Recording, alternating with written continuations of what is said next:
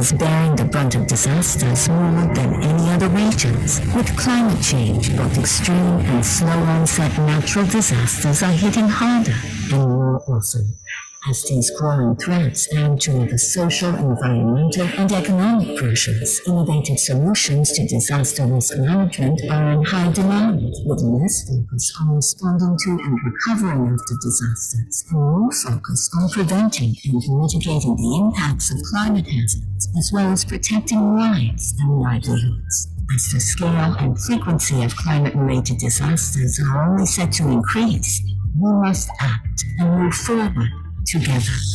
The ASEAN Agreement on Disaster Management and Emergency Response Work Program for 2021 to 2025 recognizes that integrating anticipatory action is necessary to strengthen disaster risk reduction and management in the region. What does the future of anticipatory action look like at ASEAN?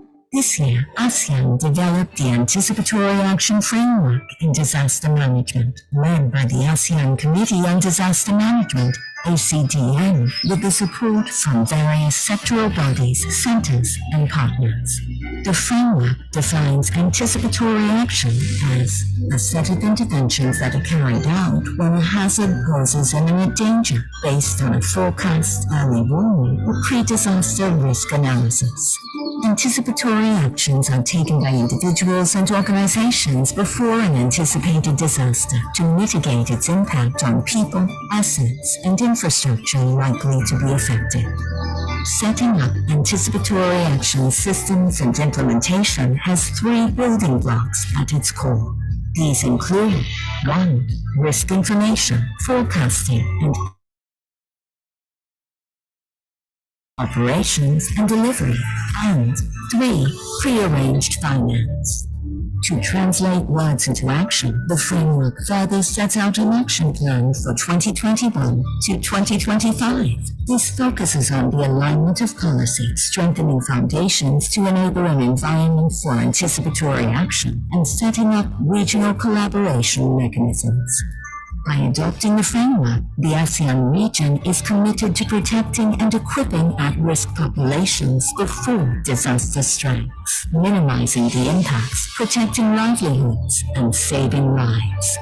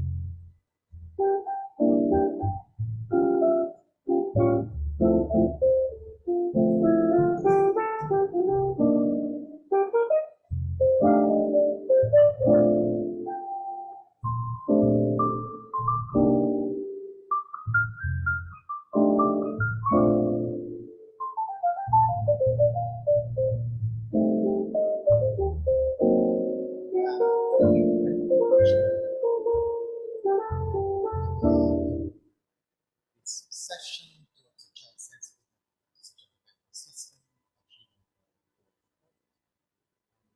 Perhaps we start by pointing that different session with us. So it's myself out here, and we are starting not from the distinguished speakers one by one. So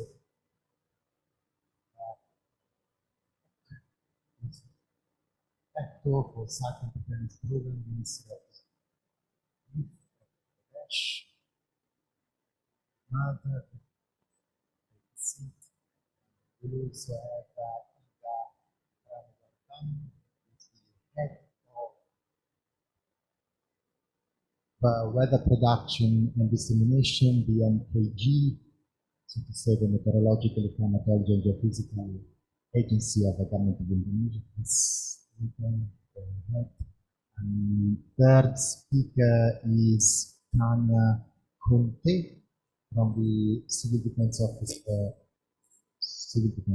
from the Office of Civil Defense in the Philippines. Welcome, Tanya. We've also have Alina Karti, Senior Social Protection Officer from the Danish Red Cross in Nepal. And last but not the least, Mr. Kim Chun, Deputy Director of Social Assistance Department, National Social Protection Council, General Secretary of Cambodia. Thank you to everyone once again. So it will be myself and Megan will be presenting. As you can see, it's quite a busy time, so time is of the essence. We will be a reflex on time management, so please have assigned time that we will interrupt you if you go ahead.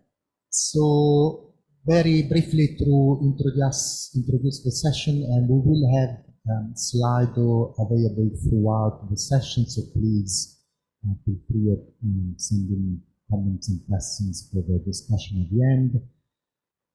Yesterday, we very much shared and learned about why we should invest in adaptive social protection, social protection, purely as you prefer. Today is about how we make systems more agile, more adaptable, more shock responsive. We have our panelists who will be offering some examples to you. We discussed throughout the day that technical connection points between humanitarian and social safety nets are multiple. They range from legal to policy frameworks, strategic coordination, joint context and risk analysis, through the design of eligibility criteria and transit values, mechanisms, data, information management. Our distinguished panelists will guide us through about what works where and when, because one of the key messages, one of the key takeaways which we would like you to go home with is the fact that everything in this domain should be tailored according to specific circumstances and times, so that we can adapt the design of social protection systems to increase coverage, comprehensiveness, and or adequacy of assistance in response to shock as much as possible within the ownership and the guidance of the national government of concern, unless obviously this is part of the. So with no further ado, let me start the session by introducing once again Megan, Anticipatory Action Advisor, Commission across Asia Pacific. ASEAN is bearing the brunt of disasters more than any other.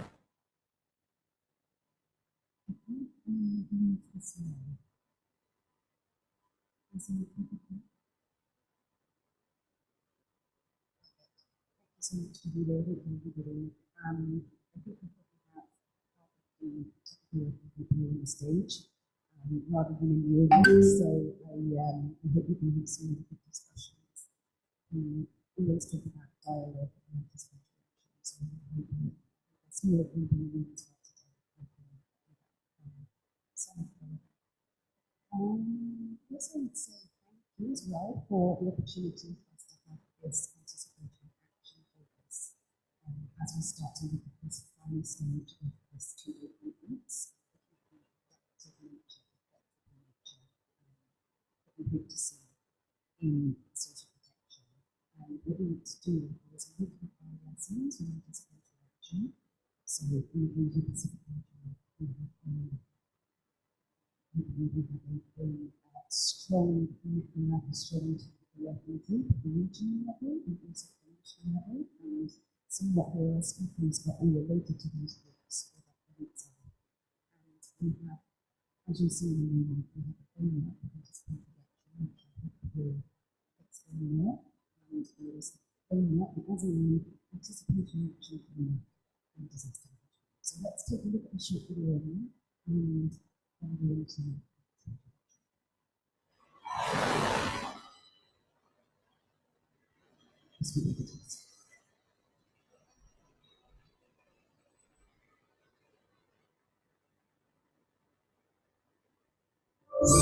ASEAN is bearing the brunt of disasters more than any other regions. With climate change, both extreme and slow onset natural disasters are hitting harder and more often.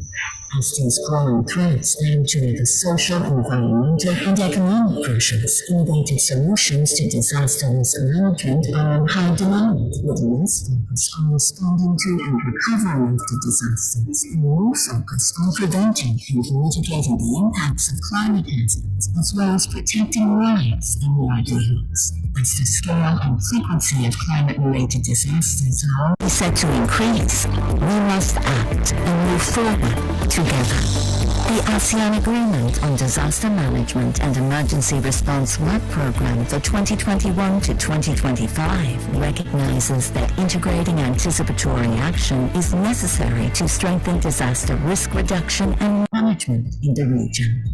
What does the future of anticipatory action look like at ASEAN? This year, ASEAN developed the Anticipatory Action Framework in Disaster Management, led by the ASEAN Committee on Disaster Management, ACDM, with the support from various sectoral bodies, centers, and partners. The framework defines anticipatory action as a set of interventions that are carried out when a hazard poses imminent danger based on a forecast, early warning, or pre-disaster risk analysis. Anticipatory actions are taken by individuals and organizations before an anticipated disaster to mitigate its impact on people, assets, and infrastructure likely to be affected. Setting up anticipatory action systems and implementation has 3 building blocks at its core. These include 1. Risk information, forecasting, and early warning systems. 2. Planning, operations, and delivery.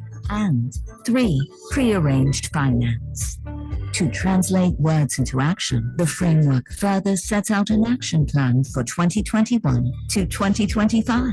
This focuses on the alignment of policy, strengthening foundations to enable an environment for anticipatory action, and setting up regional collaboration mechanisms. By adopting the framework, the ASEAN region is committed to protecting and equipping at-risk populations before disaster strikes, minimizing the impacts, protecting livelihoods, and saving lives.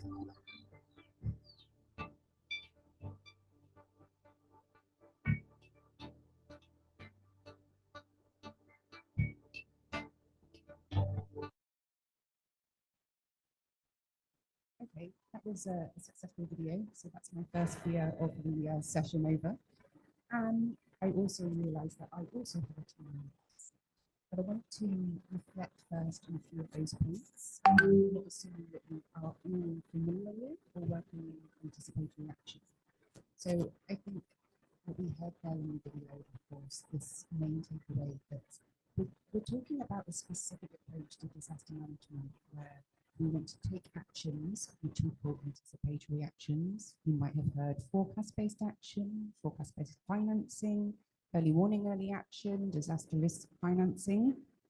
But we tend, but not always, to refer to this as anticipatory action. And we're talking about specific actions that take place before the peak of a risk and a disaster. So we have a forecast and we're able then to take action so that we're focusing on reducing the impacts to people rather than responding to the impacts to people. And I don't need to explain why that's so important here. We've heard over the last day and this morning about all of the increasing pressures we need to take.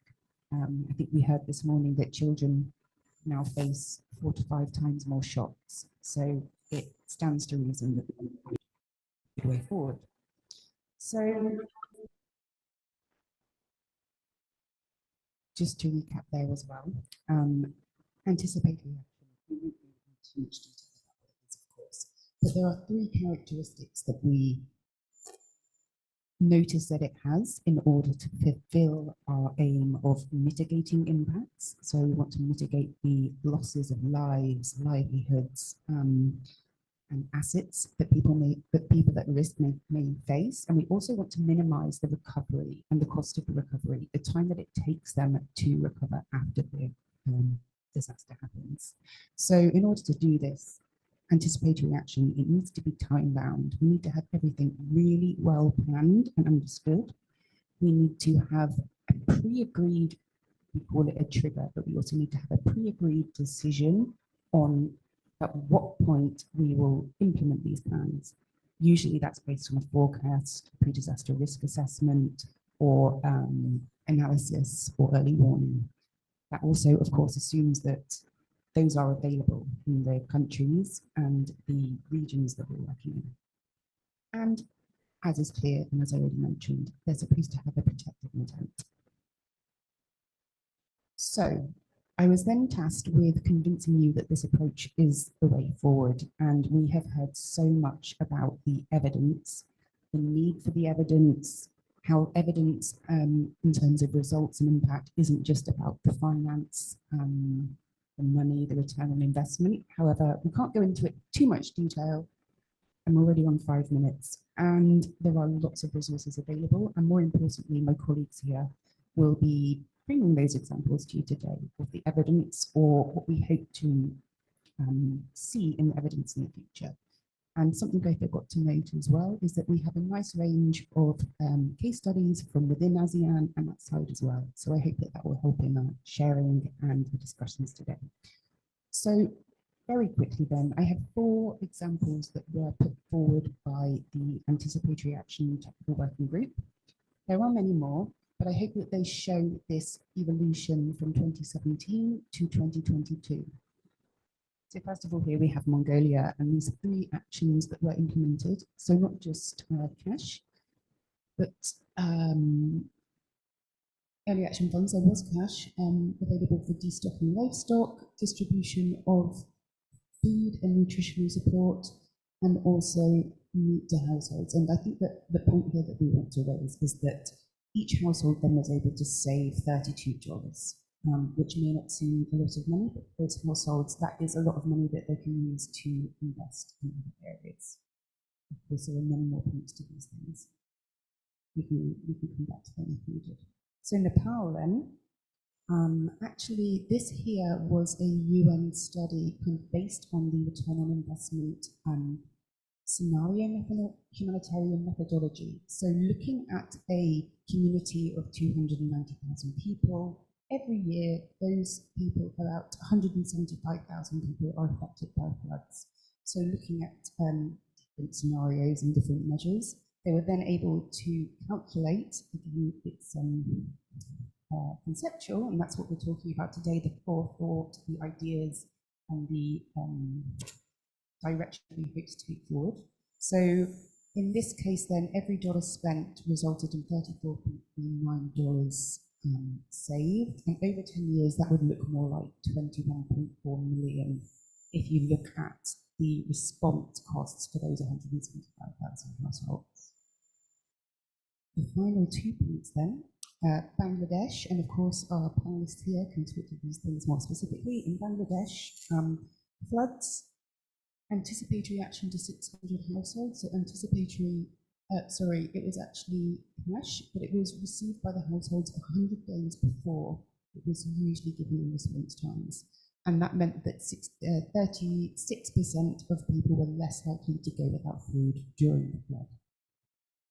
And finally, in Vietnam, this came in just yesterday, I think it's a newer study from 2022, in advance of Cyclone Noru, messages and drums were distributed to 600 households and multi-purpose cash to 300. And so far, the medium-term return on investment is looking like 0.46 per $1, and over 10 years, this would be $4.6. Now, of course, that seems quite low, perhaps, especially compared to the previous slides, but what we want to focus on here as well is the other benefits, the long-term benefits that we haven't mentioned here around the money, whether it's around well-being, infrastructure, recovery costs, and all of those different matters that we talked about today as people at risk of facing more shock.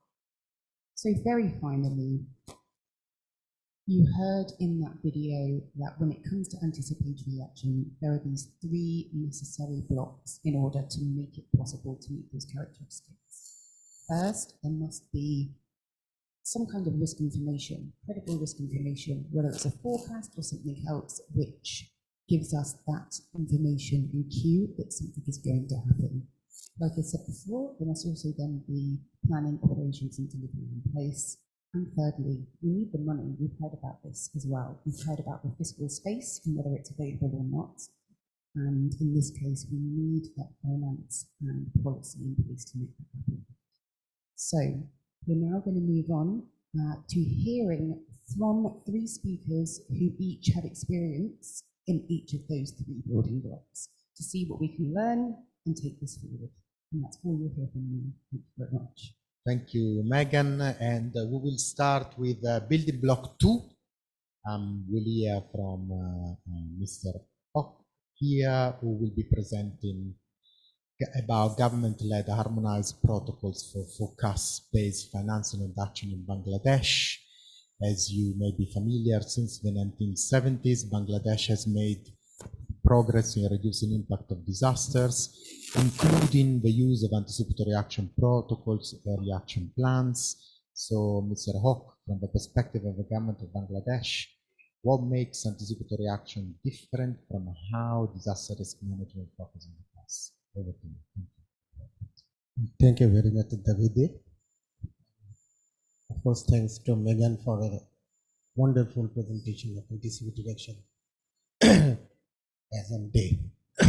I will be talking about the topic moving from ex post to anticipatory action. I will be highlighting our country's case study, that is government-led harmonized protocols for anticipatory action. Starting from the right, I am remembering a terrible night in 1970. An extreme weather event devastated and inhibited totally. Can you imagine 1 million people lost in one day in one single hazard? Were all of them clueless? No, we don't think no. Albeit weak, but an early warning system was there. But it didn't reach the last mile. Whatever reached, people didn't believe. Bangladesh therefore cultivated a early warning system paying a very high price. That is the community-based disaster risk management or early warning system. Proud to say, my organization, Cyclone Preparedness Program, is one of them. I am speaking about the transformation of that lesson in the course of time till today. Look at the left side, the building blocks of anticipated action streamlining is shown there. We are incorporated this in our national operational document, standing orders on disaster. We have accredited anticipatory action initiatives and institutions, national approaches for hazard specific anticipatory action. I'll detail about some of those. We have incorporated task force and technical working group. This is my opportunity. I am part of both the working group and task force. We have approved early action protocol on cyclone and flood. I am a key part of the early action protocol for cyclone, and of course an associate with the flood part. Then we have actually identified the readiness action and early actions through those platforms. Then involvement of more stakeholders, that is important. That's about the mainstreaming building blocks. The two early action protocol I have just said, that is cyclone national early action protocol and flood early action protocol, national early action protocol, cyclone early action protocol already approved by the government, and flood early action protocol just final draft made this month, few days back. So the two early action protocol are ready, and we are going for 3 or 4 more early action protocol. I have actually few more points I have missed. The early warning, early action, actually primary change or paradigm shift was reactive to proactive approach. Then we focused on multi-hazard concern. We elaborate the scenario. This is very important. Initially, after preparedness, we start from a forecast to response. But we elaborated this forecast to anticipatory actions, anticipations, then readiness actions, then early action, then to response. So elaborated. And early warning as a harmonized protocol, I have just seen. The one very important change was that our initial effort was lifesavers. You know why? We just lost 1 million in a day. So lifesavers are the most important for the government, or whole nation was traumatized to save lives.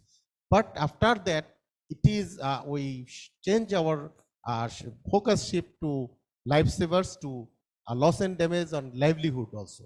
So this is actually done through our early action protocol. Now our protocols are more focused on lifesavers and livelihood and loss and damage, and those are actually covered by our SRSP or SSNP. Then early warning for all is a very latest initiative, by UN. We are analyzed our gaps and found some area to develop in the response side that might be more addressing with the social protection.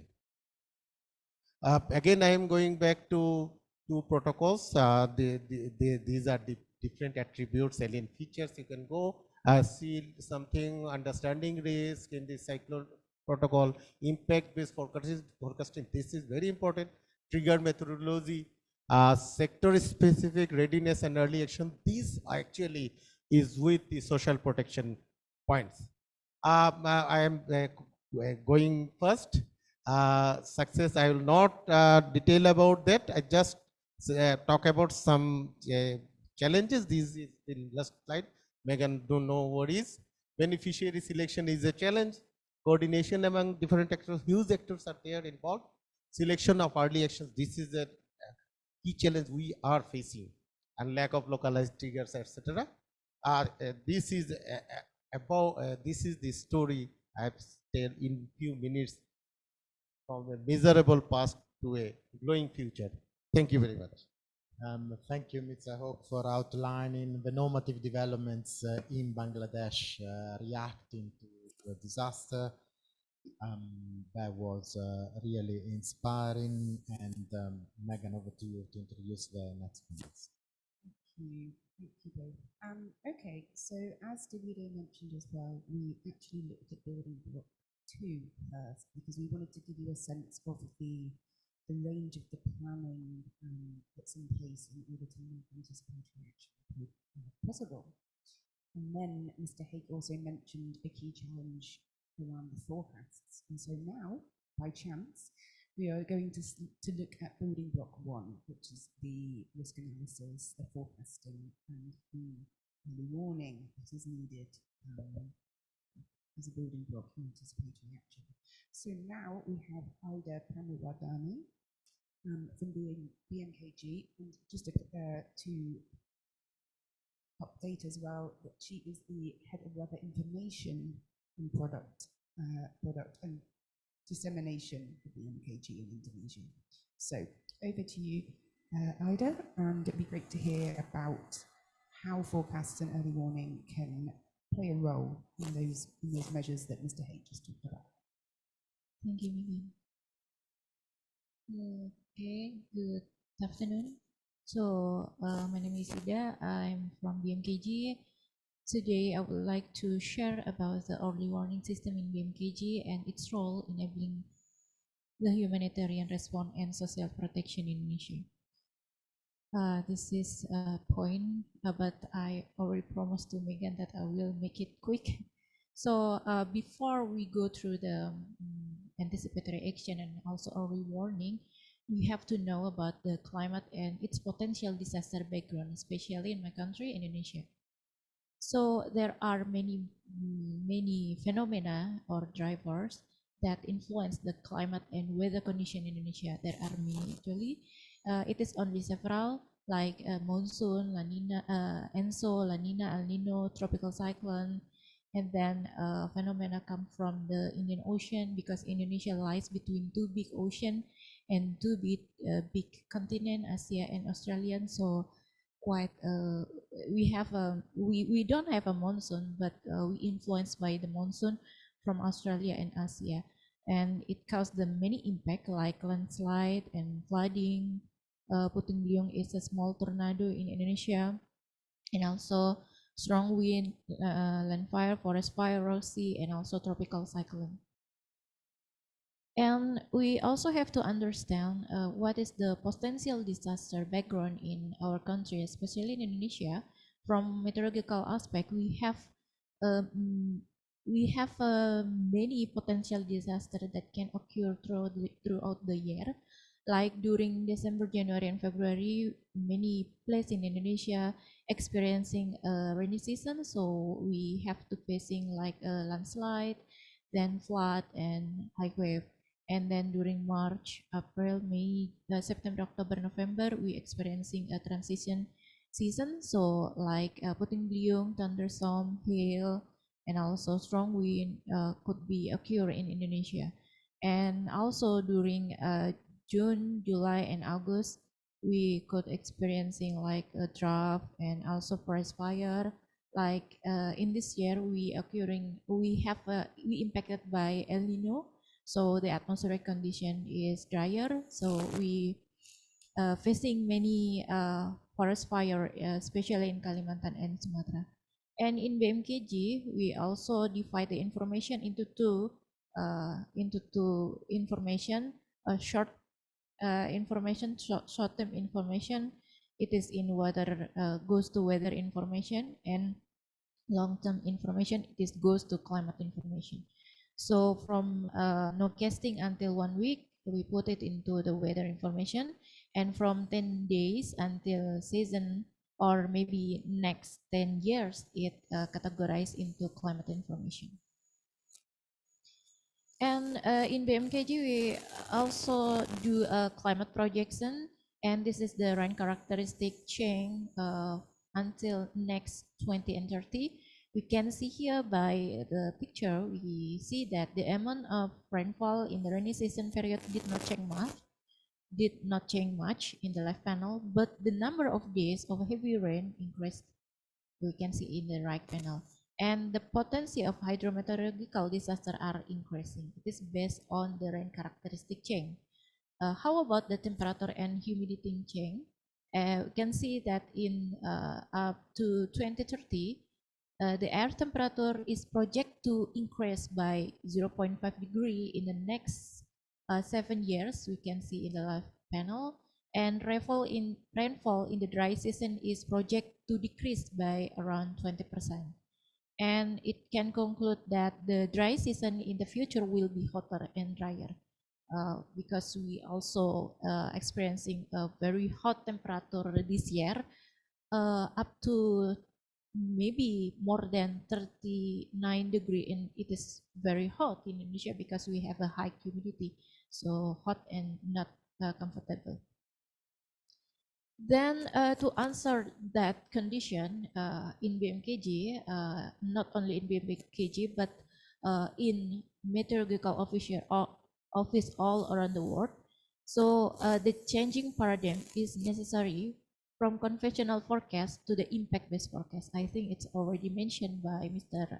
Ahmadi previously that IBF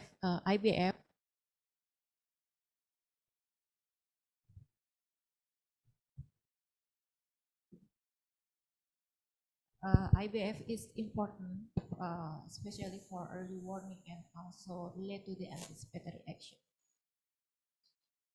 So we have to change from what the weather will be to what the weather will do. What the weather will be, it's like, is it heavy rain or a strong wind, to what the weather will do. What is the impact of the warning?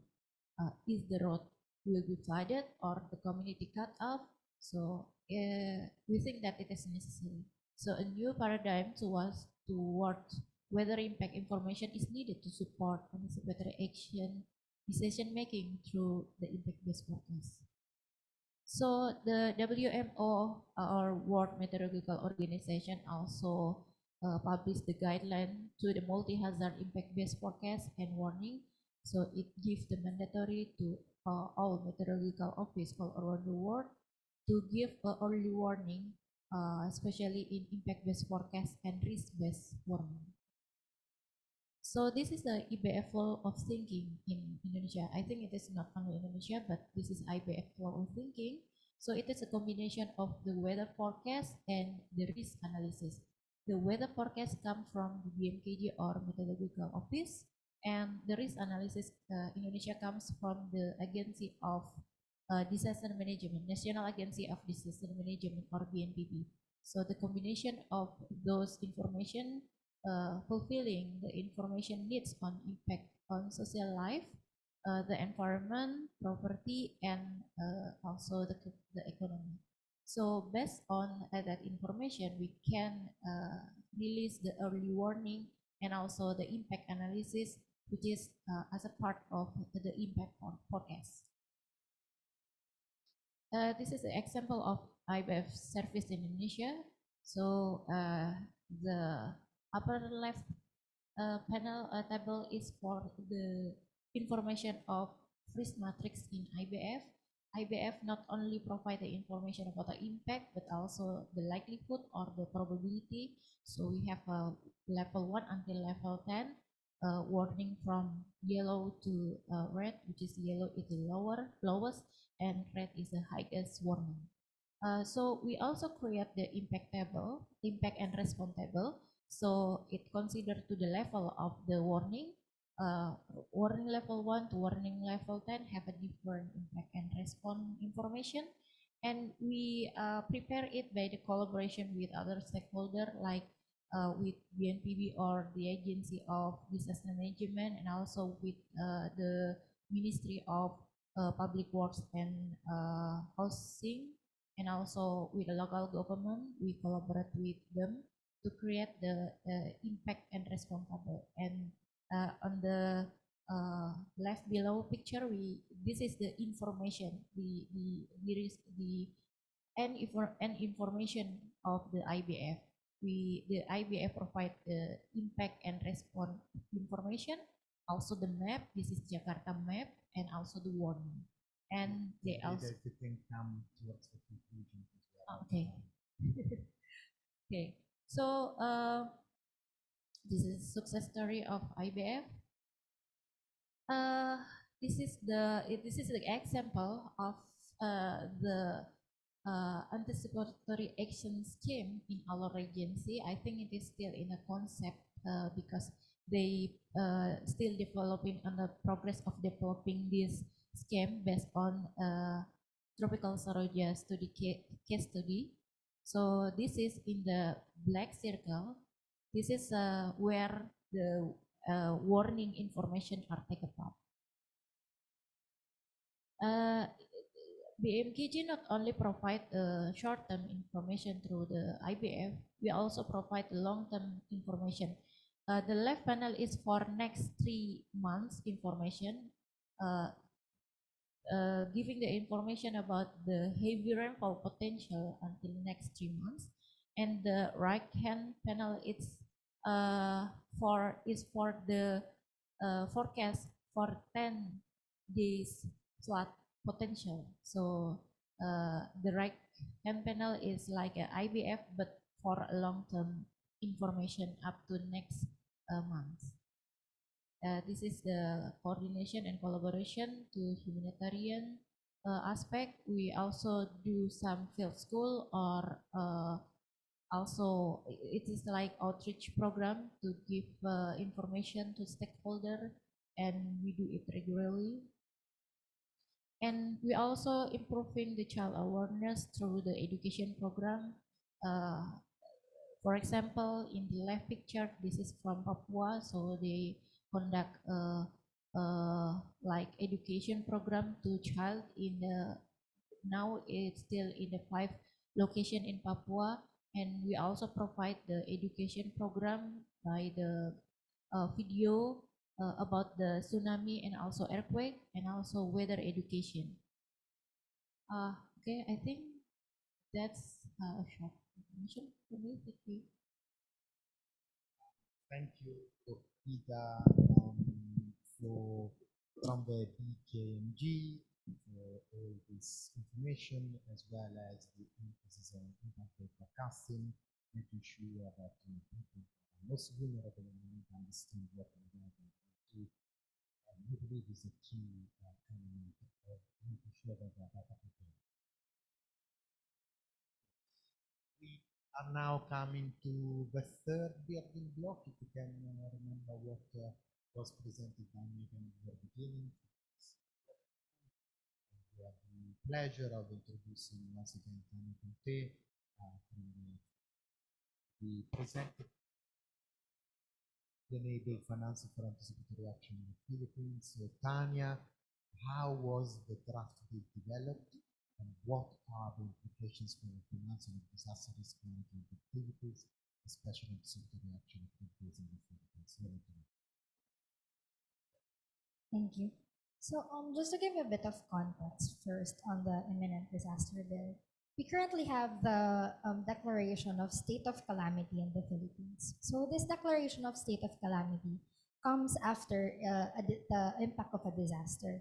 So, this declaration is the trigger for the local government agencies and national government agencies to access funds, specifically their quick response funds. So what we are proposing on this bill is specific to the imminent disaster. So this comes prior to the impact of the hazard. So with this imminent disaster bill, upon the forecasting of an incoming hazard, we would be able to access funds prior to impact. So that is the stark difference between the declaration of state of calamity and declaration of imminent disaster. Okay, so to begin, I think my slides are not up yet.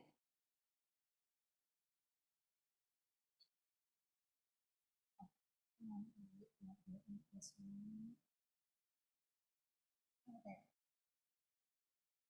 Right. So in discussing the process of the development of the imminent disaster bill, we have four major milestones for the Philippines.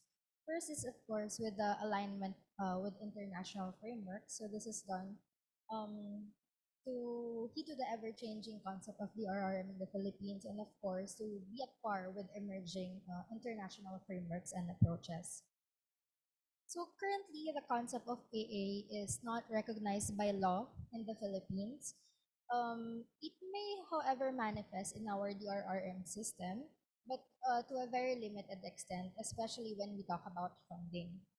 So access to funding, for example, as mentioned earlier, the Quick Response Fund is generally post-disaster in nature. So access to funding is limited when it comes to prior to the impact of the hazard.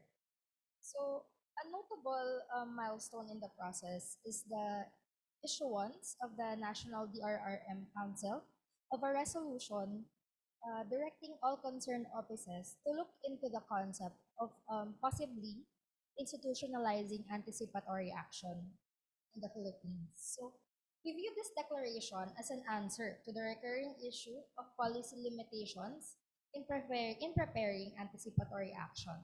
So this specifically has been a policy trigger for the government to start the bill drafting. So in developing the bill, we have various workshops, write-shops, and consultations.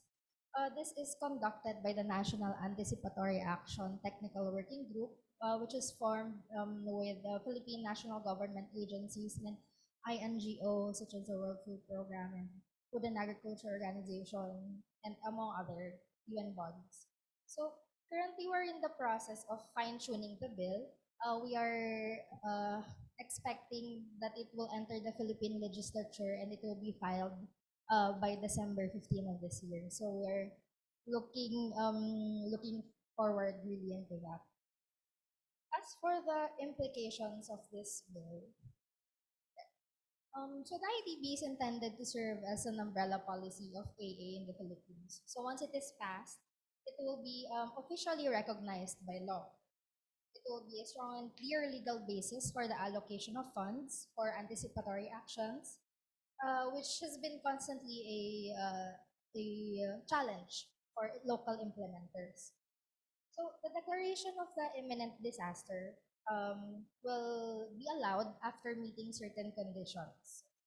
During the duration of this state of imminent disaster, government agencies will be allowed to access funds to utilize its resources towards conducting anticipatory actions. So for national government agencies, the funding will be put forth in their regular agency budgets. Meanwhile, for local government units, 70% of their local DRRM fund, or a portion of that 70%, should be dedicated to AA. The remaining 30% would remain to be dedicated to the Quick Response Fund. So that is how we see the funding after the bill is passed. We also mentioned in the bill the no regrets approach, meaning we specifically identified this to highlight that proposed or undertaken anticipatory action will still benefit the target population regardless of the change of forecast. So the institutionalization of AA through the imminent disaster bill will ensure that there is secured funding for AA actions and other social protection programs, and it will also ensure immediate resource mobilization during the small window of for anticipatory actions between forecast and impact. That's it for now. Thank you. Thank you so much, Tanya, taking us there into the third and final building block for anticipatory action. We're now, and it's a lot of information is there. There are lots of things that you've heard, and you'll be able to access them, of course, in the PowerPoint later. And I think what I'd note here is that there are so many examples of what's been done in the region in anticipatory action. And we also have technical standards for the regional technical working group, which goes into more details of all these things that have been discussed, and actually help it to not only to be less overwhelming, but to be clear in what we need to make sure is in place to make sure that this works with the objective that it reduces the impact on people at risk. So that's also available, which you can look at later. So, okay, so we've heard about the 3 building blocks and examples of what's involved in them. Of course, in anticipatory action at the national level, you would have building blocks for each in that country, whereas we've had examples from different countries to illustrate the work that's happened. So now we're going to move to our final 2 speakers. And just to note here that we're moving now into the discussion on the testing, the forethought itself, the attempts to bring together anticipatory action and social protection. Has it worked? Has it not worked? What can be learnt from each of those 2 approaches? And I don't have a slide, but just to mention that there are 2 initiatives in particular that will be mentioned here. So we have the ECHO-funded Strengthening Shock Responsive Social Protection, led by UNICEF, the WFP and the Red Cross, which is what's behind this entire event, actually, along with some other donors. And we'll have Alina talking from the Red Cross perspective about how the social protection in country, in Nepal, has complemented and strengthened the anticipatory action work. And then we'll go on to our final speaker, Satini from Cambodia, which is looking at the other way around, looking at the development of the social protection frameworks and what this might mean for the anticipation space in the future. Okay, so Alina, over to you. Thank you so much, Vivian. So I want to talk about the process of how we worked with anticipatory action and how we tried to have worked on linking the social protection programs with humanitarian assistance. And when we started in 2020, so we wanted to look into the different social protection programs that were already in place and how we could leverage them before and after disaster.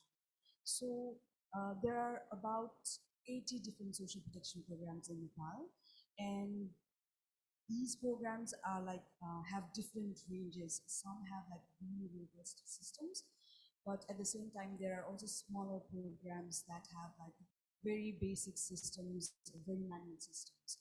So we looked into the biggest social protection program that was available in the country, which is the Social Security Allowance Program. And this is a cash transfer program by the government that reaches 5 different categories. So first is senior citizens, persons with disabilities, single and widowed women, and children under 5. So these categories of people receive cash grant on a quarterly basis from the government. So we tried to look into, okay, so what are the different barriers we did a research on what are the different barriers that people are facing to access these existing social security allowances. And so we found out that, in fact, there were a lot of barriers that people were still facing, such as lack of documentation or even not having access to the different processes to access this program. And another study we did was like, how are the different shocks like flood or even the COVID-19 lockdown? So how are these shocks impacting the system, the service delivery? And we found out that there were a lot of delays in the payment, and also the service delivery was also being closed during these shocks as well. So after this research, we took the findings and shared with the local government. We did a workshop where we tried to we shared the findings and also tried to come up with solutions on how to overcome these barriers, like for example increasing engagement and awareness with the communities to make sure that everyone who is eligible to access this program is actually receiving these benefits. We also tried to orient the service providers themselves. It could be banks, it could be government agencies who are delivering these services, because we found that there was also communication gap in the service from the service delivery side as well. They did not have actually information on the most updated policies and procedure guidelines. So we try to work with the local government to orient them as well on this. So to make sure that the coverage is also increased and also the systems are not being disrupted by shocks. So after this, we also then started having conversation with the local government to see whether these systems can be leveraged for humanitarian assistance. And I shared earlier. So these are the 5 different categories of people who are receiving the social security allowances, right? And it was also quickly realized that these are also the people with existing vulnerabilities who are in increased risk during disasters. So why not reach these people through the existing system? So this is the business processes that we looked into in depth. The social security allowance, the registration is actually open throughout the year. So people, as soon as they are eligible, can go to their local government office and register themselves for this service. So the database we know is continuously updated and validated annually as well. And the system also has a very robust centralized database management system. It is maintained by the local government, but is also regularly monitored and can be accessed by the central government as well. And the distribution mechanism is through banks. So quarterly payments are made through SSA bank accounts in the recipient's name. And the program also has very robust grievance handling mechanism as well. So we tried to leverage these 4 business processes of the existing social protection program to deliver multi-purpose cash assistance.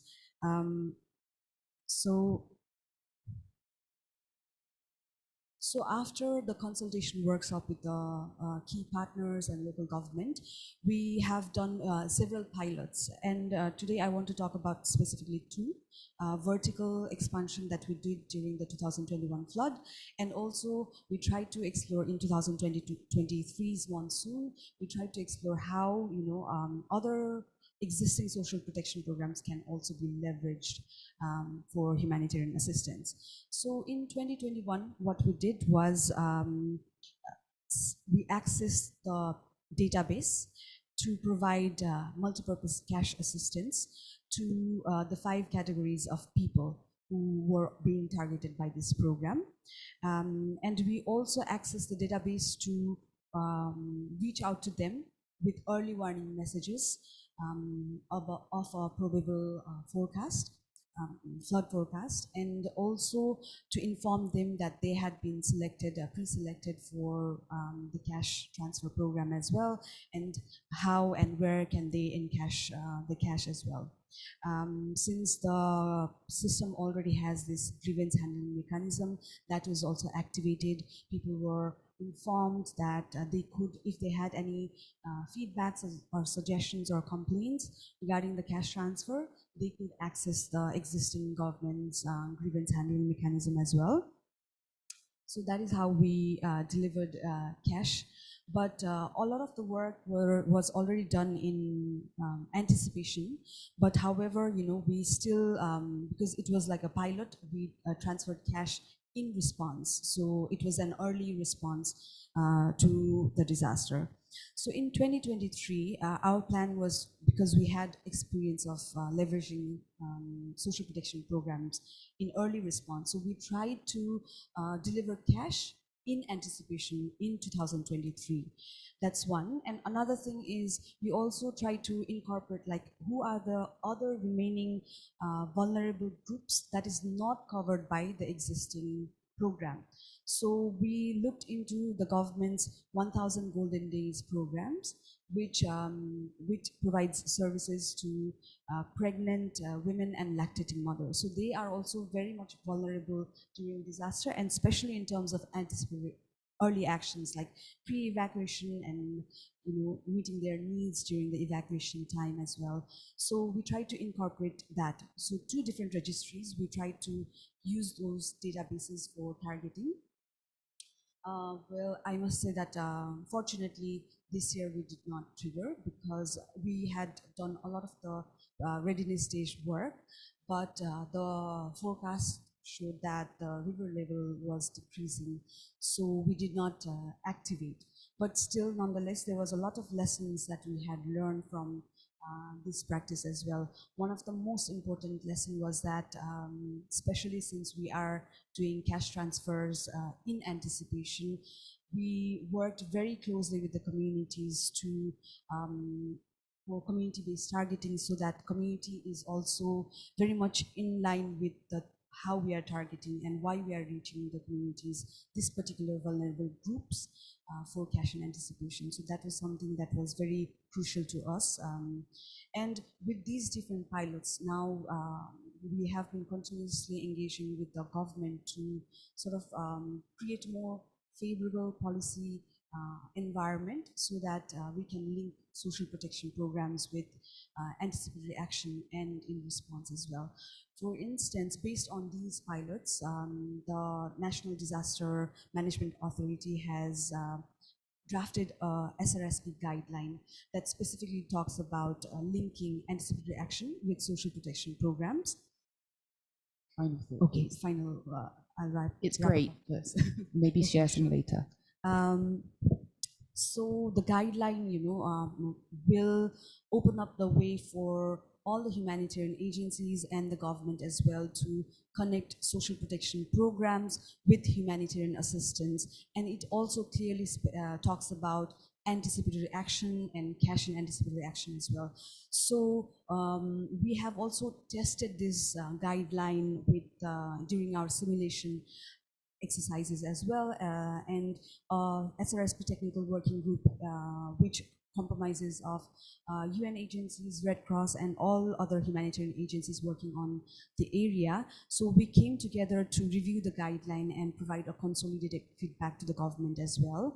To talk about at the local level, the way of leveraging social protection programs for humanitarian assistance has also been already incorporated into the local government's disaster response plan as well. So these are some of the ways we are advocating for more policy frameworks to link these 2 systems. I'll wrap up for now. Thank you so much.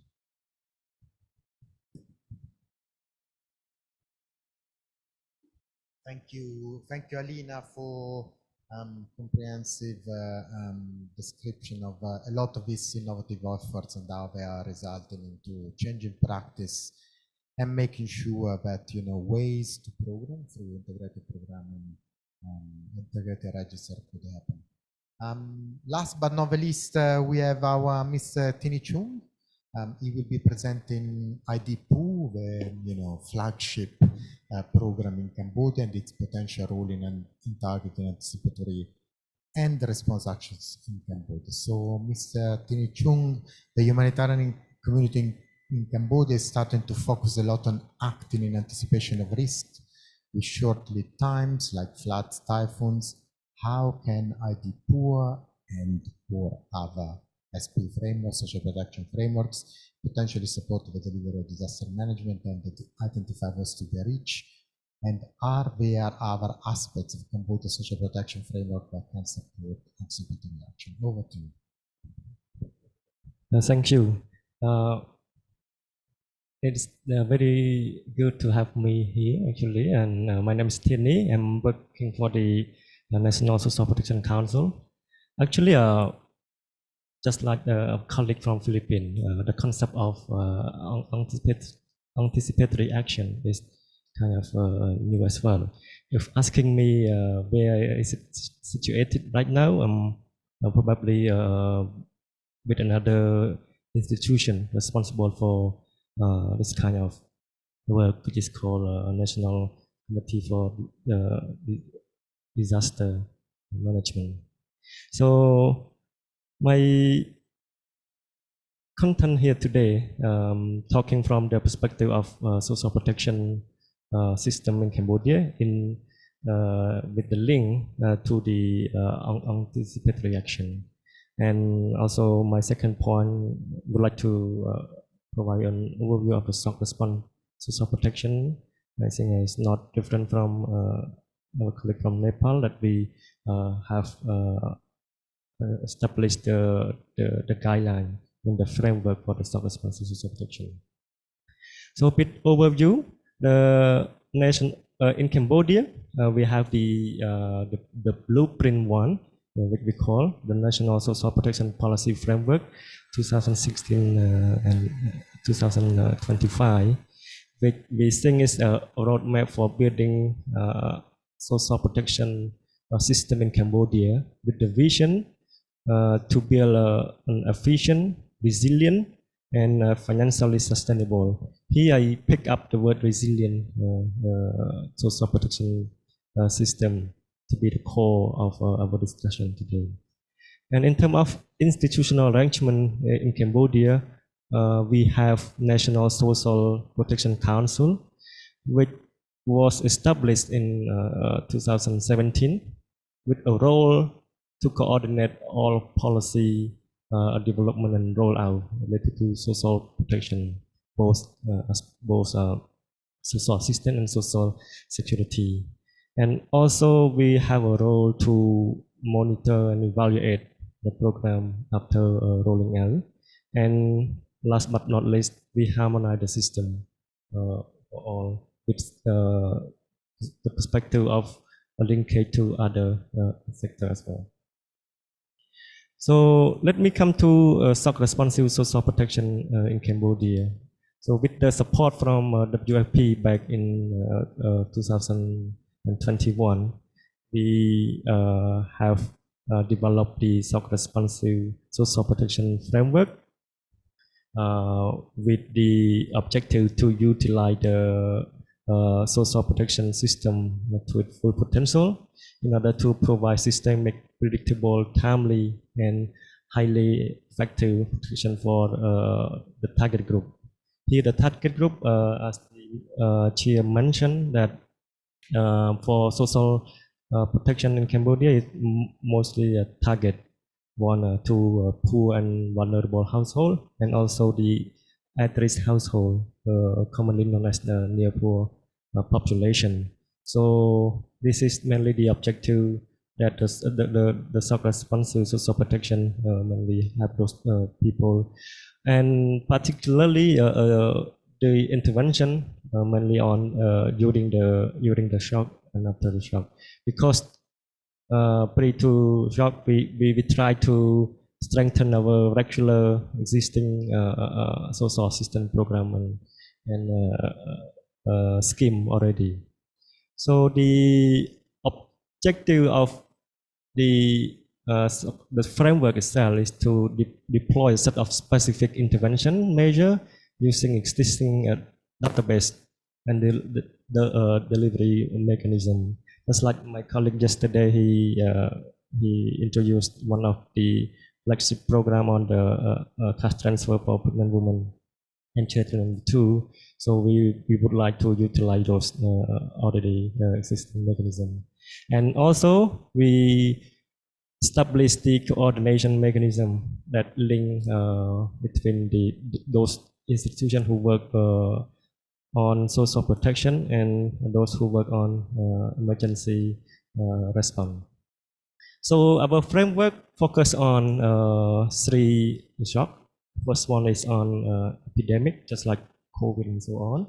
And the second one is on macroeconomic and financial shock, which could be an example of the inflation, the high inflation that the country faced. And the last one is the natural shock that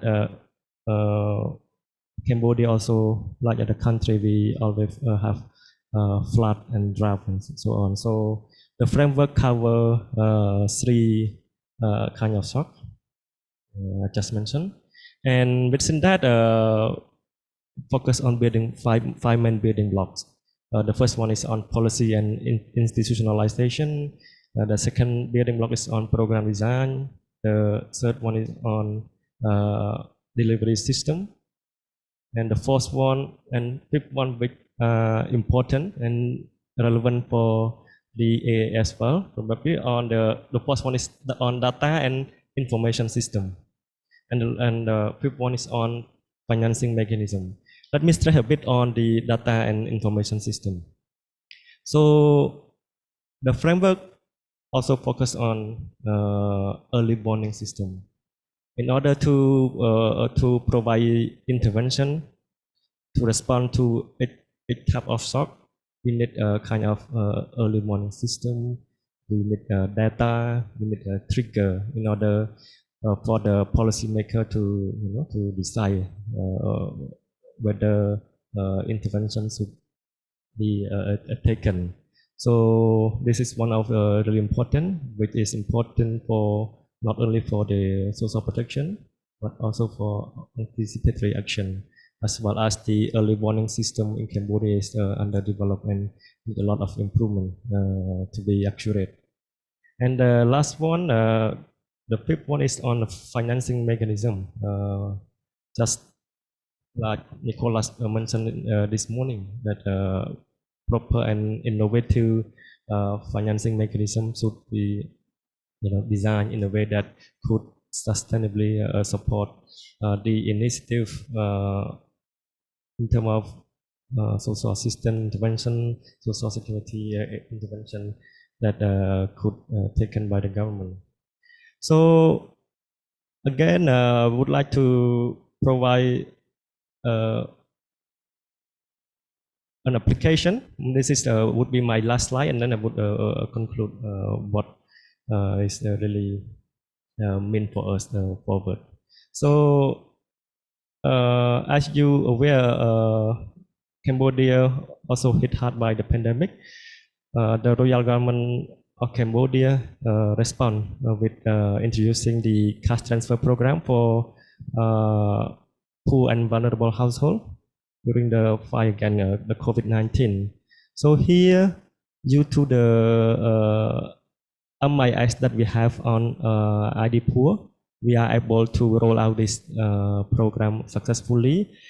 Until now, the program, even though it emergency one, it not permanent, but we are able to provide the support to the target population around 700,000 households.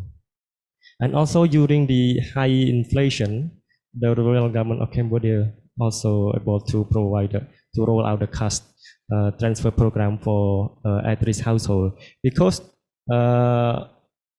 the ID poor family, they already get the above one. So for the near poor household, we target under this scheme.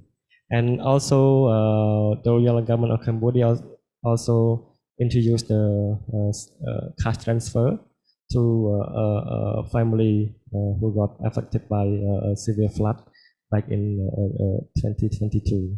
So these are the application, even though we don't have the framework in place, but we able to introduce this.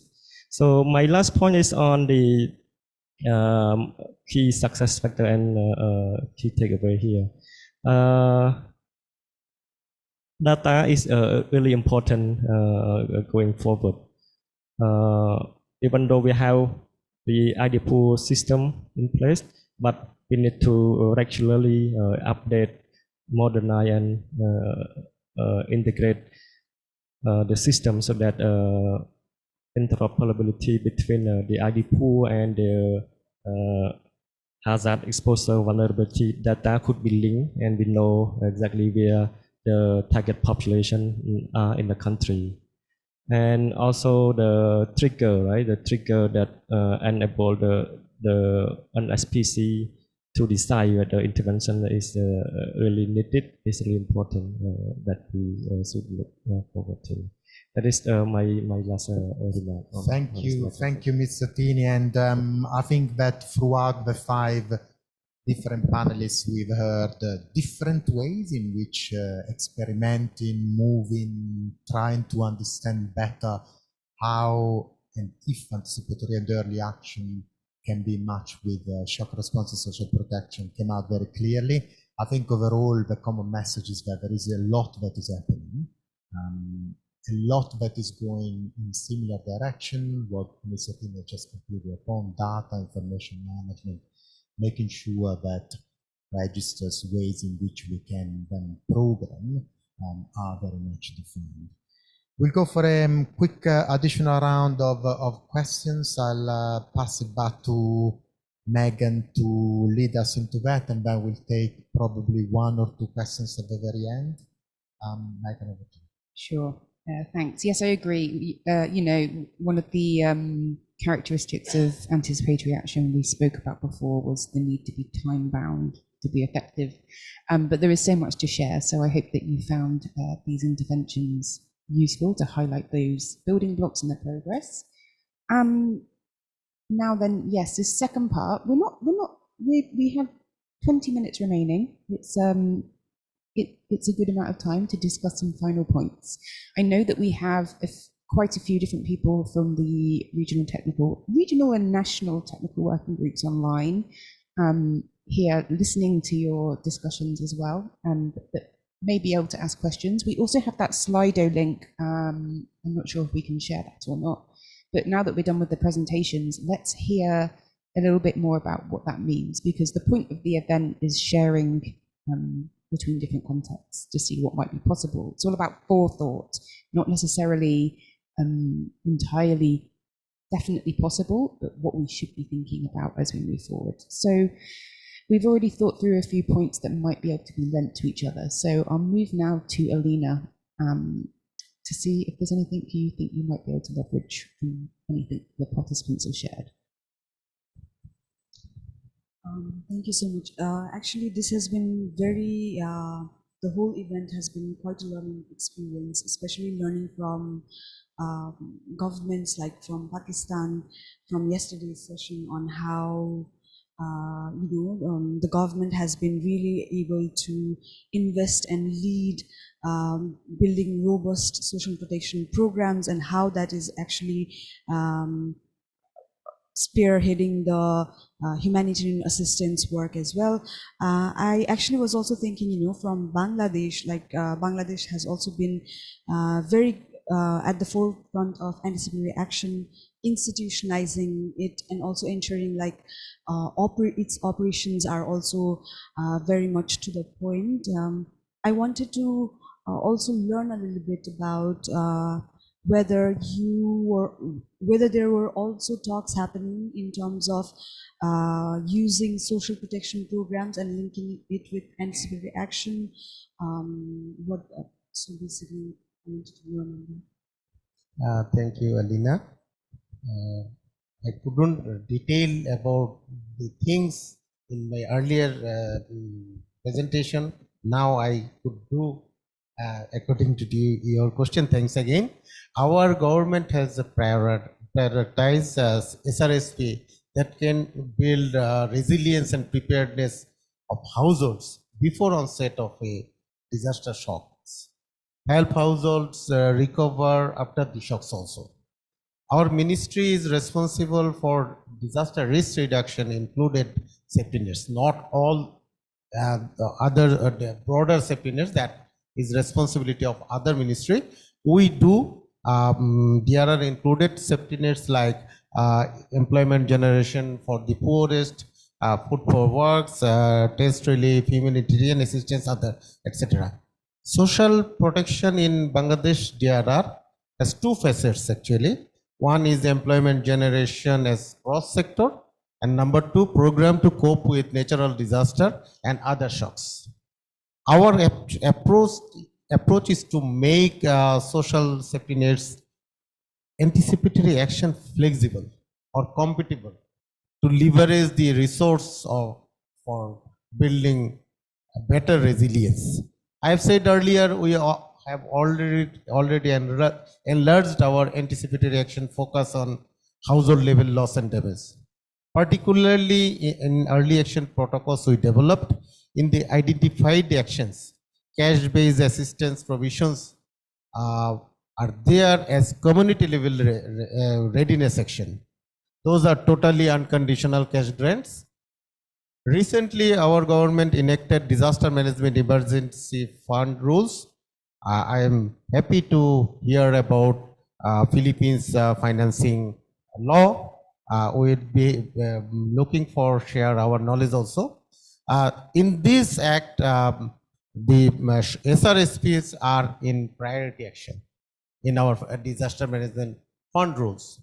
We have already identified 5 feasible social safety net scheme to activate in our anticipatory action protocols. Of those 2 are proposed for piloting soon. Consequently, SRSP are on an active study. We are struggling. We're also looking for here in detail with your country to country experience about SRSP inclusion in protocols. I also described in the early warning for all response action that we are also creating a way for anticipatory action linked with social protection schemes as a proactive measure with risk financing. Thank you very much. Thank you, Mr. Hocca. I wonder if anyone of the other panelists would want to ask questions to each other or move forward.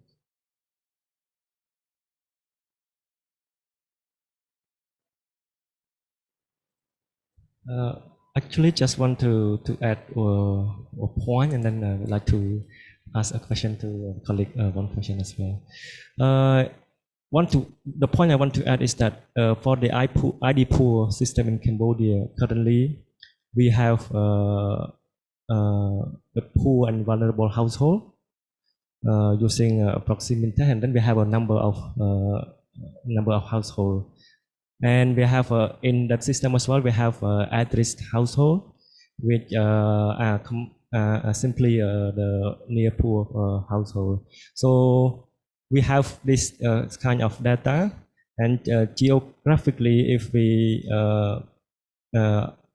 look at the exposure and vulnerability of the flood or something, we can see, right? We can see which geographical area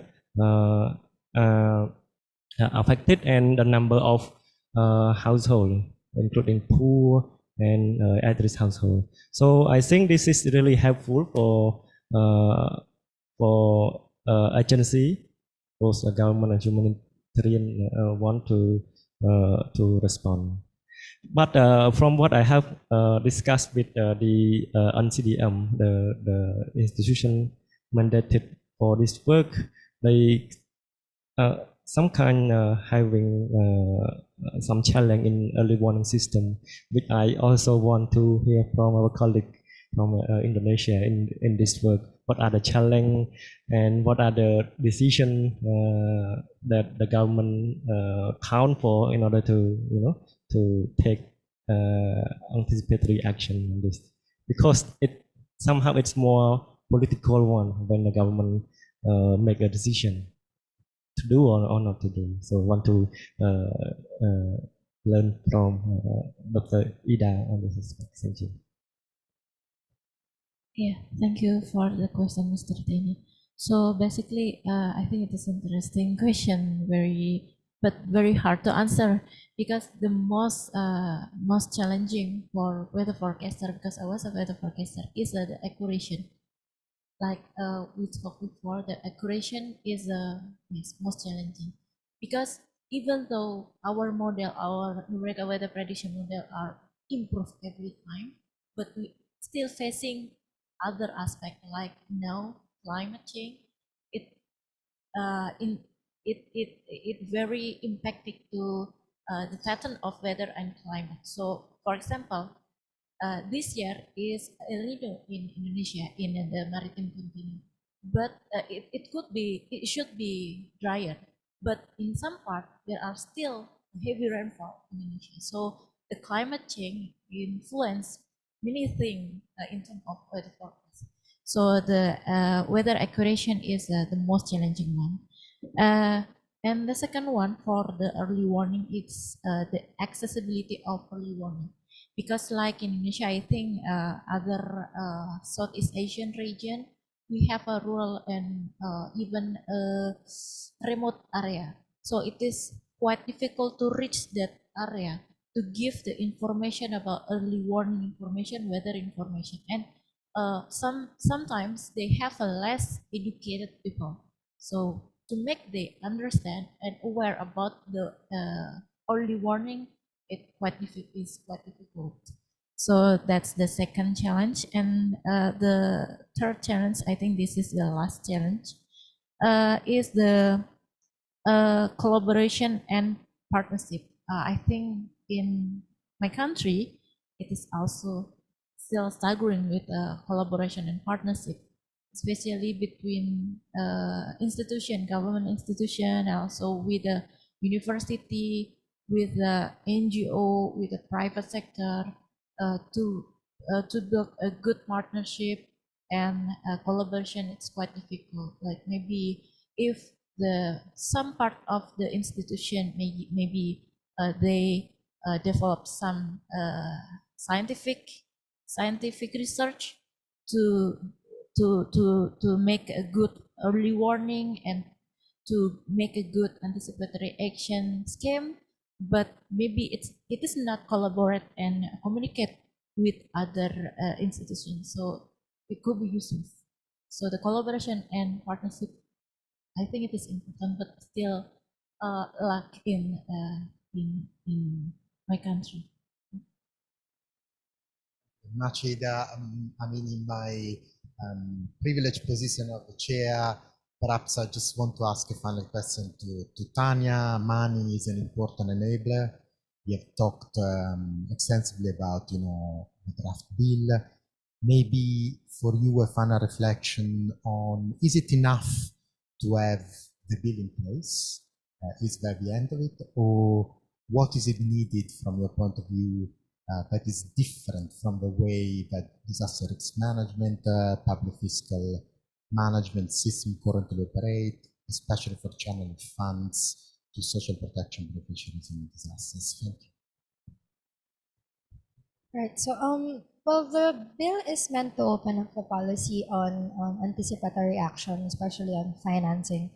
But we do understand that there are many aspects on the successful adoption of anticipatory action.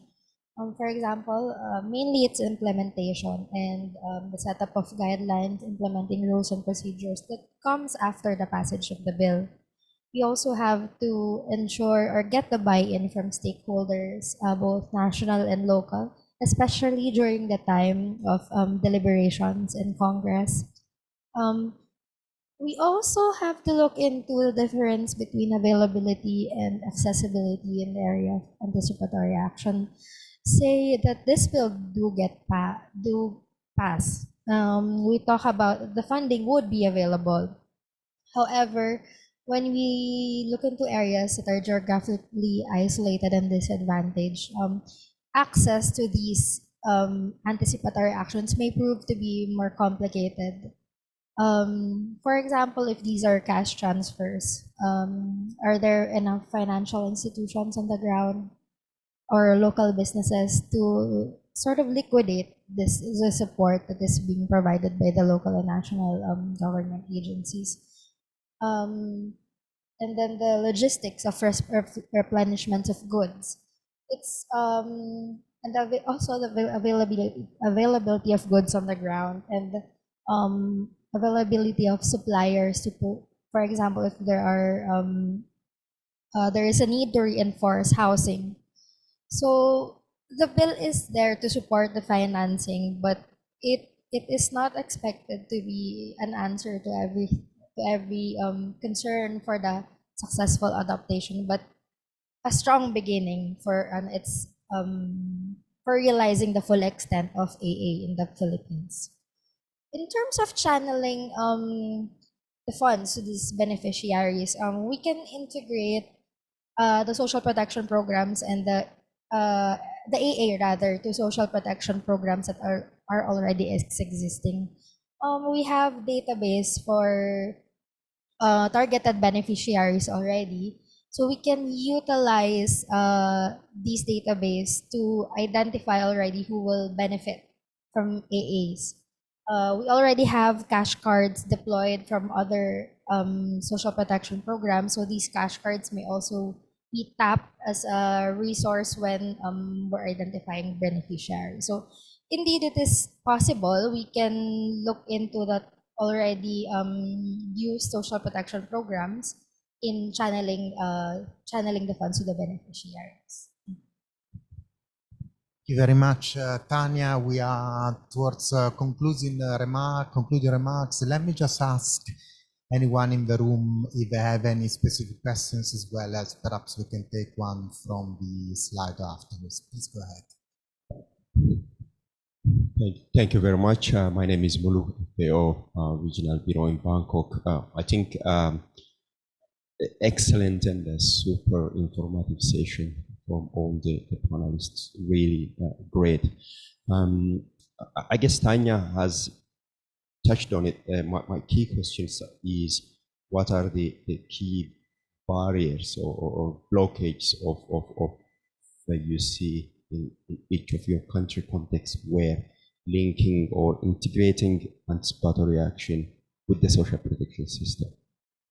What are the blockages that you mentioned? Because you presented the 4 different examples for both the slow onset and rapid onset from Mongolia, Vietnam, Bangladesh, and Nepal. So what are the barriers that you see in country, particularly from the government perspective, in that linking with social protection? Thank you. Thank you. We'll take one more question from the room.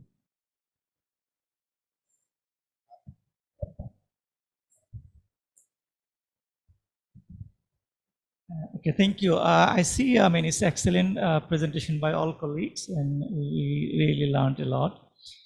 I don't know, I mean, referring Dennis like concern, because he was like, uttering what he said, like anticipatory reaction is relatively new. So my question may be to you specifically, because we see that anticipatory action discourse, and sometimes I see that the development terminologies we use, somehow we are using like synonymous terms, and then I understand that when new terminologies comes in and then use, it has a, I mean, of course, a philosophical basis from either an individual researcher or an organization. My question is that how, I mean, what is the interface between anticipatory action discourse and then like similar type of terminologies we previously used or currently use: early warning, early action, then preparedness, response, and also the adaptive social protection? Because when we talk about adaptive social protection, broadly, it talks about two components. One is like preparedness and the other is response part. And I see that all the preparedness components of shock responsive social protection is also here in anticipatory action. So what is the interface? Is there really any like big, changes or like some sort of changes, and what is the basically philosophy of using it differently? Because my understanding is that we are, all the countries in one or other form is doing like anticipatory action. Thank you. Let me just see if there is any question on Slido. If no. So I think in the interest of time, we close it here. I'll pass it to Tanya, and then I'll do conclusive remarks, also answering the question. Right. Specifically for linking AA with ASRSP, the current problem is the program design. So the existing social protection programs we have do not include anticipatory cash transfers or assistance. So this is mainly because our Ministry of Social Welfare and Development do not have a specific legal basis that allows access to funds for specific to anticipatory assistance. So that is a clear barrier, but I hope, or what we hope is it will be solved by the proposed bill, that we would already have a specific line item or budget that is earmarked for these anticipatory actions. Thank you, dear friend Mulugeta. Actually, anticipatory action is evolving now. So it is not a barrier. I think it is opportunity to include and flourish social protection in the newer concept of disaster risk reduction. Thank you. Maybe very quickly to our question before I offer some final takeaways suggested. Look, in DG ECO, we decided to take a very ecumenic approach to all this terminology. You know, we have more than 200 partners and everyone is calling it differently. What I think it's really important and is new is steeping practice into a preparedness discussion that has to take place at what we call peacetime, although it's a very loaded definition. All of what we've been discussing today cannot be improvised. There has to be a preparedness investment which is augmented in the anticipatory action discourse by some new elements that are made available by science. We can at times be better in forecasting a number of hazards, as well as making sure that there is predetermined financing, pre-assigned money, that communities, local government, whomsoever is on the final delivery stages can push up.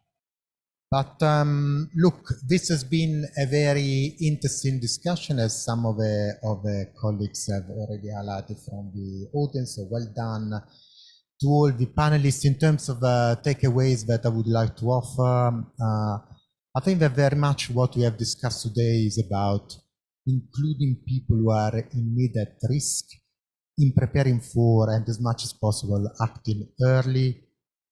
And this is about better participation of people in the design of the assistance that they need. The aim very much of what I think we have all discussed, from central governments, humanitarians, developmental workers in the room, is about local governance, is about making sure that more inclusive, more reflective needs, more understanding of risks that affect different people at different times and different subsections of the society are as much as captured in this preparedness narrative that we've been discussed. How do we do it? The devil is in the detail. I think that what has emerged very clearly from several of the colleagues is data, is information management. Ultimately, we are humanitarian and developmental workers and government officials. This is about finding ways in which we can program financing. And I think that what is emerging from the practice of different local, different governments and different experiences is about the need of an integrated registry, which is combining socioeconomic vulnerability that the social protection discourse has been capturing really well in the last few years, as we heard, responding in this region at scale and speed to COVID-19, with an understanding of exposure, risk, all the complexity that for poor or non-poor is further created by climate, by El Nino, by the economic shocks of the last few years. And these two elements, the socioeconomic vulnerability, exposure to risk, need to be dynamically interacting. Therefore, we do not only need a register, but we need to find out ways in which local governance or governance systems that are already existing can interact with this conceptual understanding to make sure that once again everything that is in our registry is alive, is dynamic, is responding to the changing situations of the most vulnerable people who are in need and risk. So, as you all know, not all poor people are at risk, not all those who are at risk are poor. There is a lot of nuances in everything that we say, and I think if we can, take what has been shared this morning in the last couple of days as a way forward to try through the practice of Cambodia, Nepal, Philippines, Indonesia, Bangladesh, and all the other countries that are reflected in this audience and online, to be the way forward that we are all looking forward to. And I can only assure you that the European Commission will be on your side, working with you to try to develop it further. Megan, last word from you, and then just to thank everyone for their kind attention and enjoy lunch in the afternoon.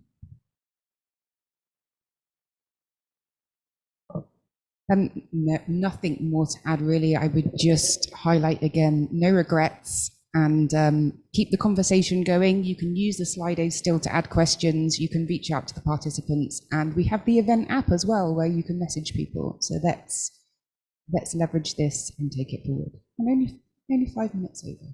Thank you so much to you all. Lots of changes at last minute, and we appreciate you all taking part. Thank you.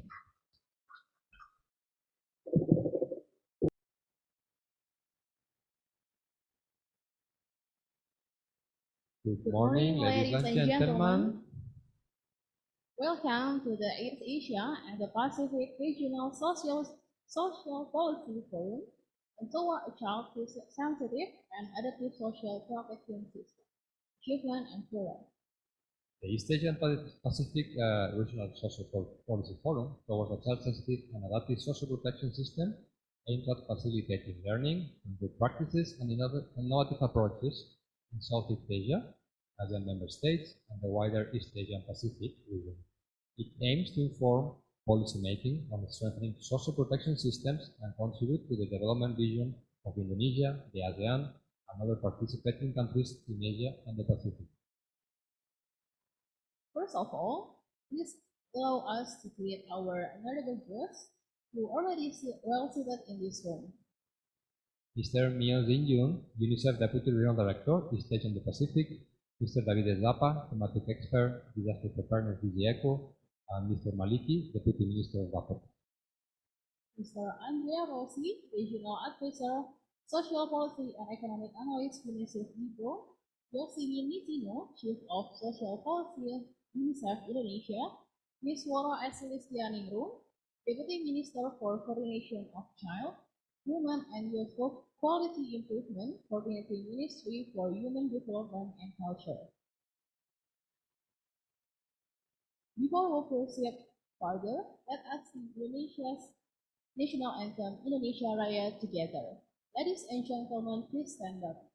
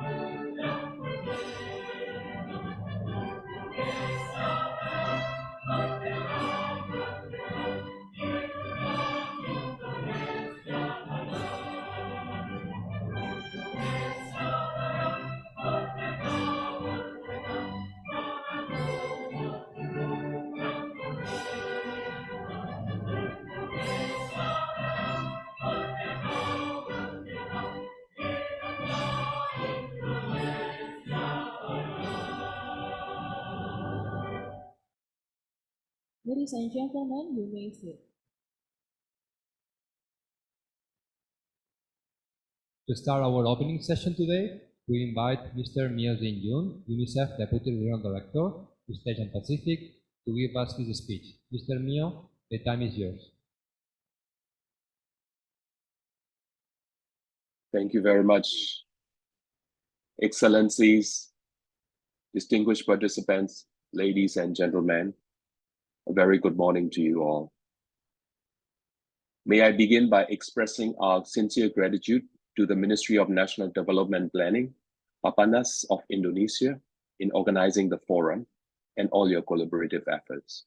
I also want to thank the European Civil Protection and Humanitarian Aid Operations, ACHIL, and the Government of Canada, the financial support, and also your significant partnership in addressing social protection challenges in this region. I want to emphasize the collaborative with the partners such as World Food Programme, the Finnish Red Cross, the diverse experience that each organization brings to this forum. The theme of this forum, towards a child-sensitive and adaptive social protection system, highlights the importance of prioritizing children within the national social protection frameworks.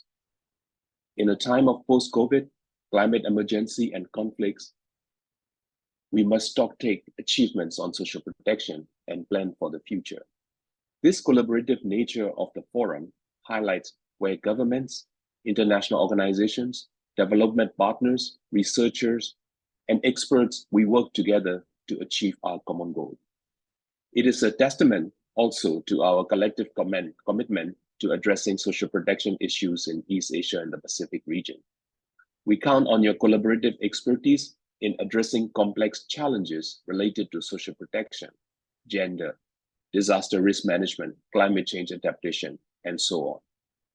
I also want to emphasize the steady economic growth in the recent decades in the region, with a combined GDP of US $29.19 trillion in 2022 and the forecasted growth of 4.8%, setting the stage of the economic context within which social protection systems operate. Despite the economic prosperity, we still have challenges in poverty reduction in the region, especially child poverty rates. Statistics indicate that even before the COVID-19 pandemic, 6% of children in East Asia and the Pacific region live in poverty. So we can imagine how much percentage have increased over time. I also want to highlight the vulnerability of countries with high inequality to natural disasters. Especially this region is prone to natural disasters, where most vulnerable and marginalized people, as well as the children, face not only a higher risk of being affected by the disaster, but also lower access to basic services, making the impact of inequality even more severe. Demographic shift is another challenge. The declining fertility rate and rising elderly population require increased investment in today's children, who will sustain future social protection systems. This demands a focus on education, healthcare, skill development, alongside policies to manage the challenges of an aging society. Social protection is a cornerstone of sustainable development and also human rights instrument. The primary line of defense for vulnerable populations, including children, women, people with disabilities, elderly persons, against various contingencies, is where social protection stays. I also want to highlight the significance of General Comment number 26 on the child rights, and also environment with a specific focus on climate change. It is explicitly addressing the climate emergency and other outlines obligations of the state to protect the lives and well-being of children under the UN Convention on the Rights of the Child. I also want to highlight the right to social security and adequate standard of living as the CRC Article 26-27, and also want to stress the urgency of states to introduce features into social protection policies, programs that provide children and their families with protection against environmental shocks and slow onset harms, including the climate change. I especially want to thank Indonesian government's commitment to social protection. It is a critical intervention for inclusive economic growth. and 25 years of policy reform focusing on significant progress, the inclusion of those who were previously excluded are really commendable. This forum will focus on experiences and lessons learned from East Asia and the Pacific region, including ASEAN member states, building on Indonesia's efforts in those areas. I want to highlight the importance of regional collaboration in addressing our shared challenges across the Asia and the Pacific. Finally, I want to reiterate the importance of collaborative efforts, shared learning, and the potential impact of the forum in shaping child-sensitive and adaptive social protection systems in the region. Thank you very much.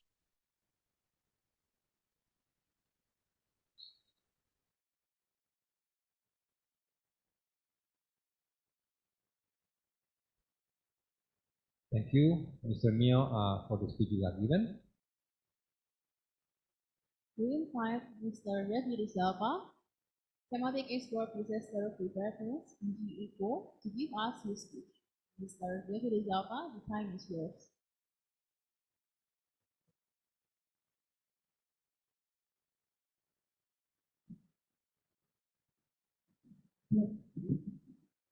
Respected Excellencies, distinguished guests, dear colleagues, good morning to you. On behalf of the Director General for European Civil Protection and Humanitarian Operations, GECO, we wish to express our gratitude for the Regional Social Policy Forum East Asia and the Pacific. Our discussion today happens at times of ever-increasing global humanitarian needs. These are driven by conflict, population growth, fragility, economic challenges, and climate change, as our colleague has already introduced. At the same time, the humanitarian funding base is not enough. After preparing for future risks, we have complex, multi-layered problem manifest, rules with regard change. As usually framed by the Economic and Social Commission for Asia and the Pacific aspect, the needs Asia Pacific disaster report 2019, disaster escape of the Asia Pacific region is even more particular. When it comes to factoring in the consequences of climate change in humanitarian aid action in Asia Pacific, it is paramount to consider challenges and opportunities posed by an increasingly complex landscape in the delivery of humanitarian assistance. Our Asia Pacific is concurrent with the challenges presented above, also the very center of some importantly emerging efforts. These present an unequivocal, powerful message. Investing in early risk detection, preparing for to act early, pays dividends.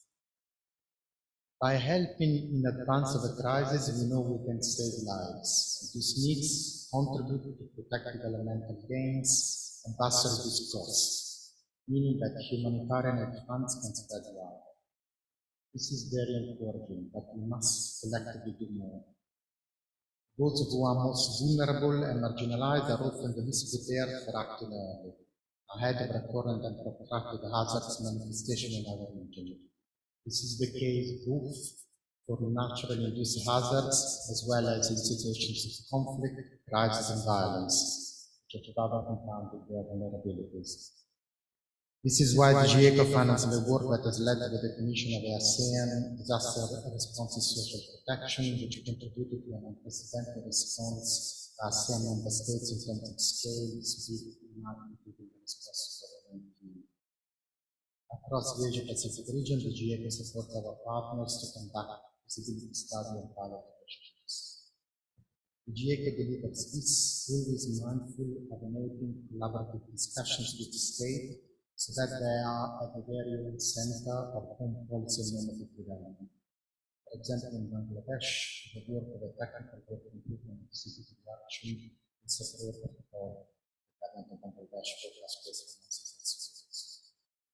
Moreover, building upon the 2022 ASEAN Framework for Anticipatory Action and Disaster Management, the GECO has supported the definition of the Asia Pacific Technical Working Group technical standard for anticipatory action in Asia Pacific this year.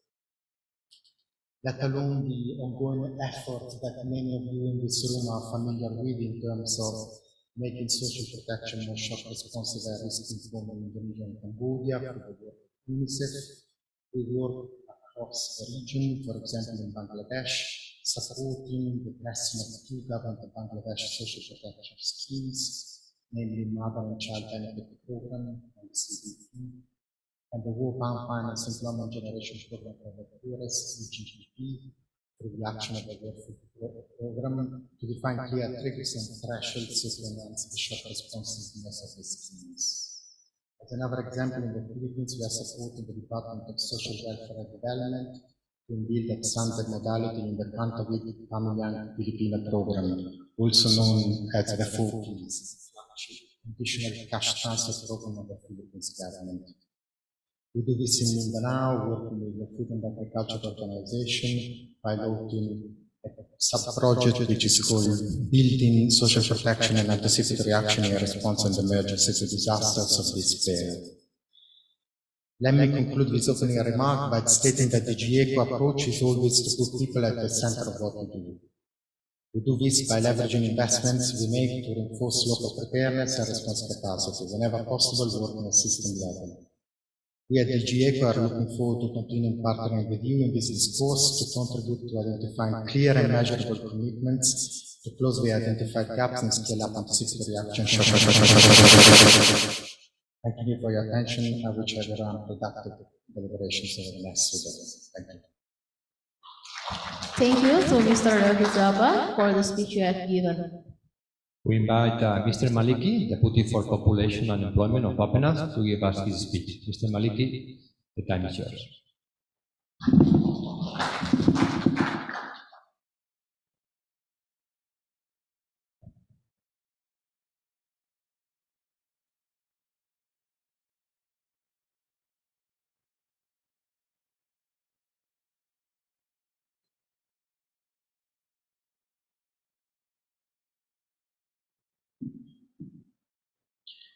Selamat pagi dan salam sejahtera bagi kita semua. Salam, Om Swastiastu, Namo Buddhaya, salam kebajikan, and good morning to you all. Excellencies, Mr. Myo Jin Nyut from UNICEF, Deputy Regional Director is ASEAN Pacific, Mr. David Zapa, thematic expert, disaster preparedness of DG ECO, and then Ibu Andrea Rossi, Bapak Mr. Andrea Rossi, Regional Advisor for Social Policy and Economic Analysis, UNICEF Pro, and then Ibu Lisa, her complete name is Woro Sulistianingrup. She is the usually the gender fighters and also the children fighters, youth fighters, as a Deputy Minister for Coordination of Child, Women and Youth Quality Improvement from Coordinating Ministry of Human Development and Culture. And Pak Elan Satriawan, Head of Policy Working Group from TNP2AK Indonesia, is the unit for the poverty reduction acceleration unit. Maybe Pailan later will explain it. And Bu Yosimin Hishino as Chief of Social Policy UNICEF Indonesia. Distinguished delegates from more than, we counted, I think it is more than 14 countries today. Either we are present offline here in this room, as well as through Zoom. So delegates from China, Papua New Guinea, Cambodia, Malaysia, Laos, the Philippines, I guess Vietnam, Fiji. I'm sorry if I don't mention your countries. And first of all, welcome to Bali, and welcome to East Asia and Pacific Regional Social Policy Forum on towards child-sensitive and adaptive social protection. And my name is Maliki. I'm Deputy Minister for Population and Manpower. So first and foremost, I would like to convey a sincere apology from our Minister that he could not come to greet all of you. And on behalf of our ministers, I would like to express my sincere welcome and appreciation to all delegates, speakers, and chairs who attended this event. So then I will combine his remarks as well as my keynote speech at once, so then we will save a lot of time. So this event is crucial to provide dialogue and also sharing experiences on how to ensure and strengthen collaborations in building resilience community. And adaptive social protections that could have an impact on society, especially for the poor and vulnerable, including children, women, people with disabilities, and other persons. Today, our planet Earth is facing a triple planetary crisis of climate change, pollution, and also diversity loss. This triple crisis is threatening the livelihoods and also survival of millions of people worldwide. And the consequences are expected to worsen in the future. According to the Intergovernmental Panel of Climate Change, IPCC report by 2100, climate change could expose around 50 to 75% of the world's populations to life-threatening catastrophes, such as rising temperatures, as well as frequent extreme disaster events. So meanwhile, increased pollution, particularly air pollution, has been identified as the leading cause of disease and premature death worldwide, accounting for up to 4.2 million deaths per year. Furthermore, biodiversity loss adversely threatens human well-being, affecting health, food security, and also even political conflict. The emergence of the triple planetary crisis amidst the current economic situations and COVID-19 impact on geopolitical unrest will have significant implications on poverty, inequality, vulnerability, economic growth, and also human development. As a result, our development goals, including achieving sustainable development goals, or SDGs, are consequently also under threat. So, ladies and gentlemen, Indonesia experiences frequent natural disasters, more than 3,300 each year, and this one is like the figures from 2020 alone, and approximately 90% are hydrometeorological phenomena, including extreme weather, flooding, and landslides, and all of which are expected to worsen due to climate change. The National Agency for Disaster Management recorded natural disasters during 2021, affecting more than 8.2 million people. Hundreds of fatalities, millions of internal displacements, and hundreds of thousands of private and public facilities were destroyed.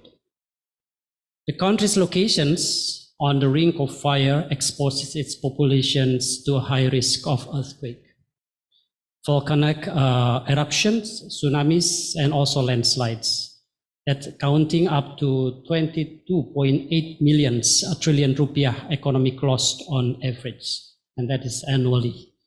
And high population density in hazard-prone areas, coupled with strong dependence on natural resource-based, make Indonesia vulnerable to climate crisis and disaster, which is projected to cost between 2.5 to 7% of our GDP.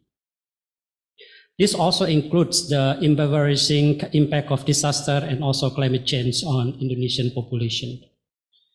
Indonesia is among 52 countries with the highest number of poor people exposed to floods. But flooding is not the only problem. A study found that rice farming households residing in areas that experience low rainfall following the monsoon's onset in Indonesia experienced a 14% reductions in their per capita expenditures. These households maintain their food expenditures at the expense of non-food expenditures, including on health and education for children. Therefore, I think this is also directly reducing investment on human capital with potential longer-term effects on poverty reductions. To be most effective, designing and also implementing solutions to end extreme poverty while addressing climate change and disaster impact as an integrated strategy is therefore very critical. A more responsive social protection is critical to addressing disaster and also climate risk as part of a broader suite of human capital policies. We have learned a lot from the current pandemic that adaptive social protections is crucial to mitigate and also minimize the effect of disaster. Numerous studies have demonstrated that social protection programs have helped households adapt to climate and also disaster risk. Critical to households' preparedness, coping, and recovery from disaster. This strategy is also consistent with our SDGs, our disaster mitigations policy, and our current National Midterm Development Plan in 2022-2024, that is, will be ended next year. As part of Indonesia's social protection reform, an ASP will consist of more adaptive and focused social systems, comprehensive and national social insurance, and stronger social services. In addition, the program will provide multi-sectoral basic services as well as economic empowerment programs that will ensure higher human capital for all populations, particularly the vulnerable groups. So, ladies and gentlemen, distinguished guests, social protection has strong potential to support climate adaptations and also disaster risk mitigations through complementary benefits. Climate sensitive, economic inclusion, and by leveraging social protection interventions and delivery systems more deliberately for shock preparedness, response, and also recovery. Safety net programs in particular provide more comprehensive benefits and services to facilitate poverty reductions and increase resiliency. And this can help further climate adaptation objectives. For instance, the housing sector, where complementary benefits can support climate resilience housing for the poor. And the second one is in the social protection sector. The World Bank study found that access to credit and also public work projects in Indonesian community can help households cope with weather shocks and therefore help play a strong protective role during the time of the crisis. In doing so, the pentahelix collaborations between central and also local government, public sector, community, non-governmental organizations, and the media is critical to be established in disaster management to reduce the impact on the poor and also the vulnerable populations. Collaborations among programs, sectors, and level of the governments, from central government to villages, must be strengthened and also prioritized. We currently have programs in various ministries that aim to create a resilient community, ranging from assisting the community to understand the risks and vulnerabilities in case of disaster, preventing man-made disasters, to responding and taking actions in all stages of disaster reduction. So these programs, along with the participations of non-government actors, and I'm really glad that there's a lot of our stakeholders from NGO will come to this event today and tomorrow, will help to fulfill the community's remaining needs and gaps, and thereby making the impact felt by the community. So we are currently preparing for our next RPGM, that is our medium-term development plan, that will start from 2025 to 2029. And it is part of our long-term development plan starting from 2025 to 2045, where adaptive social protection is one of the policy strategies. In the next 5 years, we will place more emphasis on developing a single socio-economic register system. And thank you for UNICEF for assisting us to develop the socio-economic registry, an integrated database that covers most of the populations with comprehensive socio-economic and risk informations that will enable the planning, budgeting, and management of adaptive social protections and other programs. Thank you again, UNICEF, yeah, and also developing partners here for assisting us to develop it. Our next priorities will be integrating the social assistance, social security, and community empowerment programs, strengthening the national social security system, developing the care economy, and promoting social inclusions to ensure equitable access and adaptive protection for all of the society. So, ladies and gentlemen, in this regard, I wish to end my remarks on behalf of our ministers by inviting all participants to share their perspective and knowledge on the crucial topics. I believe international partnership is one of the keys, and I sincerely extend my highest appreciation to all of you. I sincerely hope that this event will be a platform for constructive dialogue and fruitful discussion that will ultimately foster tangible and efficient collaborations among all the stakeholders. To promote and also the development of the adaptive social protection, accelerate poverty alleviations, and create equal access. And the last one is leave no one behind. Thank you.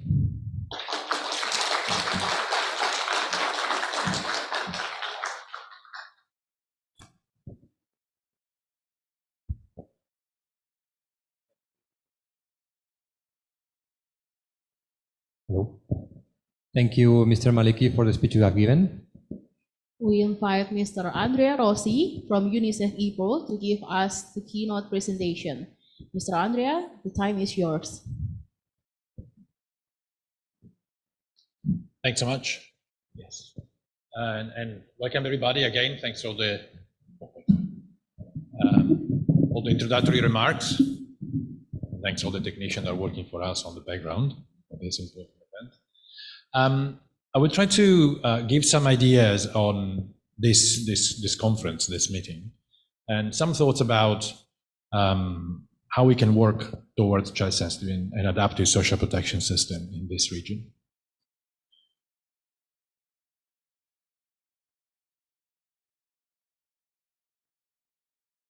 Okay.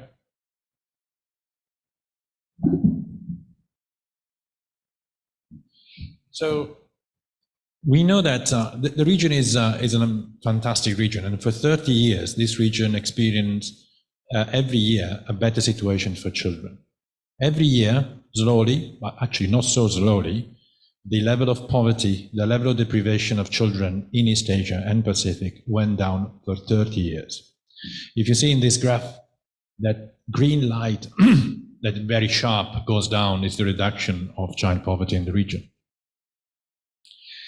But then COVID came, and the crisis that started was for the first time a crisis that made and showed us a situation where children are getting worse than their fathers and their families before. And that made us aware of the fact that poverty isn't, not aware, but we knew that, but made even more visible, that poverty is not a static thing. You're not born like with blue eyes or black hair, and then you're born poor. Actually, poverty is a dynamic process.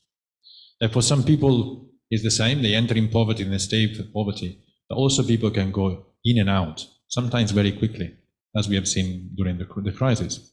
But actually it was something that we knew since before COVID, and this is graph is where you have the flow of families between different quintile of income was actually from Indonesia well before COVID. And that forced us to rethink the way poverty, needs of children are addressed. And that is critical for social protection. Because if social protection is about responding to those needs, until now we designed systems that were giving a response to a characteristic that was static in a way. We were thinking we design a social protection for the poor, and social protection not for the poor. But COVID shows us that everybody can fall into poverty very quickly if something happens. And those something happen are actually happening more frequently than were happening before. So what you have is that in reality, we're not talking about recovery and now things are getting better. Now, poverty in the region is start going back to goes down slowly. And we're all thinking that in a way COVID is over. Nobody is thinking about COVID. Nobody is wearing masks. Nobody is thinking what we have through, right? And it's a good thing. And because the GDP of our economies is going up, we assume that that recovery is happening for everybody. And in economy, we look like a recovery means, the GDP goes down and then finally goes up. You have a V recovery. Or sometimes it's a little longer. So you take a U. Or sometimes going up and down, so you have a W. So those letters actually are the letter of the recovery in the region. But for some people, the recovery is an L. They went down and they haven't recovered yet. So the reality, when we look at the recovery, the economy in the region, is what we call a K recovery. And a K recovery means somebody went up and somebody's going down. And what really matters is that the difference between the people who are recovering, they usually are the ones who were rich before and getting richer, and the ones who are poor and haven't recovered for the crisis yet and getting poorer and poorer. And this is important that we understand when we design our social protection systems. Because this K is the core of the fact that inequalities in the region are going up.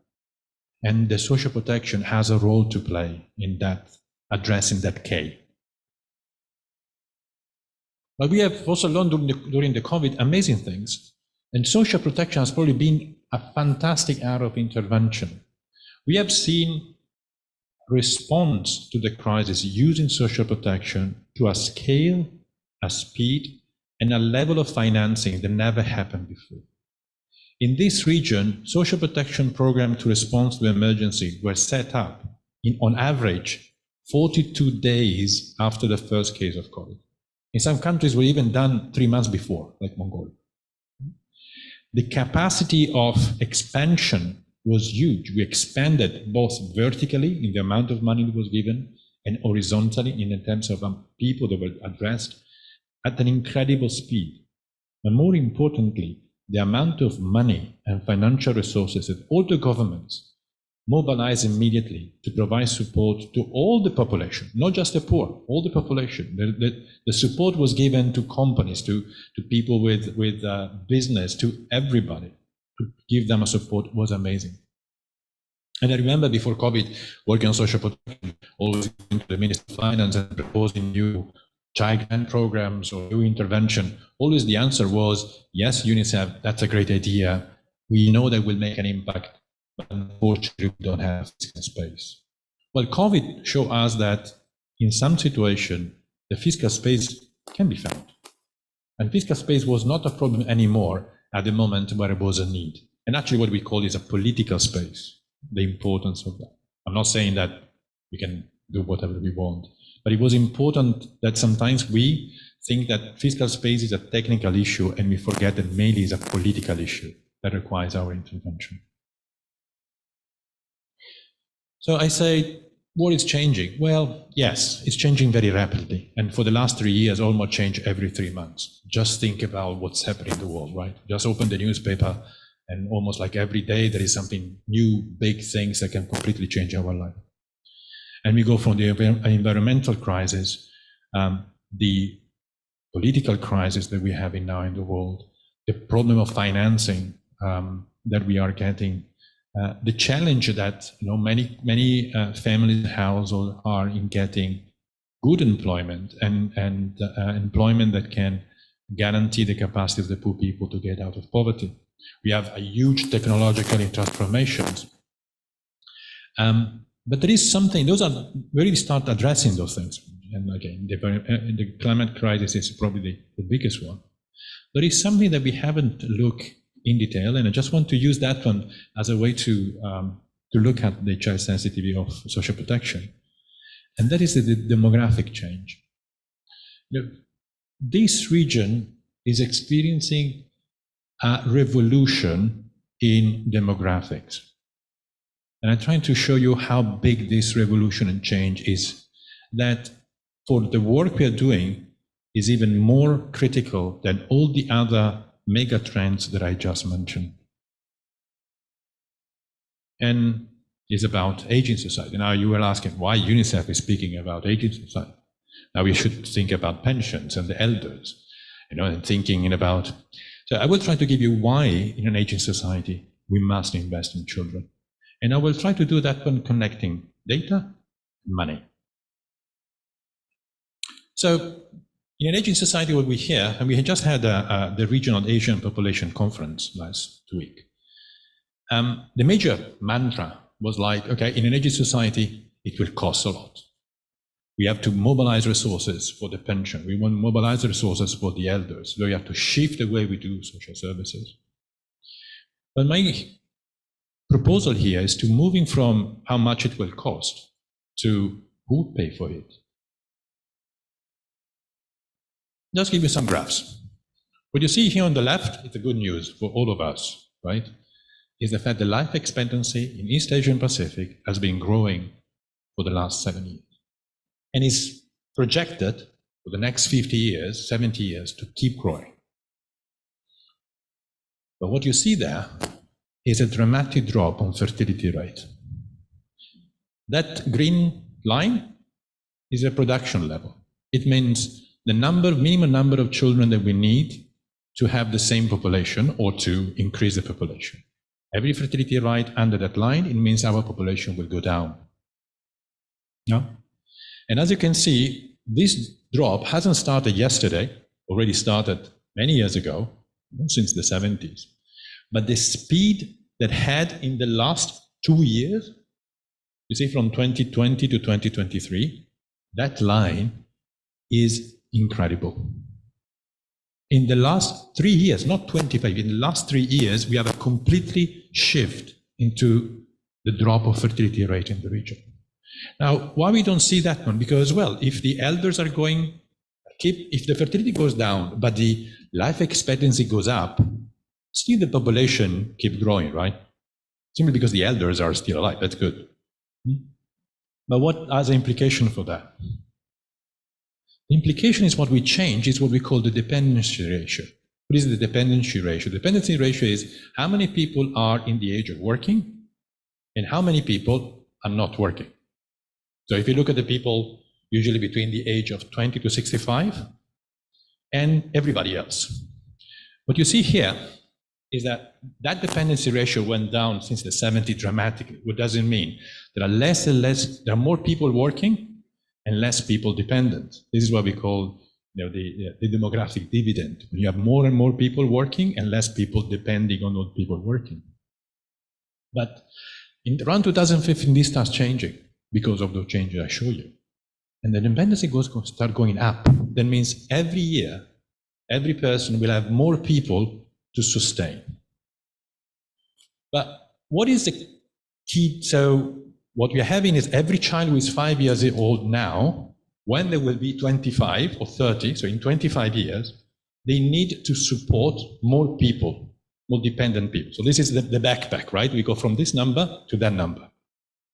And this is really important things because it means the services will cost more. But it's another important element on that one. So it's not simply we go back when the dependency was very high. What is changing is the composition of the dependency. This is what you see, that is the dependency of the elders, and this is the dependency of the young. Many years ago, in the backpack of children, there were many other children and few elders. But now with the shift in demography, it's completely the opposite. Every child who is 5 years old now, in 25 years, they will have to support with taxes, with the pension, the healthcare, not a lot of children and a few elders, but a lot of elders and few children. Completely, I mean, you can see it's exactly the opposite. Why is it important for social protection?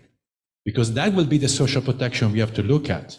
A social protection, so people will need to pay the cost of a protection system and services for a population is mainly based by elders. Why that is important? Because the cost of elder is 3 times or 4 times for the system than a child. Providing social services for the elders is much more costly. And I'm just talking about pension. It's not talking about health system. It's not talking about the care system. It's about talking about everything, right? They need houses. Maybe they are single, so each of them has a different house. So if you think about what will happen in 30 years in terms of the service, the system that we need to look at is completely dramatically different from what we have now. And the children who are supposed to pay for that one are 5 years old now. So, but it's a second problem. The problem is that the children who are 5 years old now, 10 years old now, are much weaker than the children a few years ago. Why? Because we have seen the increased poverty, the decreased access to basic services in the last few years. If you think about the health services, despite all the focus on health during the COVID, the health services have been disrupted in the region. The number of what we call zero dose, for example, children that don't have a single vaccine increased sharply after the COVID. If you look at the capital, at the human capital they have, the disruption of education services that happened in the last 3 years have been dramatic. We have a generation that lost most of important education years of their life.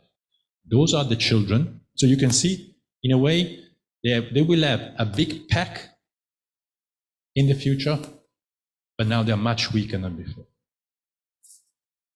And finally, they will need to face severe new challenges. Climate change will be the most important one. So again, they need to come in, and I don't want to be too dramatic, but I want to convey that this change is dramatically impacted what we will have as a social protection system in 20, 50 years.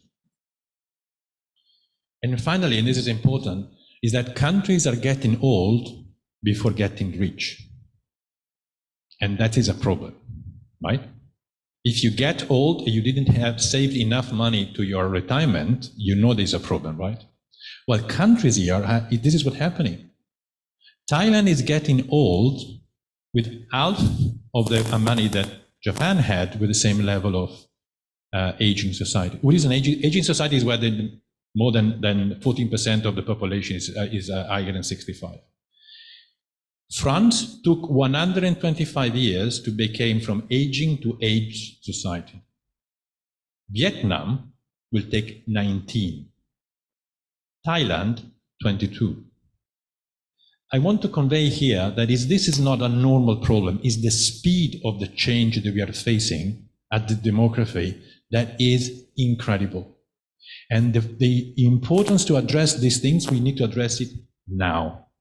Why we have to address now, and I will try to have some kind of positive now. So if this is the dramatic picture, what can we do? The first one, knowledge. It's pretty amazing that we have very few social protection programs that they do a solid demographic analysis of the prevention of what will happen in the next 25 years. Almost none of the social protection programs I've seen has that kind of analytical framework. And it's fundamental because each of the countries is different. We still have countries that are not aging. Timor-Leste is not aging. Papua New Guinea is not aging, on the contrary. So every country has a different platform. But we need to understand the research. And here is important. We focus so much on indicator, but please remember, an indicator just indicate. It doesn't explain. We need to have a solid research to understand what are the changes, the demographic changes in a country, the change of the cost of the services, the change of the dependency ratio, what is happening. Because otherwise we are setting a system that isn't fit for purpose. The second, and here's the critical one. If in the future we need more resources for multiple reasons, we cannot lose a single child now. If you don't want to do it because you're UNICEF, you believe in children, just think in this way. You cannot lose a single taxpayer in the future. You need all of them. And in this region, there are a lot of children that are left behind. They will lose it if you don't intervene with social protection now. What I'm trying to convey here is that the investment on social protection in children now is the investment for our social protection system for the elders tomorrow. So we cannot lose, we have to focus on what are the exclusion errors. The exclusion errors are, who are those kids that should receive a social protection program without changing anything, but they are not receiving it. Sometimes we are so focused on the inclusion error reducing the rich people getting the money. Well, actually, I don't care if that allows to our poor children to bring into the system, so in the future we don't lose it or her, maybe her. We have to be careful also on the growing inequalities. What we've seen is that now the huge privatization of some of the social services, such as, for example, education and health, that have some reason for that, is increasing the level of disparities. That means that only the rich are getting there and the poor are not there. But again, you need to have more people to support the future system. And also be careful, because when we create service for the poor, we've learned the lesson, mostly only for the poor. In many cases, it became poor services. And this is not what we want. The third is protect the children from the crisis. Social protection, we have seen during the COVID, is one of the best elements to address challenges. And we can it links the work at national and local level. It linked the work at finance, the work at the social services, with a social worker, with the data and research. Is really the idea of having social protection is comprehensive and makes a difference. The fourth way, we need to improve the quality of services. It's not, again, we need to improve the productivity. Again, I try to be as dry as possible, not even as UNICEF, right? But think about the productivity of every single person every single child now has to be 3 times in 20 years. Now, you can believe that artificial intelligence will do everything for you, but trust me, it will not. Also because robots don't pay taxes. So it's really important to have linking the social protection, because we learn social protection is not just the cash. Social protection is the cash that allows people to have access to the services. This is what really makes the difference, is the multiplier or the effect of the government, all the government intervention. And here I link the money. I keep saying, first we should do it because it's the right of the children, but we should do it because it's about the future money. Now, where we put the money? Well, we as UNICEF, we are monitoring very narrowly the level of use and investment on social sectors. And I like a quote from an economist saying that, the budget is the skeleton of institution priorities, stripped of all misleading narratives, right? Like, I don't really care about all the strategy, the priorities, whatever is written, whatever is the speech. I go and look at the budget.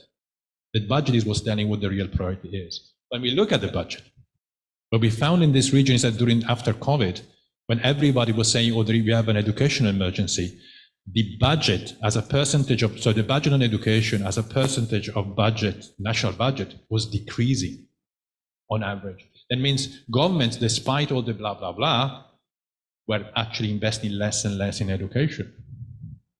When we do that one in social protection, what we have seen was there was an increase. I mentioned before, it was a fantastic increase, sadly by a decrease immediately. The consolidation was there.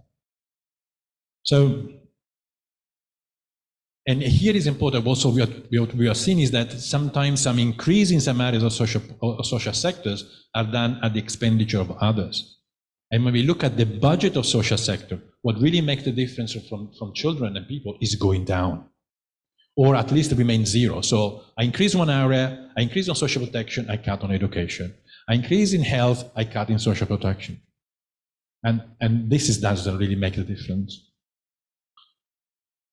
So I think I try to convey here the importance of social protection system of children now, because it's important for the children now, but it's important because of the entire country in the future. It's really a key development priorities.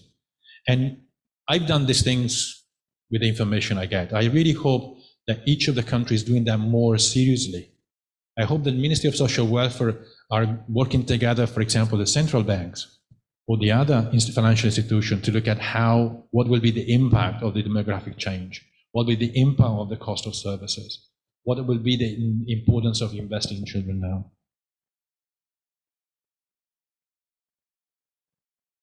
And one of the last point, as we heard at the beginning, is really this idea that social protection systems should have an adaptive nature.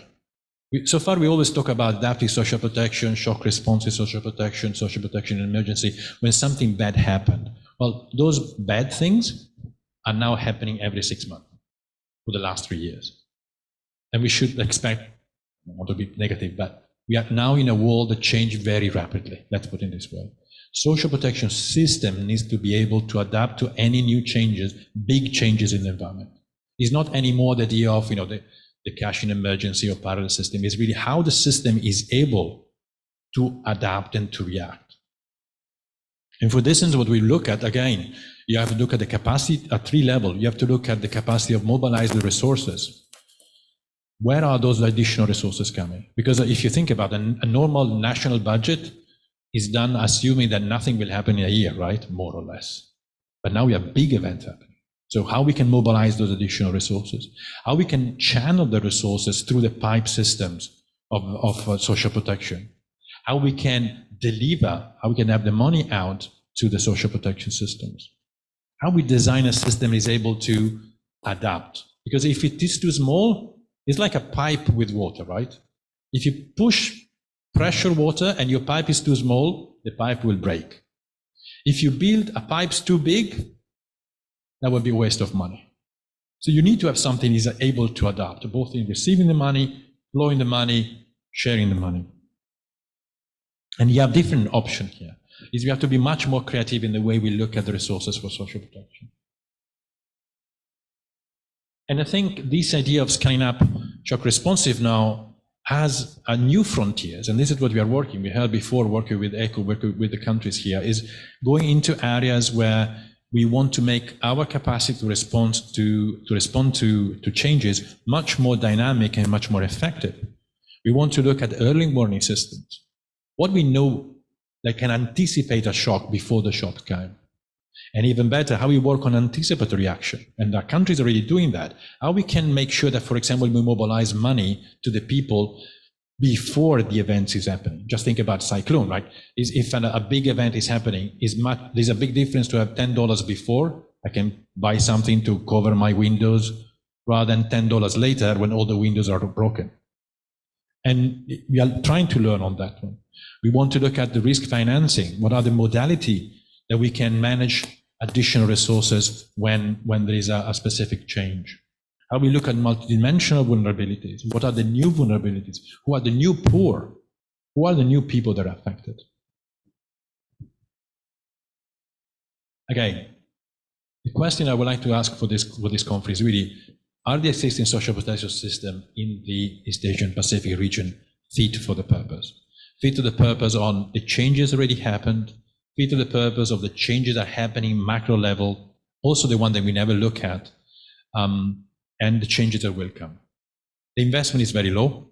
We need to do more, not only on the money, not only on the side, but also not only on the capacity to target the people. Who are the people we want to target? Maybe you have to change our vision of who are supposed to be the few beneficiaries before we thought. But it really is how we can make systems that are much more dynamic and much more complex, because what is happening now in East Asian Pacific, we are like 7 years ahead of the rest of the world. So what you're doing here now in social protection is what the rest of the world will learn from. And I think we have this huge responsibility, but also, I think, a huge opportunity. And with that, thank you so much. Thank you, Mr. Andrea Rossi, for the amazing presentation. Well, now a few essentials on the logistics for the conference. First, just a quick walk through the program, so we are all clear on what we are going to face the next 2 days. Today, as we start with the opening session. We will have thematic sessions after the coffee break. So we start with multi-sectoral outcomes with different sessions. Then the first one is on immunization, health and nutrition services. 2B, we have also gender transformative social protection. Then we move on into the afternoon. We will start with a plenary session on evidence, knowledge and data for strengthening social protection. And then we will end up this day, the first day, with another set of parallel sessions on integrated and inclusive social protections. We will have 2 parallel sessions at that time, one on inclusive social protection systems and the other one on integrated and adaptive social registers and information management systems. And with that, we close the first day, and just to inform you, we will have a social dinner later today at 6 p.m. Our colleague here will give you more of the details later, but in the terms of transportation, so take that in mind.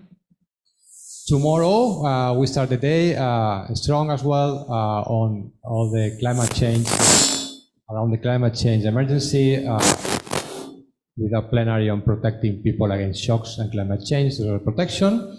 And then we will continue the discussions on climate change, adaptation, and shock responsiveness in a set of parallel sessions. One touching upon anticipatory action, moving from exposed to anticipatory action, and the other one on shock response and social protection, integrating the risk management and social protection strategies and systems.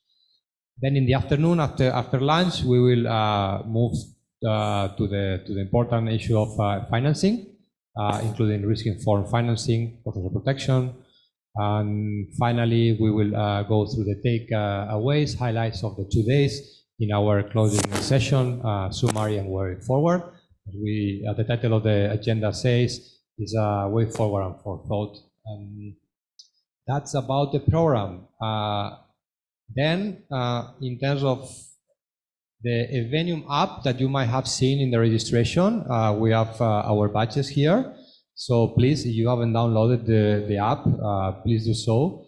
The app will allow you to follow the first to know who is here, and also you can scan the QR code, and then you have the agenda there and so on. So please do so if you haven't done yet.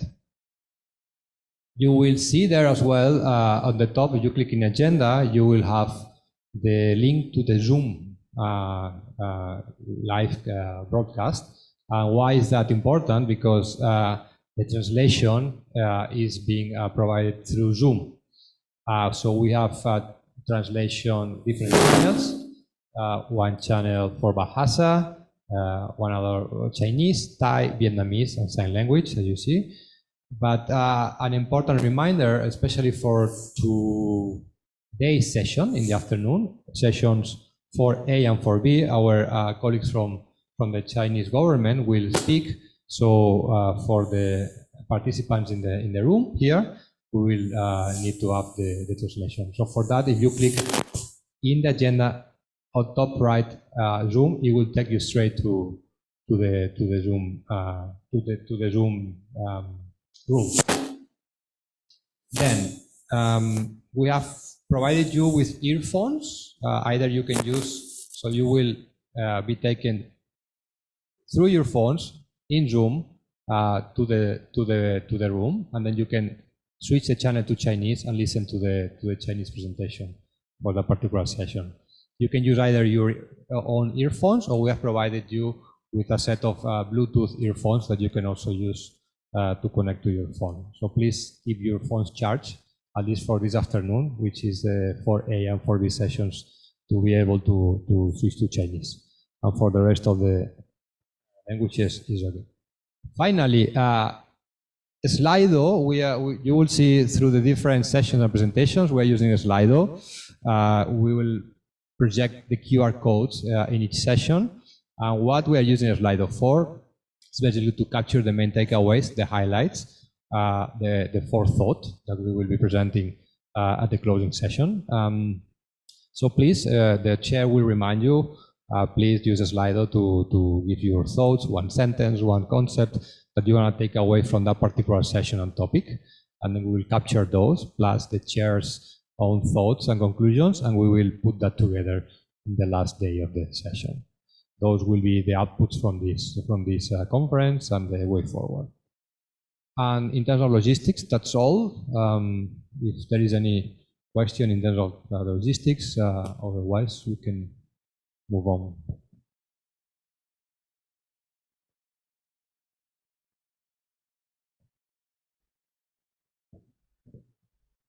That's true. To close our opening session today, let's take some pictures together. Mr. David Zappa, Mr. Maliki, and Mr. Andrea Rossi, please join us on the stage.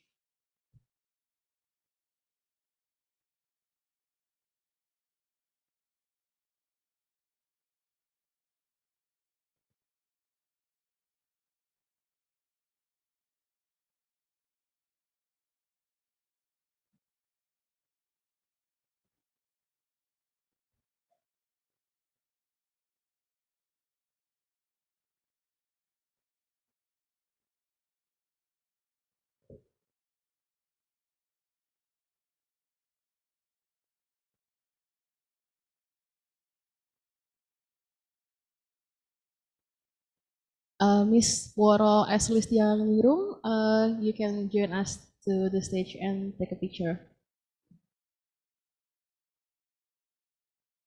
Okay, Miss Yosimi, Mr. Alan.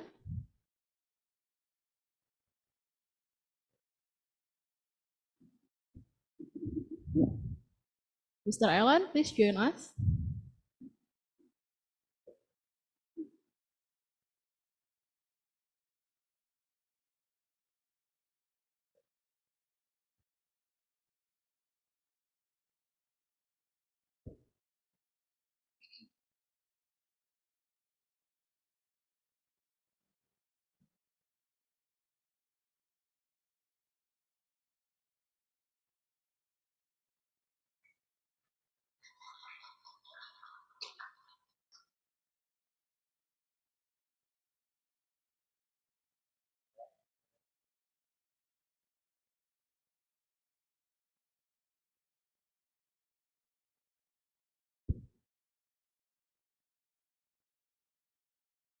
Right?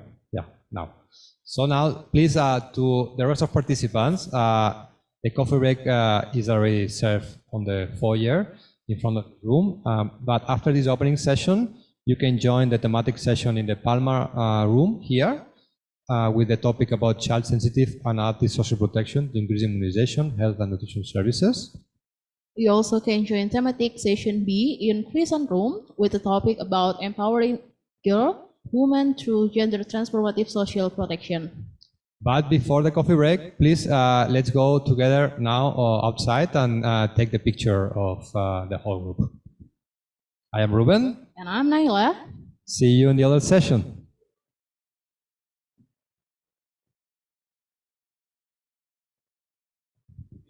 Can you give me? Oh, yeah. So just a quick note to the chairs, to all the chairs of the different sessions. During the coffee break, please join us here inside for a quick meeting, a brief meeting, so we can go walk you through the different changes and updates of the sessions.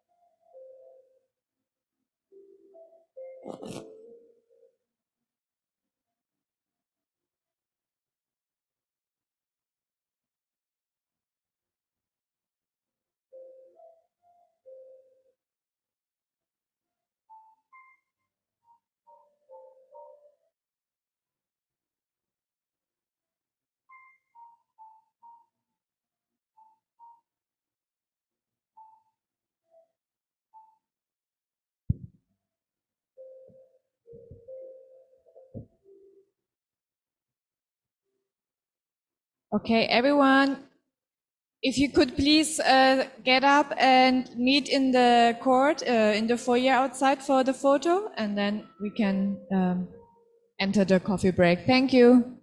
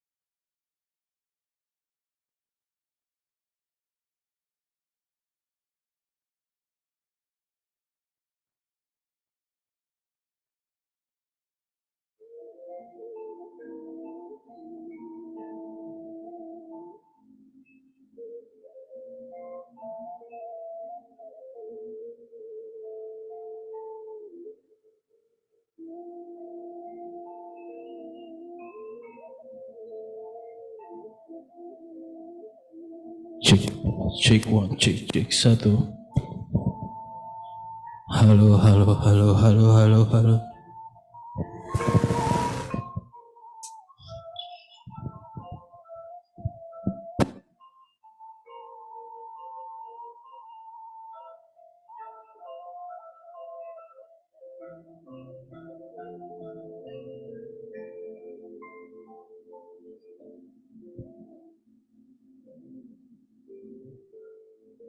Cek seru cek one hey cek cek hey cek seru cek one seru dua tiga cek.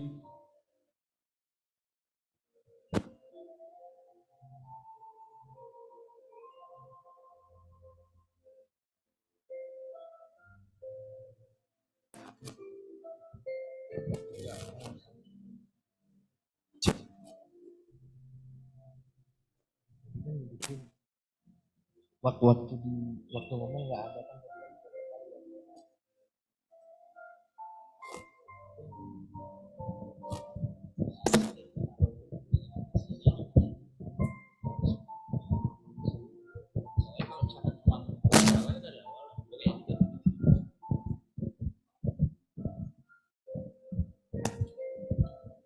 Cek seru cek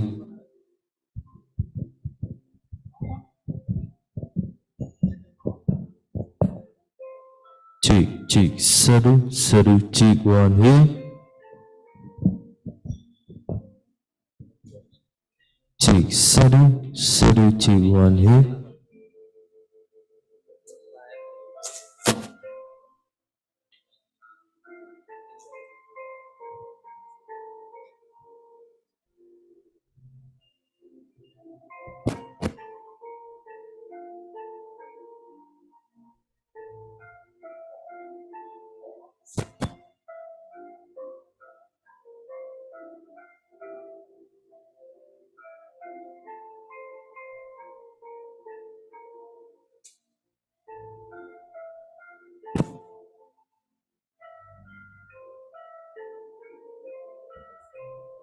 Cek seru cek hey cek seru dua tiga cek hey one cek.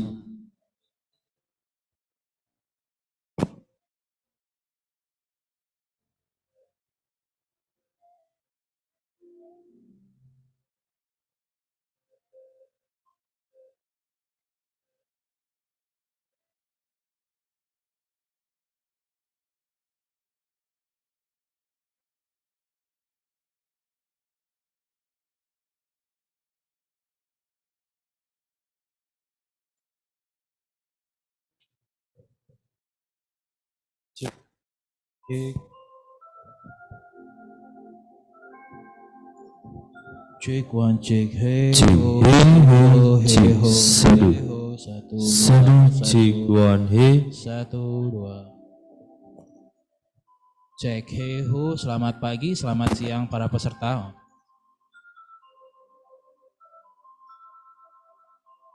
Selamat pagi, selamat siang para peserta UNICEF. Setelah ini kita akan melanjutkan untuk acara selanjutnya. Selamat pagi, selamat siang untuk para peserta. Selanjutnya kita akan melanjutkan sesi diskusi.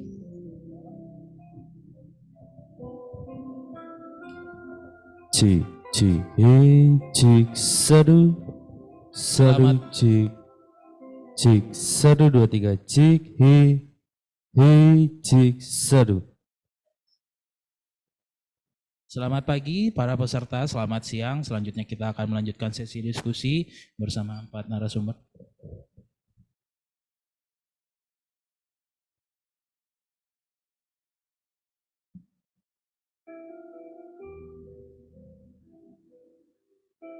Satu dua tiga cek one hey satu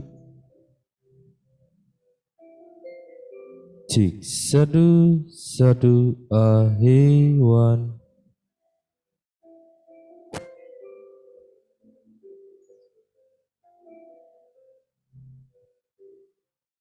cek satu dua tiga cek hey cik sadu, sadu.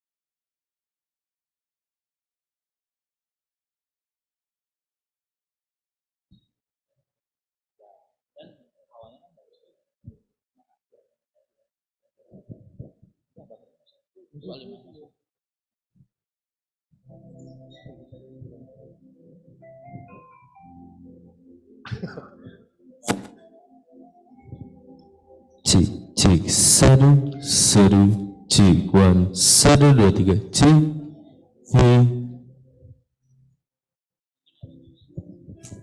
Berarti yang mau dipakai Zoom nomor 3 tadi. Berarti itu nomor 3.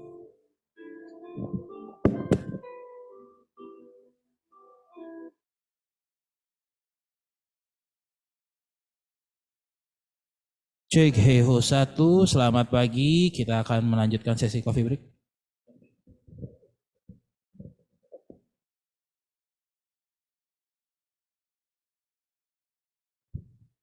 Selamat pagi, kita akan melanjutkan sesi coffee break.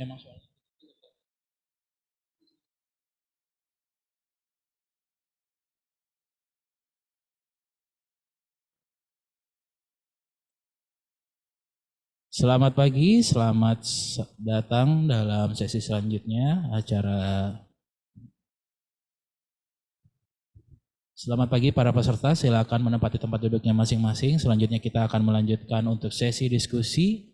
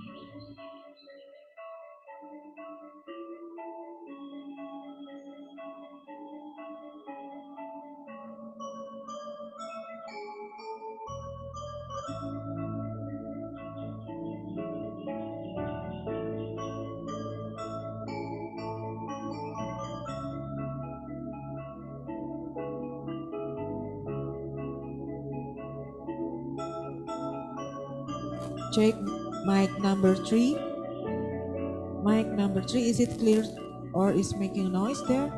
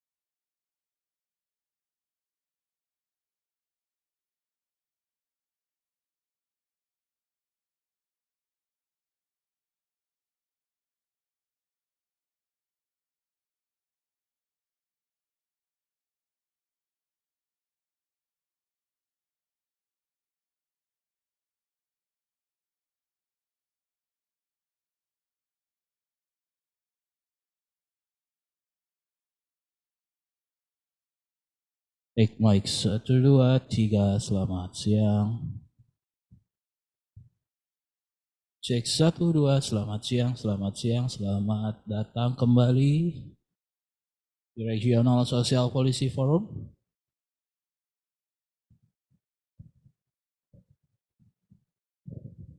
Cek.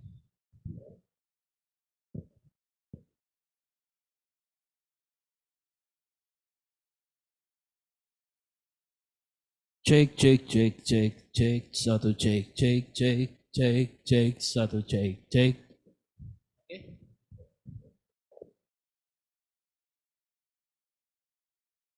Cek, cek, satu cek, cek, cek, satu cek, cek, satu.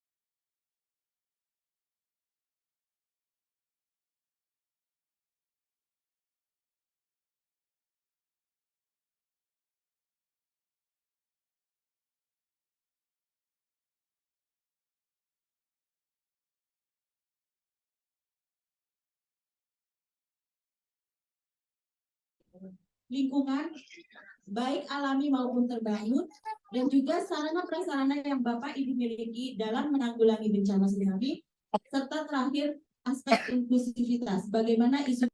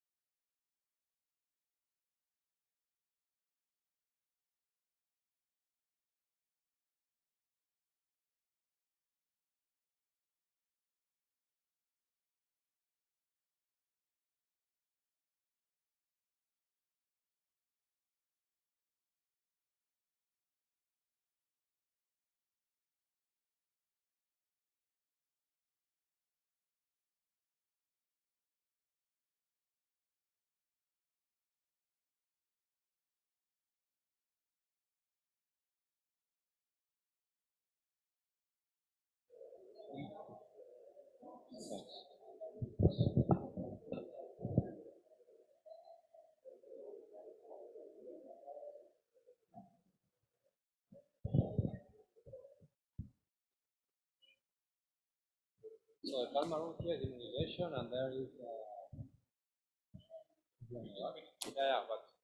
but here it's still okay. Okay. Hello. Oh, sorry. A reminder that we are starting now the parallel sessions. So for those who want to stay here in the Palma room, you will have the the child-sensitive social protection to improve access to immunization, health, and nutrition services. So stay here in Palma room. For those who want to attend the Empowering Girls and Women through Gender Transformative Social Protection, you just go across the patio and it's at the opposite side of this room. So please, if there is anybody that still wants to change switch, or if you are in the right room, just stay. So with that, we are going to stay, start the new session.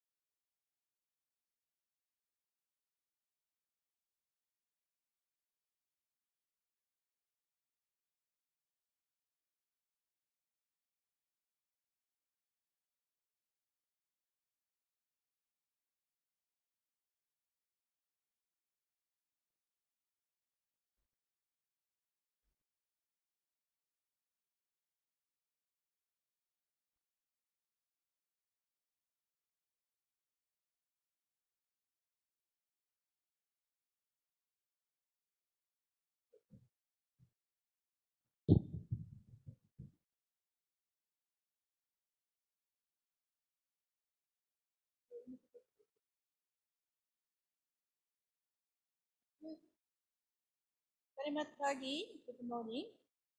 So I'd like to ask the speakers to sit with me.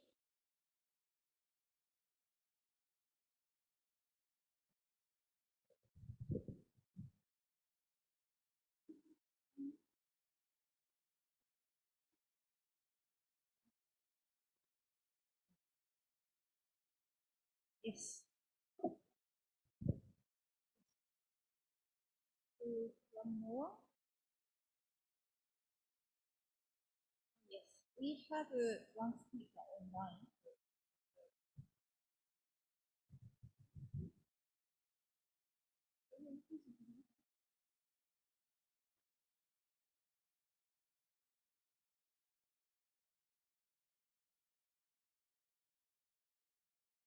Good morning to all of you.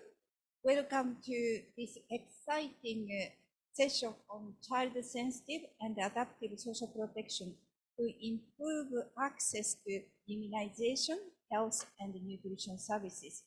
My name is Yoshimi Nishino, Chief of Social Policy, UNICEF, Jakarta. So it is a pleasure for me to chair this session with distinguished speakers and important audience like you this morning. So I would like to ask you to show the first slide.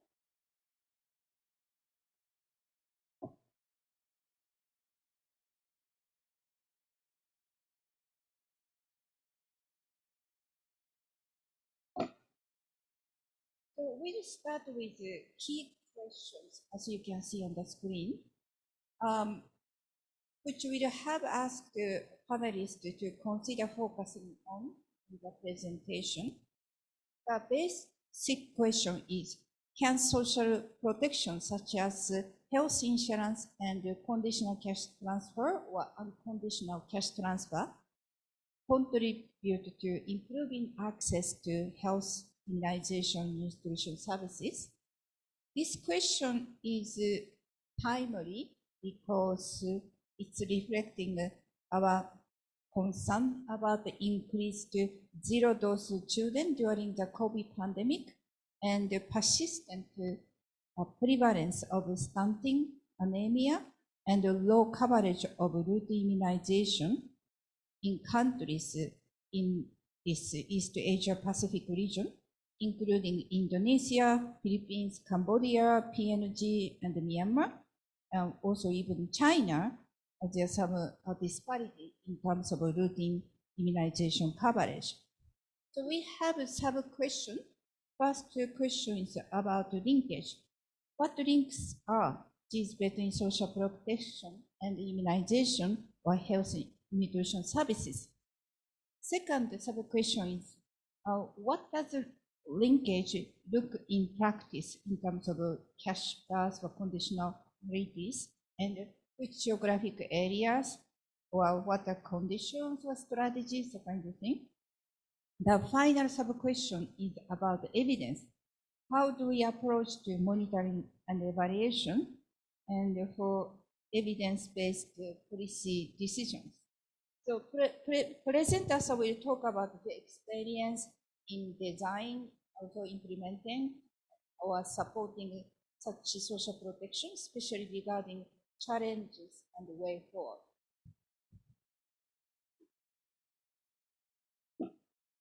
We have very rich four-country case presentation by panelists in the first part, followed by panel discussion and question and answer. The first case is from Indonesia regarding findings from meta-analysis and the evaluation of long-term impacts of conditional cash transfer and poverty alleviation. The second case is from China regarding national health insurance and the support and the linkage with low-income families with children. And the third case is from PNG, I hope he's online already, about the Cash Plus program, promote access to nutrition, health, and immunization services, but especially about nutrition. The final case is from Cambodia regarding linkage social assistance to immunization services through intersectoral coordination based on integrated data system.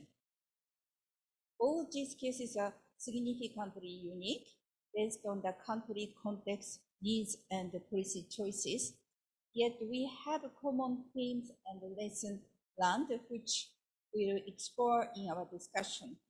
So I'd like to introduce four distinct panelists or speakers from four countries briefly. First, Pak Elan Satriwan from Indonesia, who is an economist with significant experience in both academic and policy-making areas. In academic area, he has done extensive research covering topics in development and macroeconomics area, particularly in impact evaluation and effectiveness of anti-poverty and social programs, poverty-related issues, including health, education, and interlinkage. In poverty area, he leads a high-profile government policy think tank to advise the Vice President in taking strategic policy decisions on poverty alleviation and social development. Welcome. And second speaker, your name correctly, Ms. Ying Jing Li, is a social policy officer at the UNICEF China office, focusing on social protection programs since 2020. Prior to the position, she worked on health and social policy research at the two research institutions and the National Health Commission of China. And she holds a master's degree in public policy from Johns Hopkins University with a concentration in health and social policy. And Mr. Tora is on the way, coming here from the airport.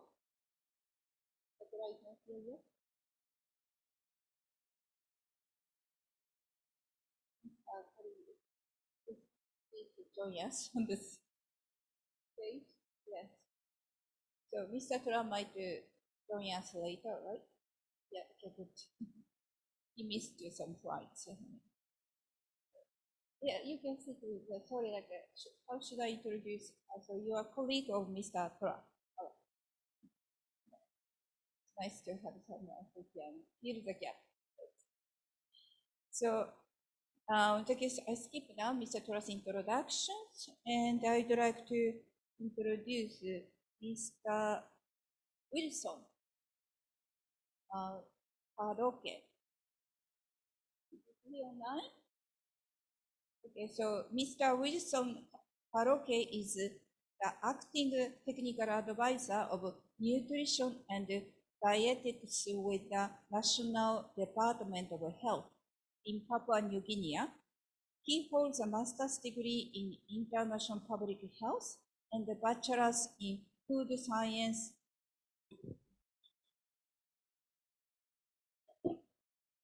So Wilson has over 25 years of working experience in the field of health and nutrition program in PNG. As the head of the nutrition department, Wilson's work involves providing technical leadership and oversight on a nutrition program in the country. Presently, Wilson is leading the rollout of component one of USD 90 million child nutrition and social protection project funded by the government with support from the World Bank. So I hope he is online. So now I'd like to move to some presentation. So Mr.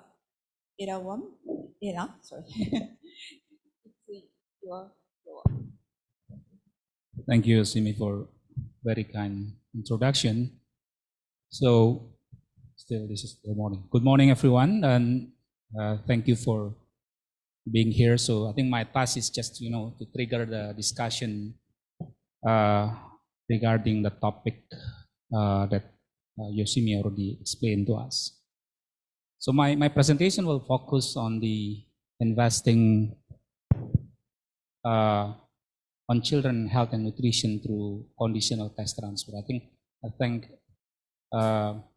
Andrea Rossi for his excellent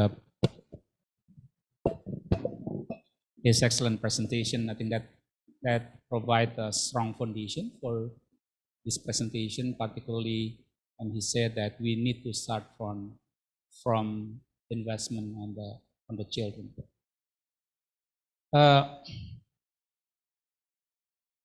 Amartya Sen once said that poverty is not just lack of money, it is not having the capability to realize one's full potential as the human being.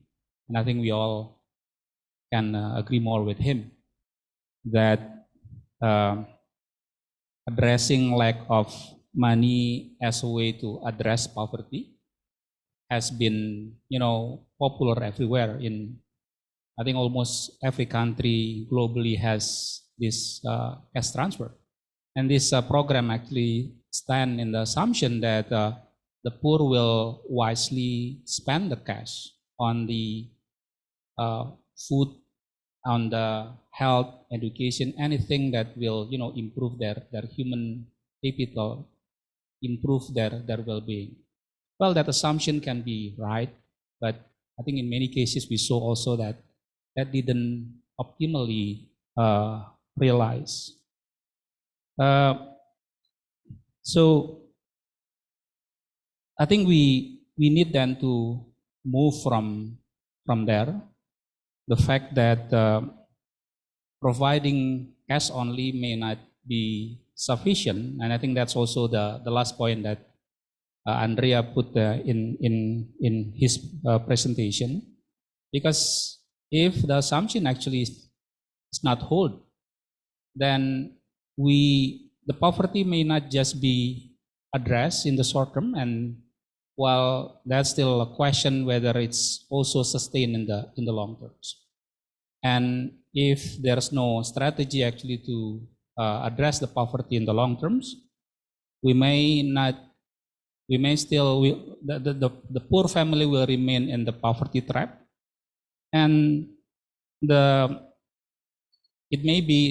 poverty status may be inherited to the offspring, and the circle will continue. The poverty circle will continue over time. So I think we need to the anti-poverty strategy need to be written to its core, whether as Amartya Sen said, is to develop the human capital aspect of the human, and that start from the children. But we know that the challenge is far from easy. I think recent World Bank UNICEF report estimated that more than 15% of the 330 poor population are children, which is I think roughly around 1 every 6 children globally live under extreme poverty. And the last 3 years, everyone experienced with the pandemic, and we know that the pandemic actually slowed down the efforts. In fact, all the current condition is actually set back to the 2019, so making the challenge even harder. So government need the concerted strategies when it comes to address the poverty and the extreme poverty, and also to break the intergenerational poverty that start from investment on the children. So to do so, one perhaps main option to do so and available on the table, as we see, is the CCT program, the conditional cash transfer program.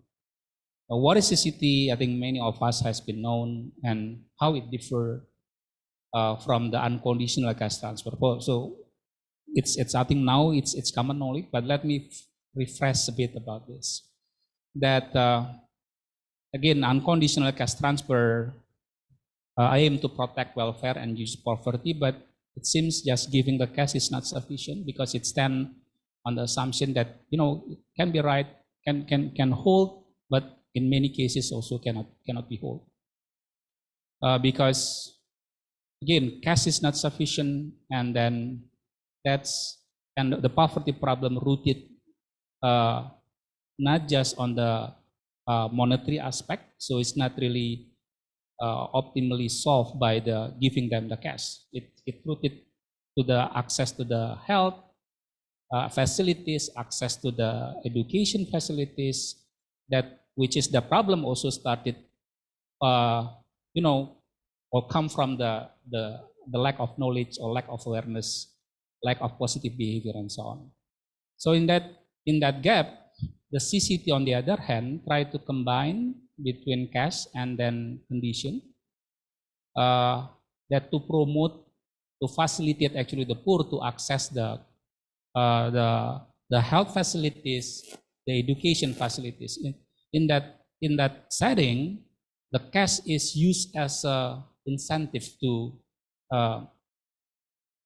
encourage actually poor to visit the health facilities, health clinic, to get the growth monitoring for their children, prenatal care, and etc. Yeah. And how important is the condition in determining the impact of the CCT? Well, on one hand, it's true that this condition actually that made the CCT perhaps is more expensive in terms of the administrative cost compared to unconditional cash transfer, because CCT need to be equipped with by the monitoring system to monitor whether compliance of the condition actually take place. It need also to recruit, government need also to recruit the facilitators to educate, to monitor, and etc. And that requires some resources. But on the other hand, as shown by the many studies, I think this already been well documented, that this condition that made the CCT actually more successful than unconditional cash transfer. Because it's through the facilitation, through transfer of knowledge, through improved awareness, that made the behavioral, that made actually the behavioral change among the poor actually happen. Let's look now on the evidence of the impact of the CCT on the child health outcomes. So there is I think studies by Manley in 2020, Manley and friends in 2020 and also 2021 is among the most comprehensive study that systematically review and provide meta-analysis of the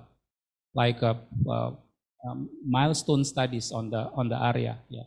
They selected about 74 articles out of 2,800 studies out there, and then summarize the strong and the solid actually evidence that show how significant the impact of the CCT, the conditional cash transfer on the child health outcome, including on the anthropometrics, height, weight, stunting, wasting, including the dietary, positive dietary, and then reduction in the incidence of diarrhea. But they also find that because they look at the two different periods, so they looked at the trend of the significance, the trend of significance actually can not necessarily going to the one direction, meaning that there are some programs that they found is getting stronger in terms of the impact. There are some other programs that remain the same, but even some of the program actually getting less significance. I think this implies on the importance of maintaining the quality of the implementation of the program, particularly when the program expanded, program targeted the very remote areas and so on. So the organization and the resources that need to be support actually the program need to be there, yeah, to maintain the quality of implementation. So why such a strong impact on the child health outcomes? One explanation, of course, the income effect. So income enable actually household the beneficiaries of the CCT access the more nutritious food, access health, and so on. But I think it's well documented in the evidence that the strong impact comes through the behavioral change. Particularly, this is just like a four among many studies out there that shows that CCT actually promote positive behavior toward getting or improve immunization and vaccination. Two studies in Pakistan and Mexico Nicaragua using RCT, randomized control trial, and then two others in Brazil and India using the QUASA experiment. Actually, I think provides strong evidence how that CCT actually improves the positive behavior toward health access visits. Now let me just briefly share what the Indonesia experience in implementing the CCT. We have the CCT program called in Indonesia a program Keluarga Harapan or Family Hope program that is started in 2007 as a pilot area in 6 districts, but then gradually expanded nationwide and become the national program in 2013. So just like other CCT, so they like set the elements, the criteria, the eligibility of program that the family should be like poor and then have the pregnant or lactating mother, underage, preschooler, and also school age children.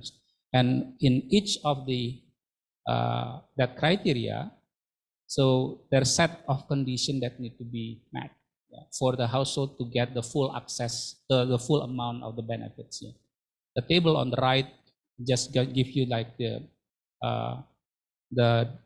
description about the full amount of the our CCT program, Family Hope programs. I'm sorry, this is all still in rupiah. Yeah. But I think recently it's also including the elderly and then disability, the person with disability into the criteria for a family getting the program. We evaluate the CCT that we did in 2014, 2015.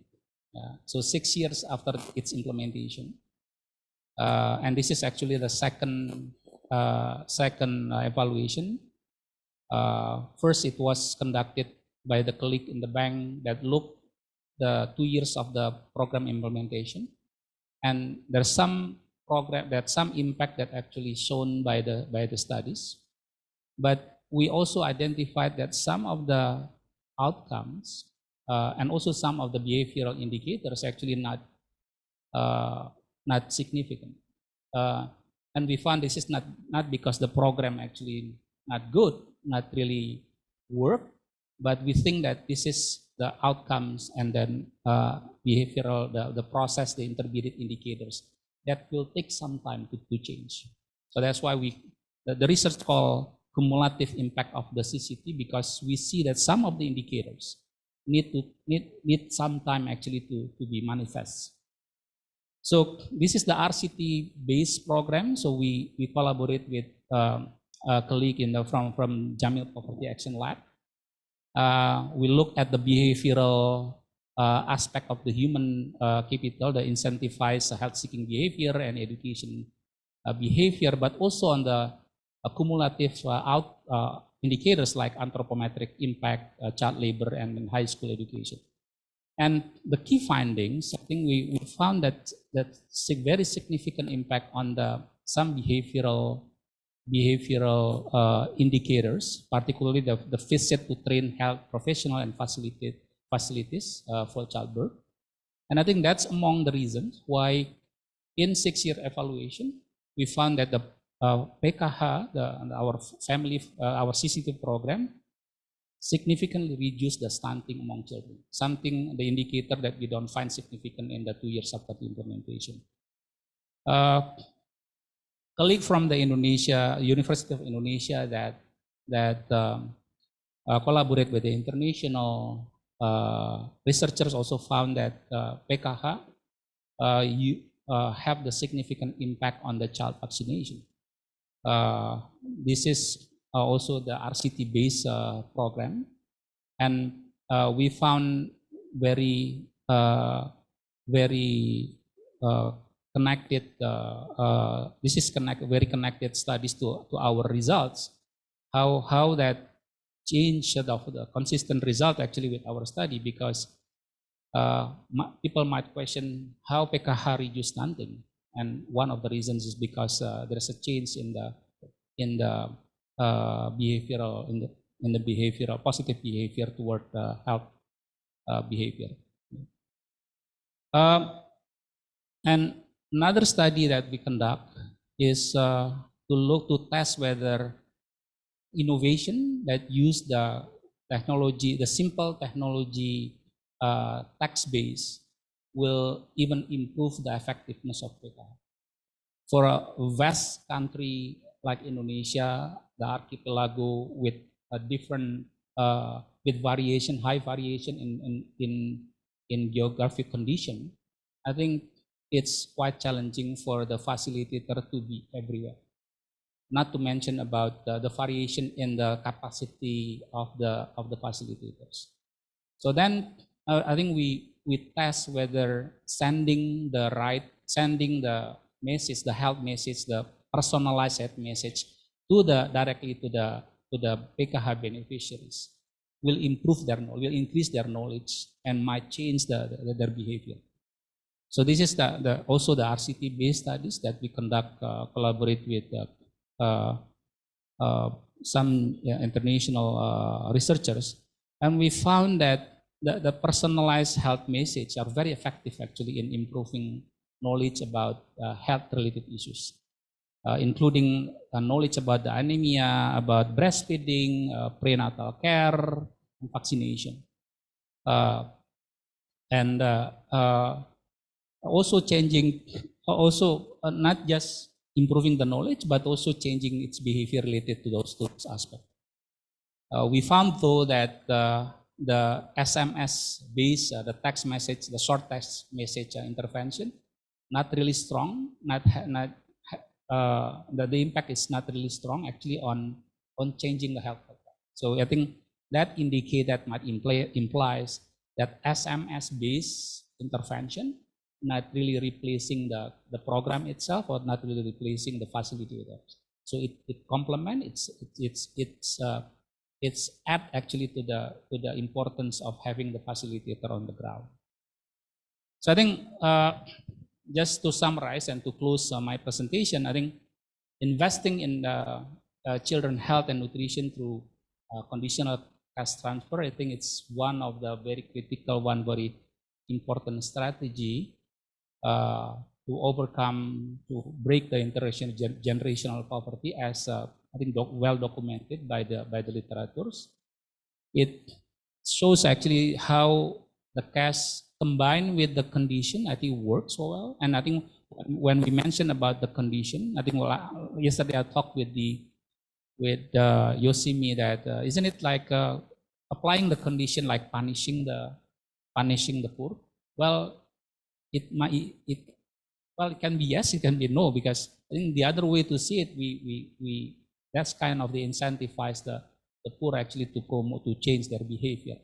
But even the conditional itself can be like strong conditionalities, strong enforcement of the conditionalities. It could be like light conditionalities, meaning that you encourage them, but we really without cutting the benefits when the compliance is actually is not 100%. And this is the evidence everywhere, and I think our studies, our research in Indonesia also add to that evidence, to that international evidence that how effective actually the CCT programs as an instrument to invest on the children's. And I think to maintain but also there's prerequisite for the CCT is effective. And one of the important elements of the programs is that the program need to have like the strong monitoring system, because there's no way to check whether beneficiaries having the complied without the strong monitoring system. And somehow you need also to innovate with different that will enrich actually the feature of the programs. Also, the success of the CCT, this is at least to our experience, will need supports from the sufficiency and the quality of the supply side, because compliance need to be or changing behavior need the sufficiency, availability, and quality of the health services and then education facilities. If the supply side is not there, if the health facilities is not there, education school is not there, then the condition is not going to work. Yeah, so this requires then close coordination with agencies who are responsible with those two sectors, Ministries of Health and Ministry of Education. And I think at the end we know that CCT definitely is not a silver bullet. We need other strategies, other instruments to synergize with the CCT and to even make the CCT even have a stronger impact. Thank you. Thank you for your presentation, Pak Elam. Apparatus here. Yeah, so it was like an example of showing empirical evidence of impact of CCT on access to services and by promoting good behaviors. So we'll move to the Chinese by Ms.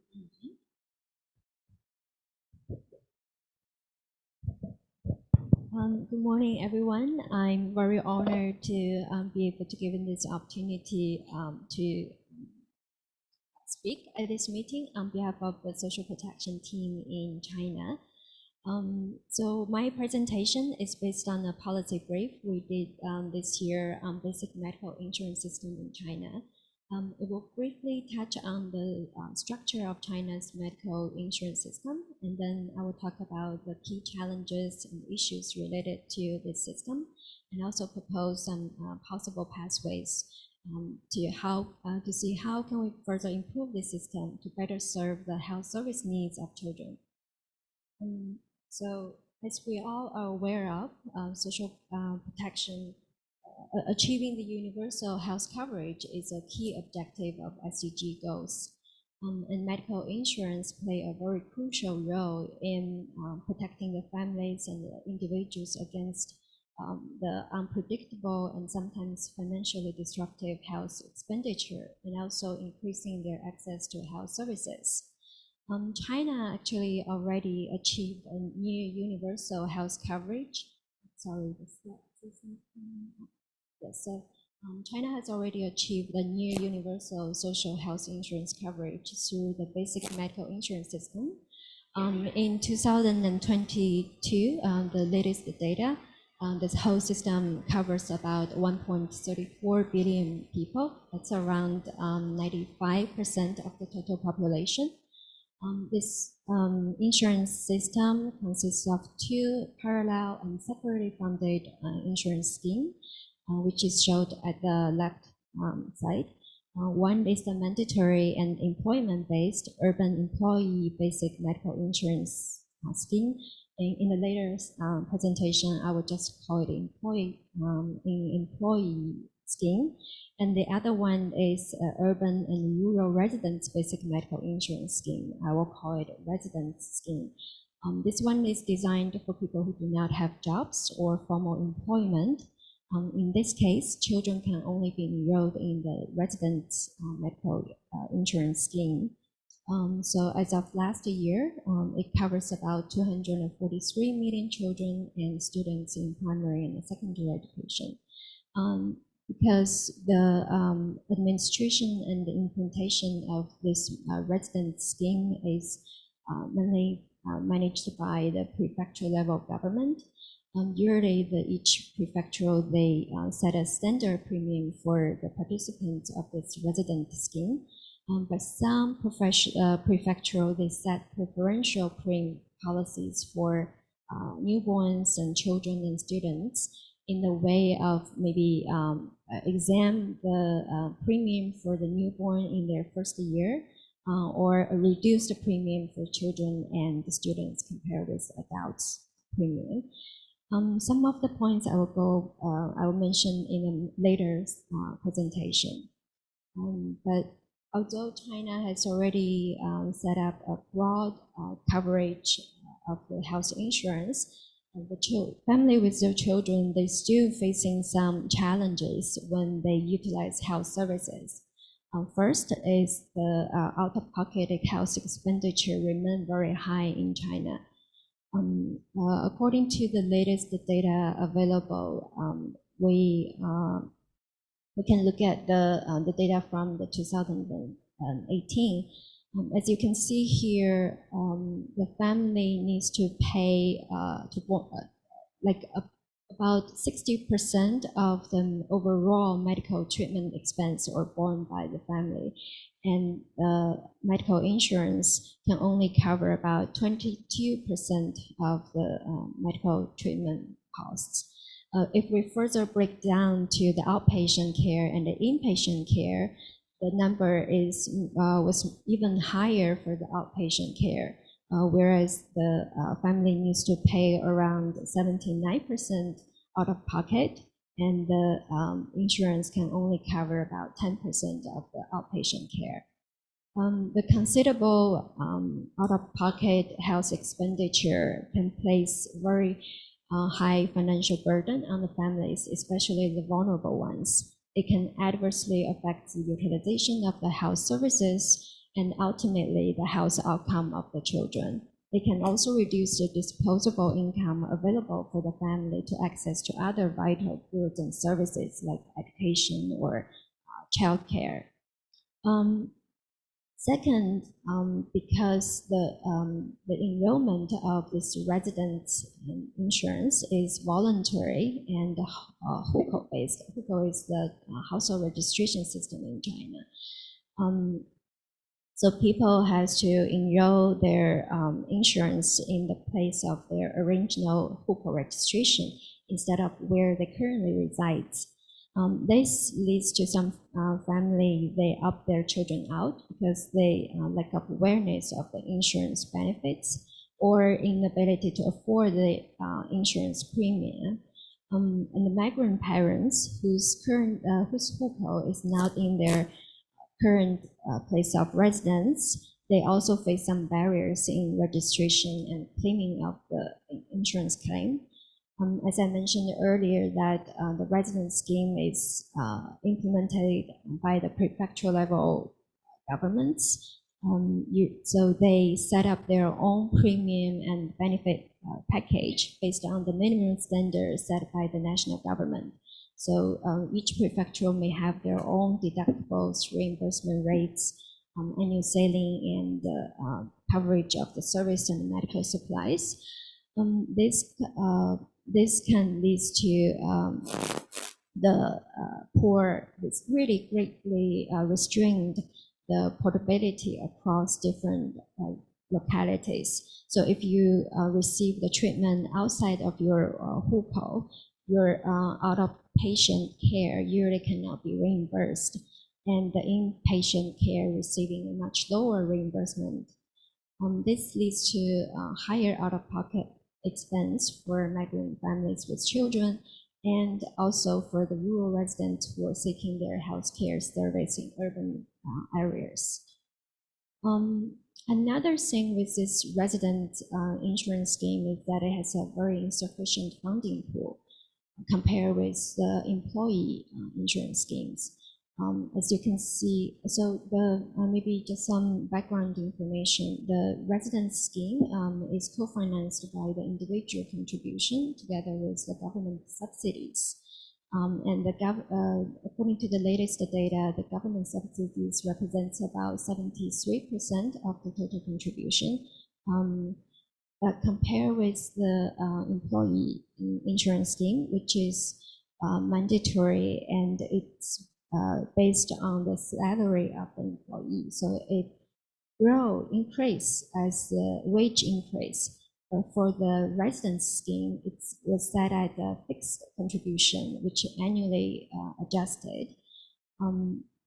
So when we taking into account of both individual contribution and the government subsidies, the per capita contribution for the residence scheme is much lower than the one for the employee scheme. So you can see on the left-hand side of this graph, the per capita contribution for the employee scheme is about 4,500 yuan in Chinese currency.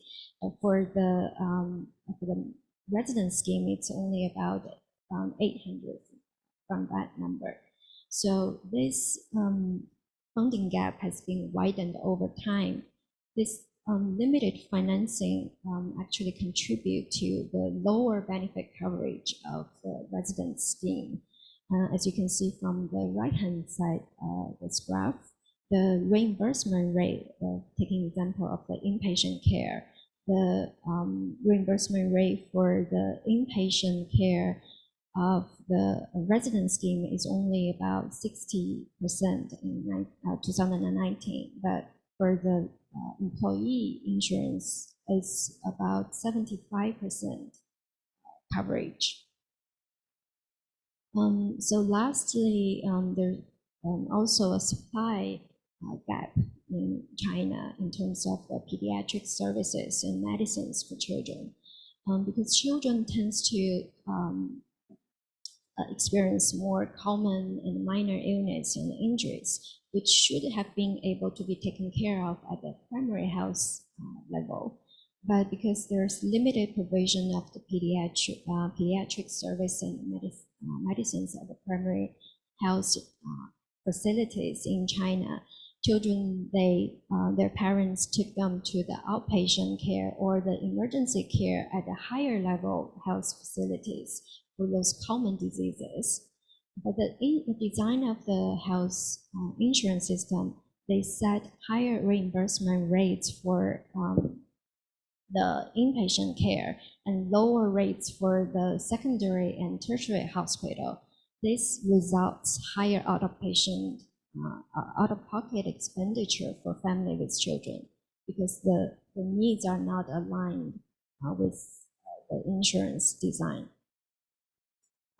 So to address the aforementioned challenges, we have proposed a couple of pathways for discussion.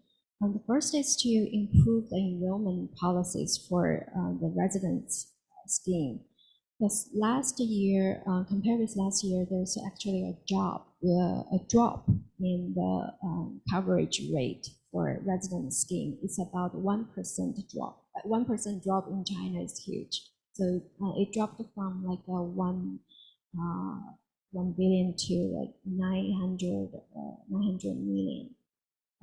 So to further improve the enrollment policy, we propose to relax the hukou registration on enrollment. So the migrants can apply in their current of residence and also maybe set up some one-stop service for the newborns where they can get their birth certificate together with HUCO registration, enroll in the medical insurance, just to streamline the whole process and make it easier for the migrant families to enroll.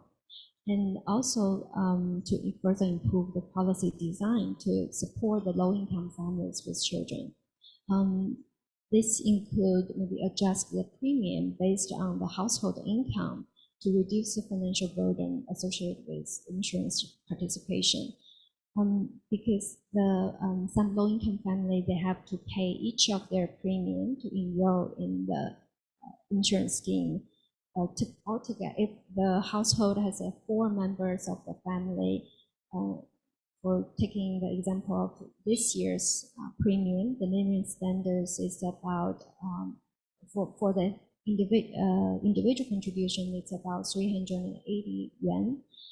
If the family has to pay the premium for 4 people, that's about 1,000 yuan. It's actually a huge number of money for the poor families.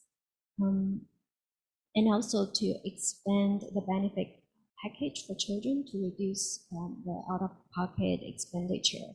And that include increase the reimbursement rate and the ceilings for the outpatient care and lower the deductible for children, because children don't use health service that often to reach the deductible where the insurance can start to reimburse them. Also, we recommend that we can further expand the coverage of pediatric services and medicines to enhance the medical services for children.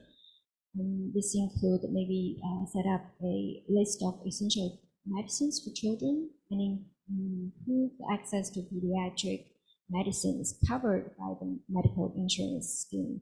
And also a very, very important part is to really expand the supply of pediatrician and children's hospital and the quality of the pediatric services so that children can go to the primary health care to seek health services.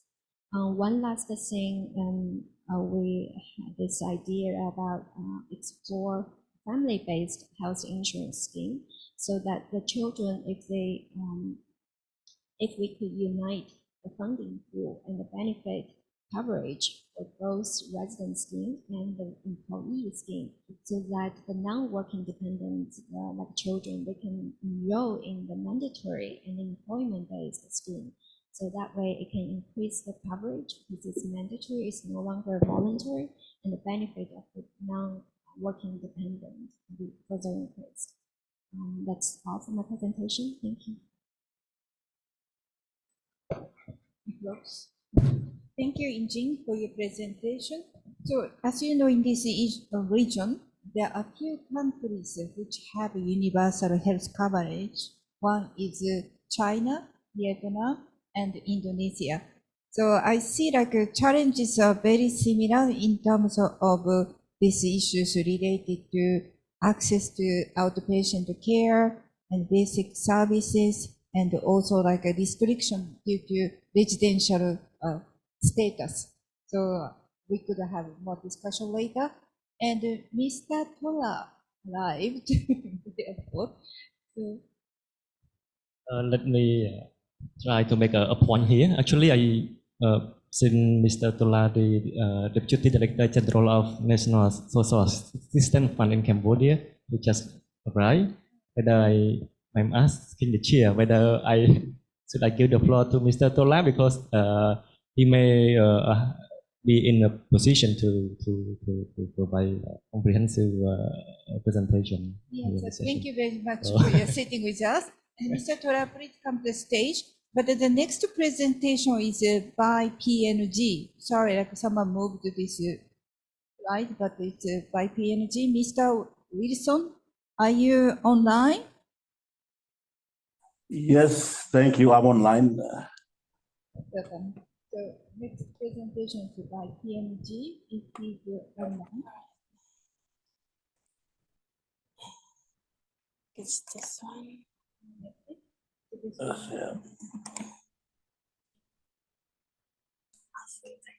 Yes, hello, can you see my presentation? In case maybe like we will switch the order moving to Cambodia, and I'd like to introduce Mr. Tola Ho. He's the Deputy General Director of National Social Assistance Fund, Phnom Penh, Cambodia. He's also a Deputy Head of Policy Implementation Department, National Cambodia Council for Youth Development, a founder and the chairman of the Enriching Capital Ltd, and a founder and the managing director of the Perspectives Cambodia. Mr. Tola holds master's degree of Global Innovation Management at the National University of Management and a PhD candidate for Education Administrative Leadership in Cambodia. So, the floor is yours. Thank you so much, Madam Moderators, for introducing me. And first of all, I would like to pay my high respect to Excellency Secretary General of the Ministry of Health from Cambodia, and His Excellency, ladies and gentlemen. Before I start my presentation, may I say my apologize because I missed my flight and it's a bit errors. So thank you so much for giving me a floor again, and thank you, my colleague, for replace me anytime. And of course, it's my pleasure to put to him. Thank you so much for that. And today I'm great honors and my privilege to be here and share to all of you in this very comprehensive event and forum. You know, as Cambodia, we actually start very, what I can say, maybe lately than other country for the social assistance, as our institution just established 1.5 years only, and we actually conduct the cash transfer program just only 3.5 years. But of course, based on the this program, we actually also have our national social policy framework to pass already, and we just start from the 2011 until now. So we have 2 pace, and currently we actually have the national social policy framework 2016-2025. So actually this presentation also followed to the policy. Of course, in the National Social Assistance Fund, we actually conduct many programs for the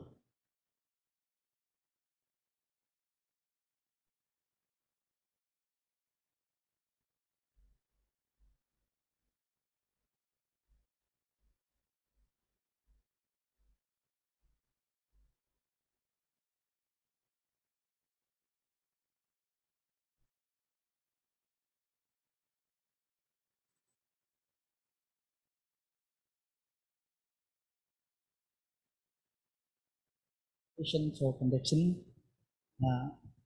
also implementation mechanism and program beneficiary coverage, and also the last one, adaptive delivery system for routine cash transfers program. For the background, actually, cash transfer program for pregnant women until under 2 years old was established in 2019, and it's a very within the worldwide, national-wide program in Cambodia. And the objective of this program, we actually focus on how we promote maternal and infant health, nutrition, and also promote growth, both physical and mental health. And actually, for the women and child under 2 years old are eligible target group for this registration, this program.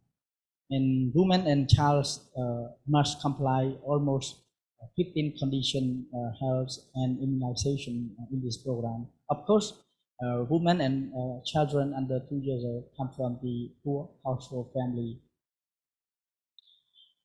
And for the poor targeting, of course, that I told you at a moment, poor household identification that we call ID poor card.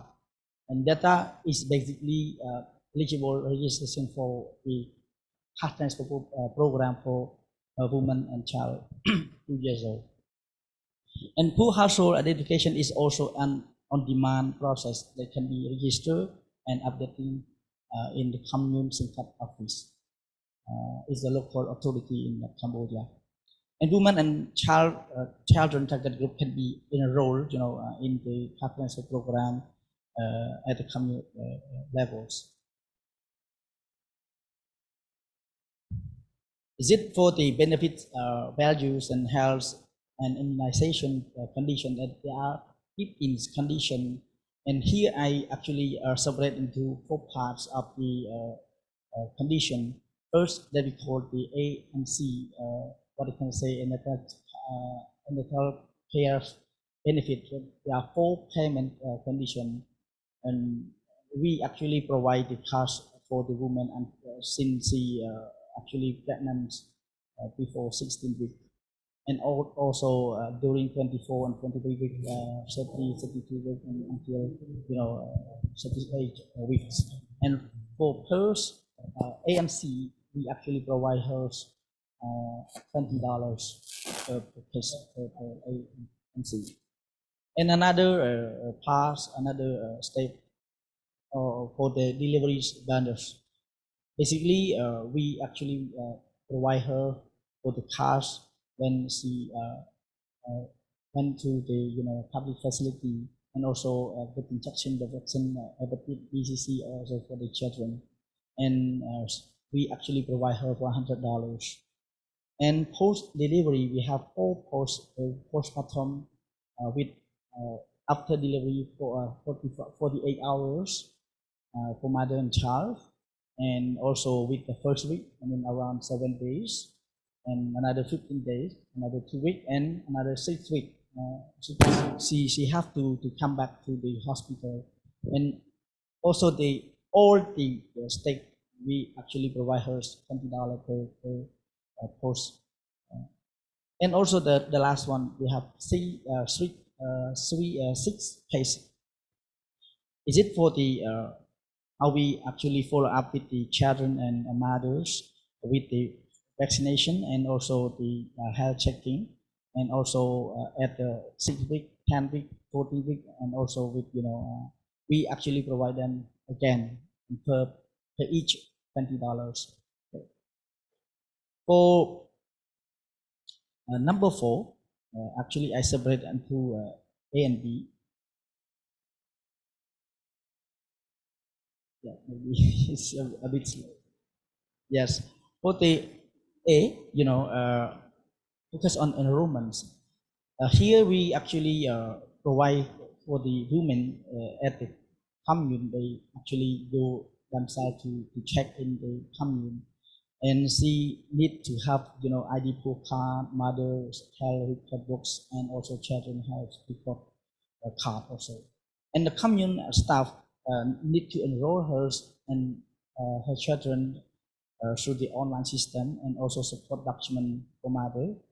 And then the commune verify and approve for the enrollment. And for UNZAF, our institution, we actually review and request for payment to the payment providers. And actually, right now we are working with the wing agents that need to transfer for the approved amount of money. And wing agent or payment institution need to transfer cash for the beneficiary for the women, and also take the photo. Right now we upgrade to the invest in AI, make sure that we actually even with the transparent and not corruption anymore in this case. And the woman just take the account ID card and then go to the wing agent and then take the money by themselves.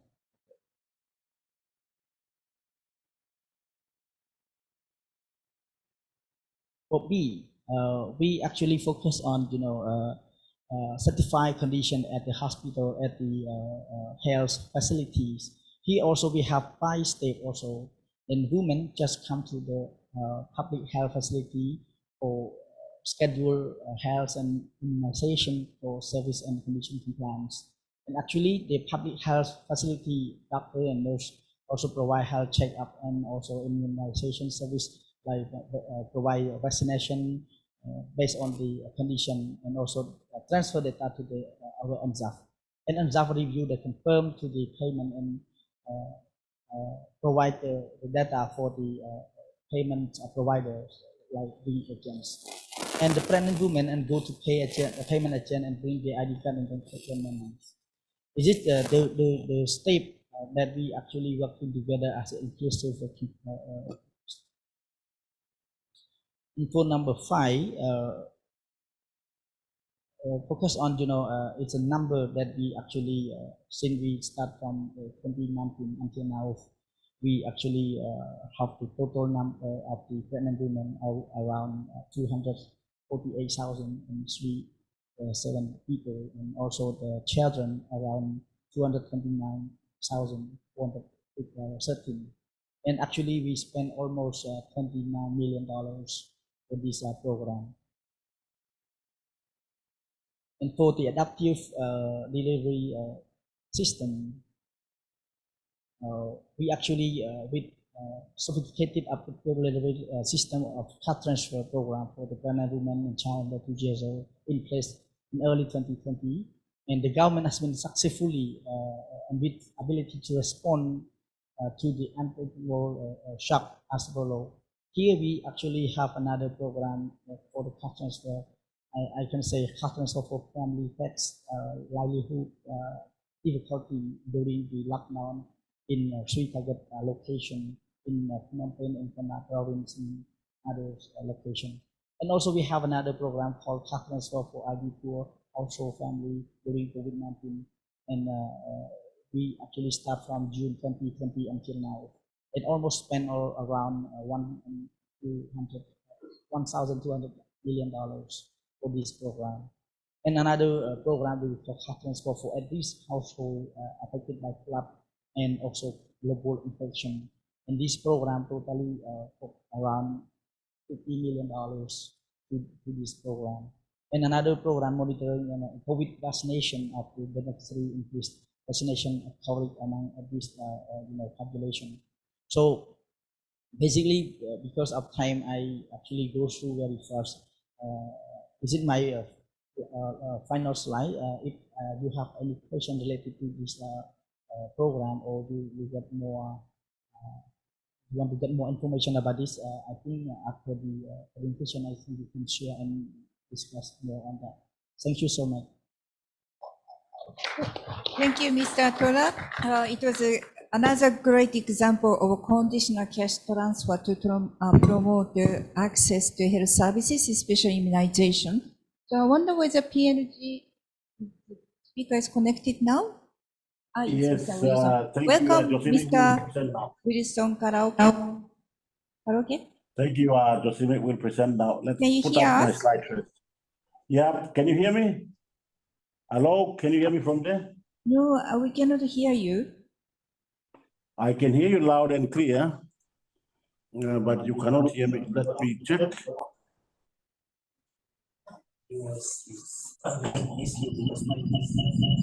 Hello, can you hear me? Put up the presentation first and then. Can you put up the presentation? See whether you can.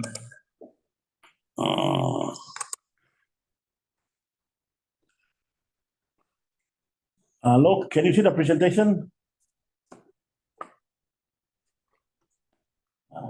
Hello. Yes. Can you put it on? No, put him on mute. Mute that. Mute that from there. From here. Hello, can you hear me? Can you hear me? There.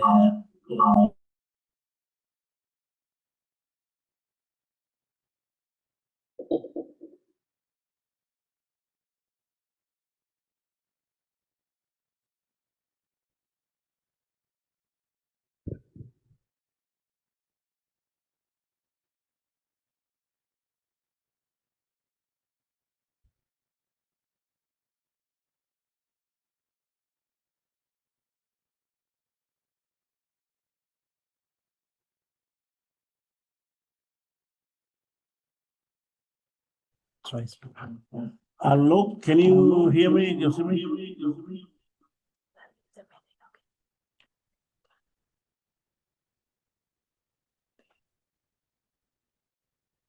Hello?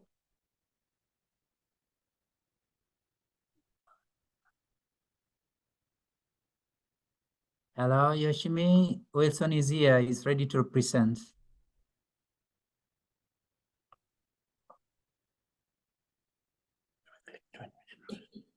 Presentation? Yes, go ahead. he's here. He's ready to present. Can you pull up the presentation from your end, please?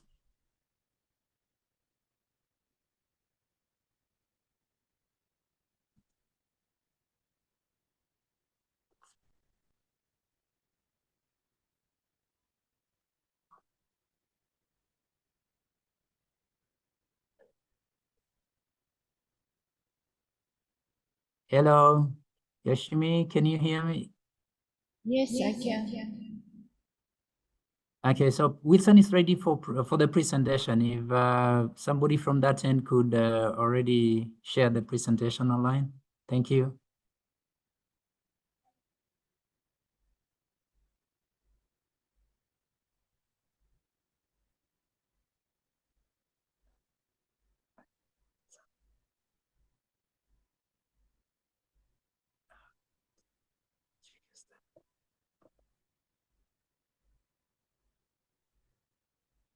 Does it have the...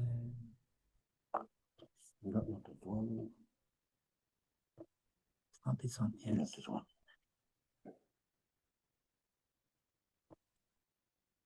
Can we start? Yes, just a minute. They can present it from there. Yeah, it's already here. You can. Okay, can you see the?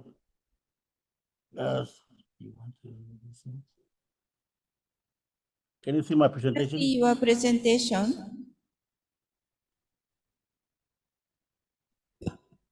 Okay. No. Okay. Thank you. Good afternoon to all of you from PNG. I will present for PNG. So thank you for this opportunity to present at this such forum.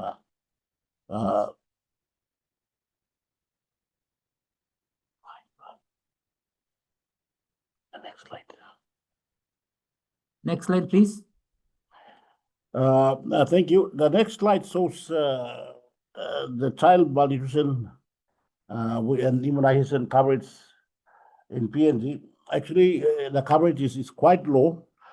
For malnutrition, the three forms of malnutrition, stunting is at 48% for children under 5. For wasting, it's at 16%. For underweight, it's at 28%, and anemia is at 49%. For immunization, for measles coverage is about 35%. For pentavalent 3, the third dose is at 37%. And so what it's showing is, over the years, of course, although our GDP is increasing, but the state or the malnutrition rate remains almost the same. For the last 10 years, it's been the same. So there is little improvement from the last nutrition survey and also the other studies that's been recently conducted in the country. So similar rate across the span of almost 10 years. Next slide, please.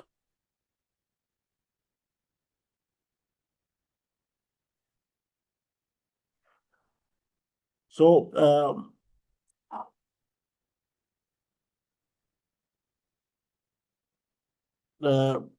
the response to the government, of course, currently what we are doing in PNG now is we have this project called child protection, child nutrition and social protection, which the government is rolling it out now in 2 provinces as a proof of concept, and we will extend to 12 provinces within the lifespan of the project. So the objective of this project, of course, is to improve utilization of priority nutrition interventions and presenting power of food for the first 1,000 households in the district. So what we are doing is the inclusion criteria is pregnant mothers, children under 2 years old, or within the first 1,000 days, as we refer to. The coverage will be initially in 2 provinces, as like I said in the proof of concept, and over the next lifespan of the project, up to 4 years, we will be going. We'll extend it to 12 provinces, about 21, 22 provinces in PNG. So we'll basically be in almost half of the provinces in the country. So there are several program systems that are involved. The health department, of course, is spearheading the WAS, the immunization, and the nutrition component. And then we have the social protection, which comes from what we call the community development. That is spearheading. So 2 government departments at the most are collaborating in this area to scale up, of course, the social protection, nutrition, and WAS services in the country. It is, like I said, it's a pilot. It is a project that we are starting. And over the lifespan of our project, we will come back and evaluate how far we have gone and take it back to government to see how we can, the government can drive it from the government side now. The partners that are involved in this, of course, that's the government department, and then the churches. The bigger partner that we will be using will be churches, UNICEF, of course, and the World Bank that is supporting with funding. Next slide, please.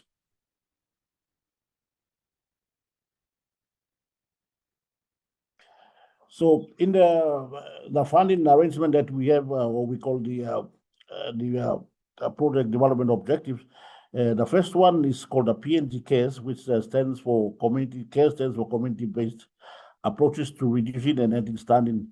Of course, stunting is PNG is one of the biggest stunting, second to is Timor, and of course, I think one of the biggest in the globally, with almost half of the children under 5 being stunted. So basically, will be given about 19 million USD to improve that, to help reduce and end stunting. The second component, of course, that's the key part of this discussion, is the social protection. We call it the nutrition grant. About 66 million will be used, and it will be given we have a cutoff mark where we will be given within 1,000 days.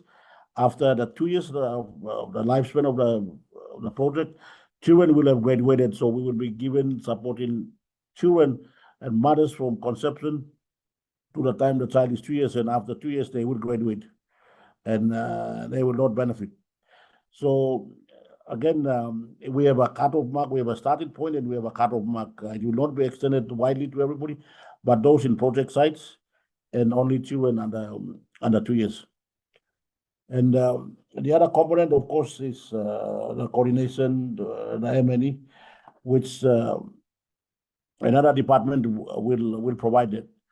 So in this project, of course, 3 departments, government departments, are collaborating in this project of child nutrition and social protection project. Next slide, please.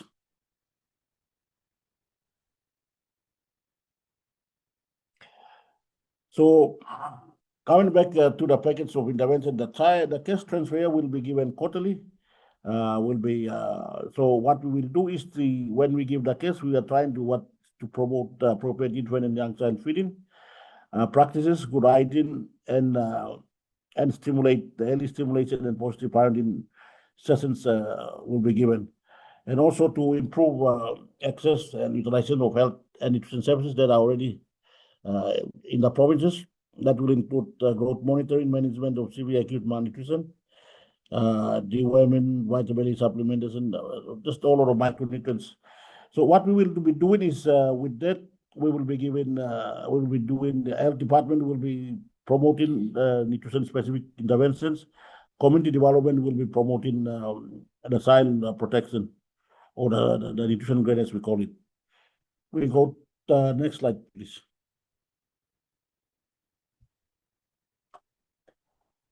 So the bigger partner in this will be using the church health services in PNG. Almost about 50% of the health services is supported by the churches. So they'll come on board, and we also have what we call village health assistant. These are non-medical trained people, but we employ them or we bring them on board to support, to deliver at the community level, providing linkages between the established health systems and the community. So we will be doing that both the community development for child nutrition going, and we'll be also using both VHCs. Of course, UNICEF will be providing technical assistance to the whole of this nutrition component. And we have at the provincial level, we call it the Provincial Health Authority. They are the entity that provides the healthcare service at the province, so we'll be partnering with them to roll out this program.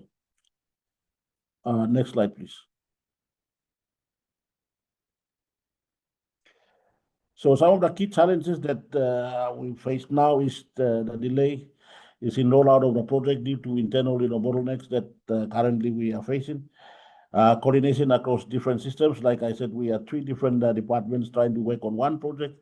So coordination is something that we are having issues with. And limited capacities, both institutional and human resource around nutrition in the country. We don't have a school, nutrition school in the country. Many of our nutritionists are trained outside of the country, so we have an issue in human resource capacity. Next slide, please. Lessons that we have learned, and then the way forward. What we need is strategic partnership are critical in achieving this result. And multi-sectoral approach to nutrition is possible, bringing together relevant systems such as health, water, food, and social protection to come together to work in this space. And of course, the bigger issue we have is the government commitment and leadership is essential in driving change at this level in the country. Next slide, please. I think that's all, you see me from my end. Thank you.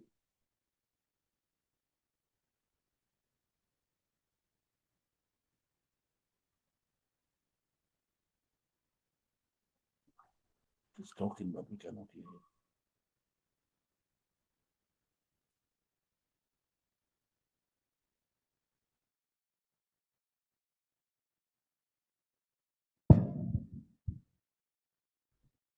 Thank you. So this is a great example of a cash plus program.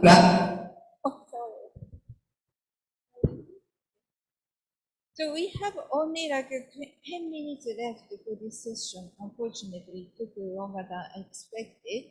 So maybe we can go panel discussion very quickly, maybe 5 minutes. Okay, everyone has actually 1 minute to respond to these questions.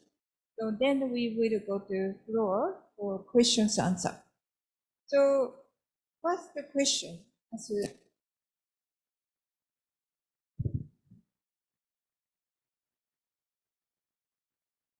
we have actually 4 questions, but we might not have time to go through. First question, what are the most important policy elements to promote the successful linkage between social protection and other services, such as health, nutrition, immunization? Very brief answer. All right. So I think government need to address both sides, demand and then supply side. And on demand side, it's not just about like providing tests, but also any resources that will improve the knowledge and then facilitate the behavioral change of the poor. But that's just one side of the coin. The other side of the coin is the supply side. I go back to my initial point that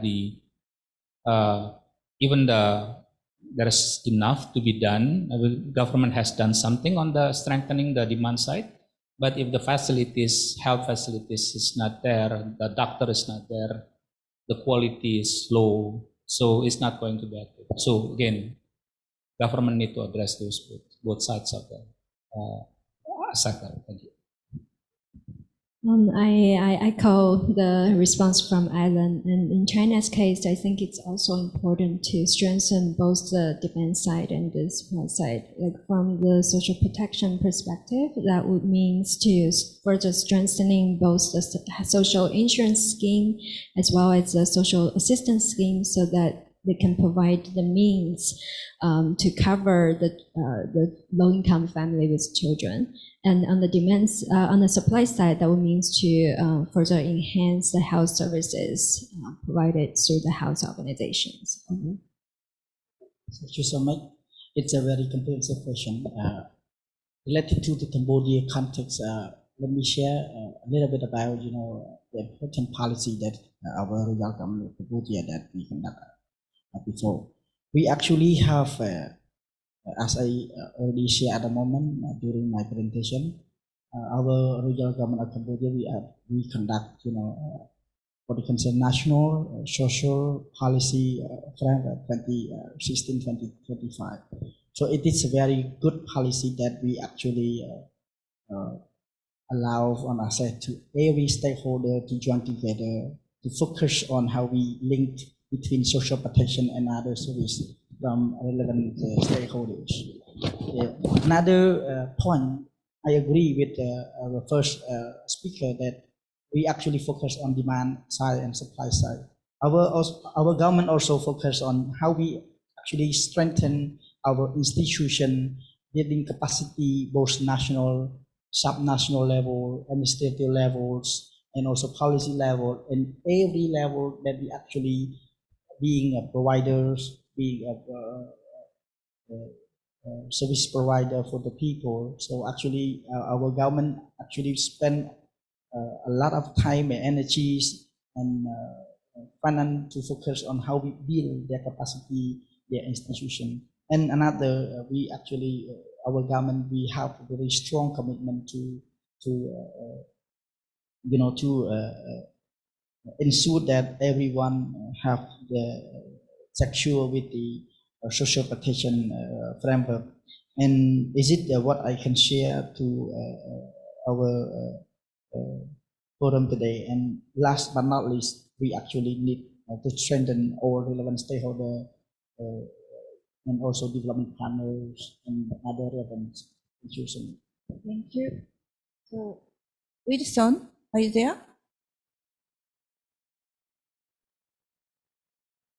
Maybe not. Wilson? Yes, Okay, so I'm we here. move Thank to you. the next question. Yes, thank you. I think from PNG's The second question, perspective, conditionalities and the catch plus approach. We already discussed intensively, but which approach you suggest for your country further and why? It's a very difficult question for me. Indeed, yes. Well, I would say that, so I actually view that these two things like resemble on the importance of the complementing us with resources that encourage, that facilitates the behavioral change among the poor and the vulnerable group. So it enabling actually the poor is not just like providing cash, but also with the knowledge and thing. And it can be done through like conditionalities or any instruments that is called as the cash plus approaches. But that's to my read. Yeah, to my reading, I think that a cash plus approach is actually like complementing the cash transfer program with any instruments that will provide and address the constraint among the poor to be more to reach actually more well-being, and including the knowledge constraints, the access constraints, and things like that. I think I will skip this question since it's irrelevant to my. Thank you. Actually, if you ask me which approach that I actually recommend to my country, we actually right now we conduct both at the same time. Conditionality and also cash plus are more important added together. But what I can share, conditionality, work better than in context of, limited of the facial space and also access to the essential services. But for the cash players, basically very effective on the primary levels, and actually focus on cash players. Actually, we provide knowledge and awareness to all people, community, or relevant stakeholders together to focus on how we build our, how we push our policy get more paradigms. So we actually can see step by step related to the context of the community. If we focus on conditionality without cost plus, we can say we cannot complement together. So both are important, and we need to do at the same time, but different contexts. What I can say, CAF Plus is a primary level to support and to provide knowledge and awareness to other people, especially with other beneficiaries. But condition is more quality based and also focus on facial space limitation on that. Thank you. So, Mr. Wilson, you there? Yes, thank you. I'll answer that. For our case here in PNG, we don't have any conditions. It's just we give them the nutrition grant, but it is to improve or to increase the buying power of the household needs.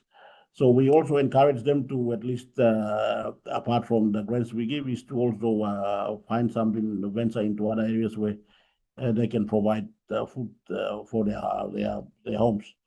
So we just give them as free, but there's no strings, so there's no conditions tied to this over. Yes, thank you. So the third question is about integrated data system. So every country seems to have some system to coordinate the intersectoral approach. So what is your current stage?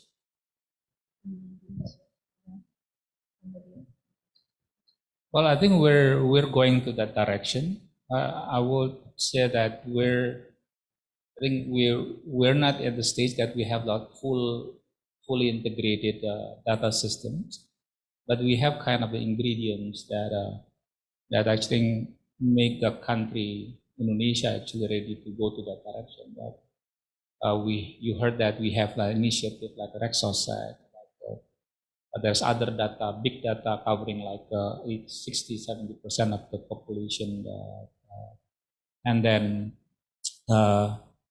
we have also administrative data. But what perhaps still missing is the system that will connect the data in different line ministries. What we call perhaps like interoperability system. There's some degree of integration that happened, but so far the integration has been done at the manually. I think that we need to like develop that interoperability system that will enable actually the different line ministries to update their data each other and then use the data each other without really doing or going through like a manual process. Everything should be done automatically, and everything should be done electronically. So in China's case, we don't have a single integrated data system, but we do have information system established by different line ministries monitoring the different aspects of the social protection. Like for instance, the agency that manage the social assistance program, they can share the data with the agency that manage the medical insurance scheme, so that they will pass the data about their social assistance beneficiary who is having a large amount of the health expense, so that the health care security administration, which manage the health insurance, that can provide medical financial assistance for those social assistance recipients. And also in some advanced cities where they have already established the early warning system, some health organization, they can share the data to the health departments, and then the health departments can identify the people who have large health expense and report this data to the social assistance, the agency managing the social assistance programs, to enroll those people who are not within the existing beneficiary pools to provide. I think it's a little bit of. So if you are interested in, we actually have a speaker from the Ministry of Civil Affairs who is going to share our the system, the low-income population monitoring system established by the Ministry of Civil Affairs, and how that system can help monitor the situation of low-income people this afternoon at the 4B session, if you're interested. The answer is yes. Our Cambodia, we actually have the integrated data system. Right now, we have an SPC. We actually, GS and SPC itself, they play very What it is we're doing, you know, to facilitate all the line registry and data to synchronize and harmonize together, you know. But if we actually look back to this question, move to the first question. In Cambodia, integrated data is a key important role and important element to build our system, you know. What I can say, digitalization here in Cambodia, we actually have how we monitor and evaluate by the system, and also our friend from China, we share at the moment MIS. We actually also have the MIS monitoring and evaluation also, and we also have the API that we can say architecture digitalize for each ministry, and those ministries synchronize together. Like example, we actually from the Moshavi and ZAF as a single operator to pay or to provide cash for the beneficiary. But of course, how we can get the data and review data together, we actually get data from the Ministry of Plannings, and also we actually make the condition, certify the condition from the Ministry of Health, from the health facility. So together join as a one data, integrate together, clear, clean, and provide very specific to the beneficiary and effectively on that. One more thing, actually digital or data integration is more important to link between social protection and other services. Like example, just like right now, we actually not only talk about the social protection or social assistance, but we also talk about social service. That we have the disability person, we have elderly, we have child with others, social in our community that we need to provide or to everyone. We cannot say, and our Royal Government of Cambodia, we already always repeat and repeat and focus. We actually left no one behind. Is it what we actually try to update and modernize our institution and our digitalization to each relevant stakeholder, like our first speaker at the moment said, even BP or other relevant stakeholder, we can share an API synchronized data together. Is it the point that we link to the first question? Thank you. Thank you very much. Mr. Wilson, how about in PNG? Yes, thank you. In PNG, actually, we don't have an integrated data system at the moment. The project, like I said, is been run by 3 different departments. For the social protection, of course, we have the departments responsible to keep their own data, the social registry that they have. Also, for the health department, we have the health information system that captures all vaccination, all nutrition services, and others. At the end of the project lifespan, we may try to integrate those data and probably have that information. But for now, it is done at the each department level where they keep their own data. So once again, social protection, as the social registry that they register all the kids. We have the health information system that captures all information on immunization, on nutrition services, and all lot of other medical services that is provided to the population. So for now, we are in the process of implementing this project, and we may, as we go along, have that integrated data by the end of by 2024. So that in the future meetings, of course, we will be able to share. Thank you. Over. Yes, thank you. So final question. So how do countries plan to sustain the present initiative? Well, this is quite a relevant question for us here in Indonesia, because next year we'll have the election, and later next year we'll also have the new government. So I would say that presenting the evidence, what works, what doesn't work, is quite important to make sure that the programs that has been proven as important and a significantly impactful program should be sustained. But on the other hand, we also need to provide like a window for the current government to, improve and then perfecting the program in inserted their initiative, their mission, for improve whatever we achieve actually in the current administration. Yeah. So again, I think I emphasize on the importance of the evidence and advocating that evidence to the next government. I think I don't have much to say on the present initiative, but from UNICEF China side, we will work with National Healthcare Administration Agency, which is the ministry level government agency who's formulating the medical insurance policies at national level. We'll start to work with them next year to provide them technical assistance in terms of how we can further improve the coverage for children. Yes, thank you so much. This is such a, what I can say, a very comprehensive question. How we actually maintain, sustain our initiative. Actually, for the social assistance program, we cannot say how we sustain, but we can say how we define the exit program based that context that we can actually have on that. To me,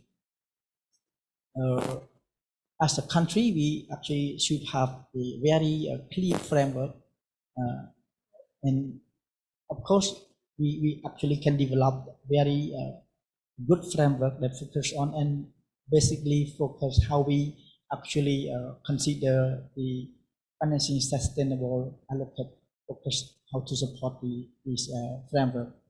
And at the same time, we have framework, we have the physical space to support, like financing support, but we actually also focus on how we build our capacity, institution, both national and subnational level. We actually have to revise legal framework again, or review or draft more on that. Make sure that the legal framework can support and can have on that for the long journeys. And also, we actually focus on how we expand coverage to other peoples, like homelessness or other, people that we actually can cover anymore. And last but not least, we actually also think how we can develop more scheme and more program to support for the beneficiary, for the others, vulnerable group of poor household family. Is it what I think we actually need to focus on how we sustain and our initiative program. Thank you. Yes, thank you, Mr. Tola. And Wilson, there? Yes, thank you. On PNG side, of course, the project that we are rolling out is it's a government project. The government is leading this, So after as we go along, as we implement this project, we will learn what needs to be done, what needs to be done. And of course, the government will, after the end of the project, will be captured in our recurrent budgets. The physical budget, it will be reflected, and it will be sustained. So those are the things that we are working towards to see how we can implement this, and whatever we learn from this, we will take it on board in the government physical budget. So there is a likelihood that it will be sustained over after the lifespan of this project. Thank you. Thank you. So unfortunately, we have to end this session. I don't think we have a question answer time. The group said no, so because it's lunch time. So the final, before my final statement, so please scan this QR code. I hope you can manage, and you can put your ideas and way forward, as well as take away a message. And we'll make a summary report, although you might not have much time to discuss further. So I'm very much impressed with the excellent presentation and discussions, and from 4 country presenters and panelists. And while Indonesia, Cambodia, and PNG presented cases of cash transfer programs and linkage with health nutrition services, China presented the health insurance systems challenges in providing primary health care and outpatient care for low-income families. So it was extremely interesting to hear that every country believes that impact of social protection on improving social access to health, nutrition, and immunization services in addressing financial constraint of low-income or vulnerable households with children, and also knowledge gap.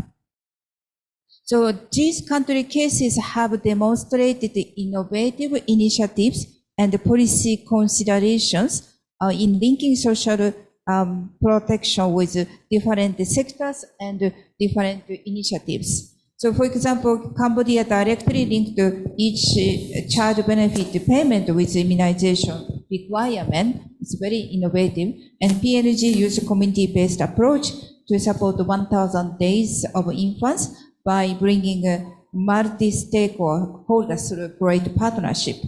So interestingly, countries have presented different data evidence and analysis to measure impact of social protection.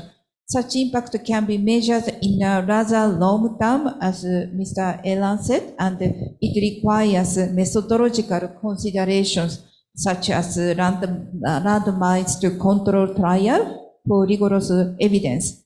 Indonesia has already established conditional cash transfer program, PKH, for example, based on evidence and then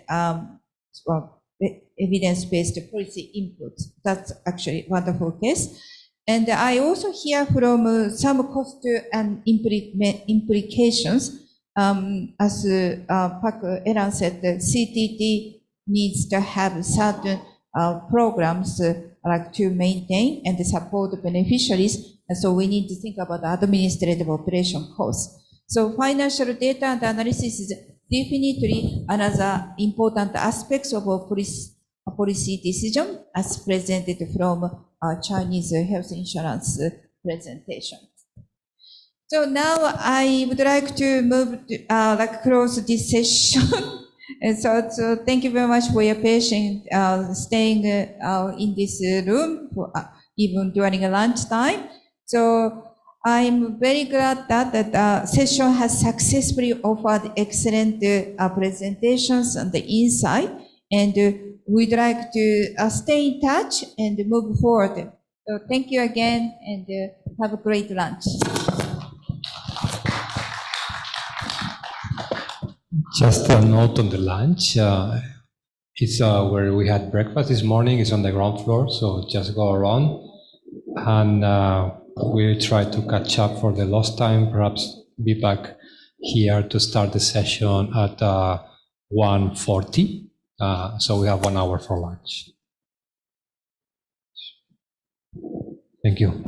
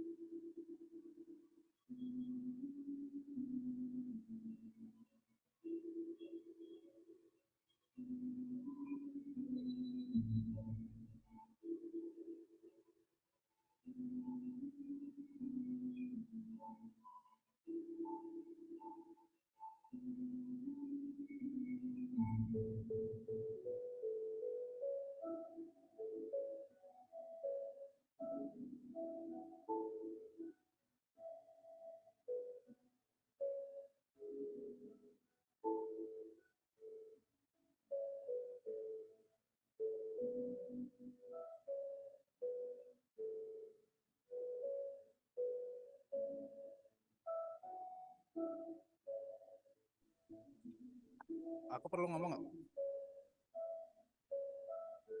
Cek satu.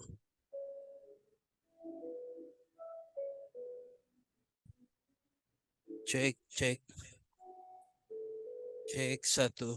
Cek satu. Cek.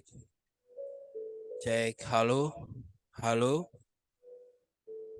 Cek. Cek. Aman, Mbak Marcel? Suaranya clear nggak? Suaranya clear kan di Zoom? Bentar, aku besarin dulu. Coba, Mak. Cek 1, 2. Selamat siang. Selamat. Kita Oke, masih clear, Mbak. Coba agak panjang, Mbak. Selamat siang. Selamat datang di acara Regional Social Policy Forum East Asia and Pacific towards a child sensitive and adaptive Oke, clear Mbak suaranya, bersih.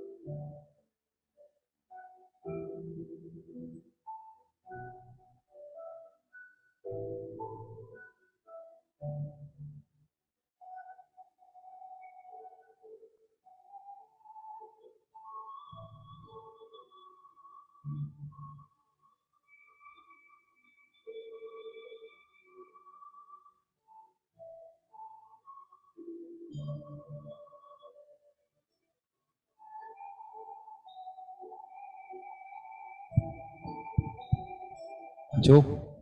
All right. Thank you. I hope you had a good lunch. We are now going back. We'll start the afternoon with a plenary session. So I would like to call to the stage Mr. Katiman for the chair. Is he back from lunch? And then please, Mas Dinar as well. Reading, Mulyadi, Yinji, and Andrea, please. Yeah, please. Yeah, yeah, you are free to do that. So,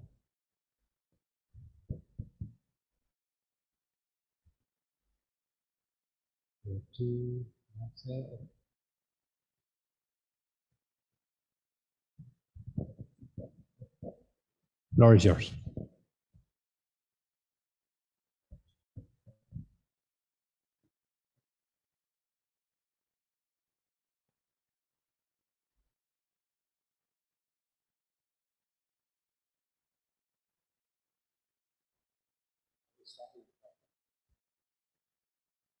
So welcome everybody. If you can run the, I will try to give an introduction to this. We have a fascinating panel.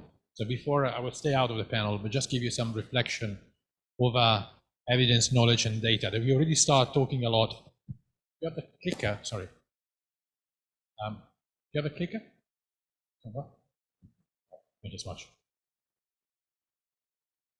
Some reflection about evidence has been already mentioned multiple times. So we discussed this morning in a different session the importance of new mega trends, the changes in the environment, the new effect on children. That will imply new ways to do research. We can't answer new question, new problem with old questions, right? We have to find new way to develop our knowledge. Because at the end, what we want to have is to have a better and stronger policy impact. So all these new things, all these changes may require a new social protection, an adjustment in the way. And the way to do it is to base on the knowledge. Here is something that is just a summary of the work we have done in UNICEF and a consideration about the evidence on social protection. You know, social protection started many years ago, mainly at the core was in Latin America. But at the time there was this concept of really start building social protection intervention on evidence. No, we go back on the programs in Brazil and the other countries is where actually we had the first push for solid evidence in social protection. And at the time in Latin America was really about guiding the costing and design of intervention. But there was a lot of focus on the idea of having programs not only based on hypotheses but based on data.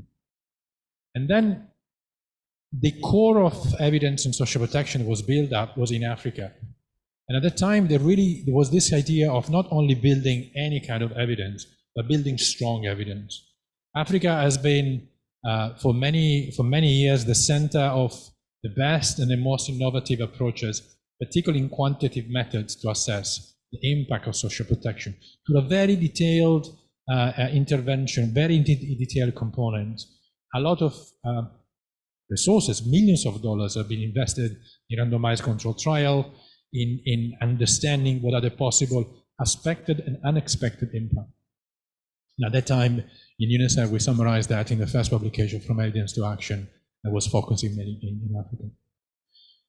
In East Asian Pacific, there is an interesting situation where, despite the resources of governments, the capacity of people, despite the level of sophistication of programs, the level of knowledge, a solid knowledge on social protection is very weak if you just compare with the rest of the world. And that was something that still is an area that as UNICEF and partners we want to look at. But despite that one, what we also have to recognize that there is more and more attention on looking at evidence about the impact that evidence has in policies. So not just producing fantastic articles to be published in a very prestigious academic journals, but really to start thinking about evidences used by governments. Also because the major difference between East Asian Pacific and Africa is that here the money for research and for evidence is government money. It's not donor-driven as it was probably in the rest of the world. So it's completely different, and also the attention. And as UNICEF, we start a couple of years ago to really build up as much as possible to promote it. We are continue doing that to understand what is the level of evidence that is produced, what are the innovation, but also what are the gap, what we can do. Always understanding that we have the feeling that the capacity of this region is much higher, the potential for evidence is much higher. And the idea is to go around the concept of evidence-based policy. We already mentioned, almost every speaker used this term, evidence-based policy. So the importance of using the evidence to guide our decision.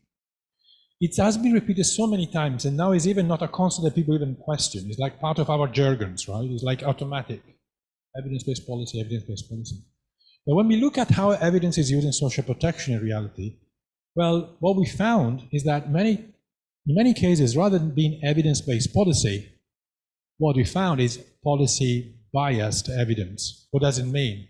Is when policymakers are picking the evidence that is confirming a decision already taken. They're not guided in their own decision by the evidence. They're just picking the one that is confirming their own perspective. And that is very, very challenging.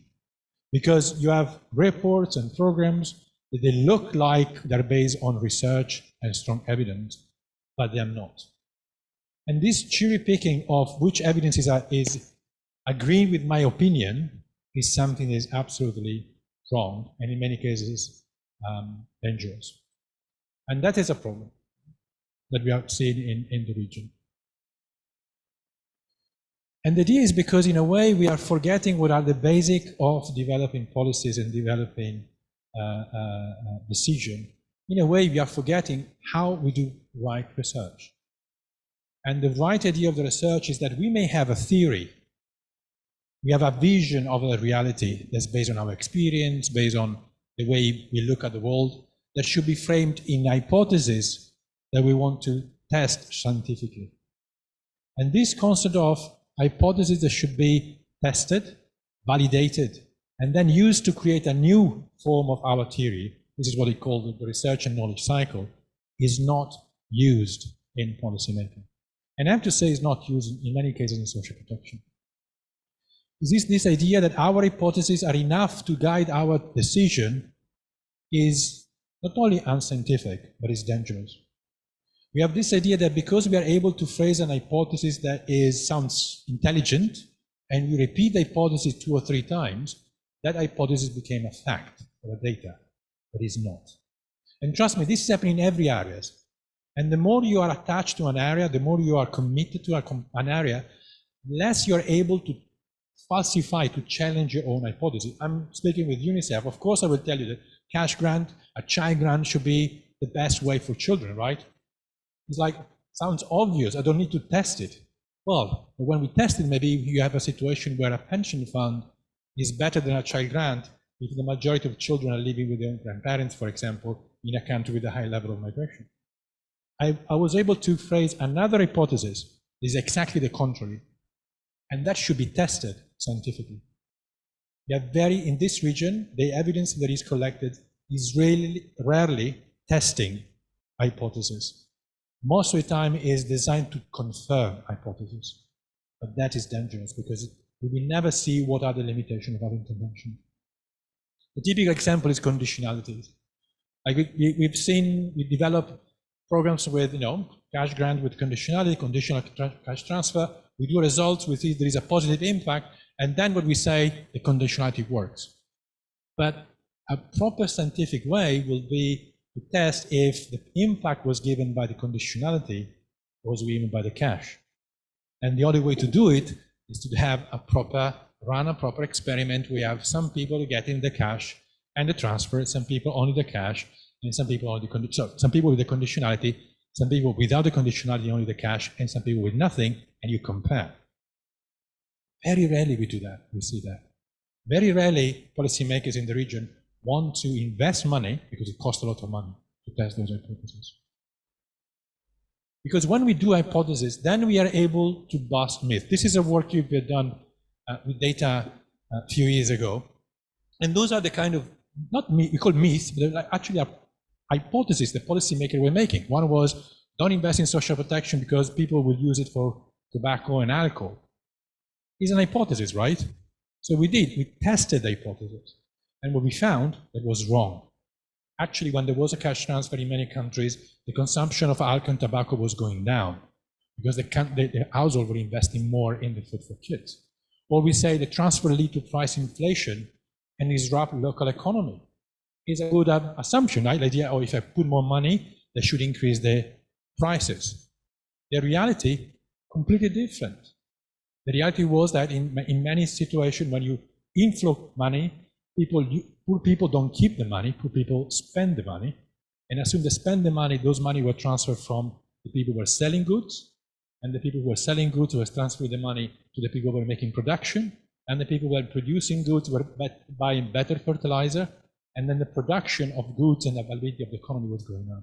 we're giving a huge push to the local economy to a level that in some situations it was estimated $1 get $2.5 in the economy. And the reason why it's happening this way, because the money is not like when you give a rice of bag. There's a difference between giving $10 or a rice of bag with $10. A rice of bag with a value of $10 is eaten and it's over. $10, nobody's eating the $10. The $10 keep moving. And that has an impact on the economy. Of course, depends, right? Or that, child-focused grants increase fertility rate. That was a big fear a few years ago when everybody was concerned about the population. Now they wish, like we spoke about aging society, we wish that cash can increase fertility rate, and it was not. And we already know that. So how we answer the assumption that are not stupid questions, there are assumptions, right? That can be tested not by ideology, but by science and evidence. For example, what we see is that we have a consistent impact even in the region, and we are just doing a review at the moment on poverty. We have seen that, yes, it's a consistent, but the scale of the impact on poverty is very different. Why? Well, because it's not just because you give it the cash, people are richer, so everybody goes going down.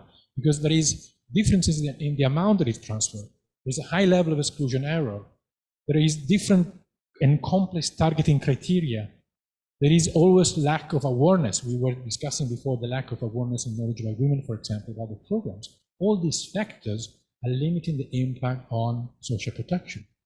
So our question is never the theoretical impact of cash. It's the practical and actual impact of our programs.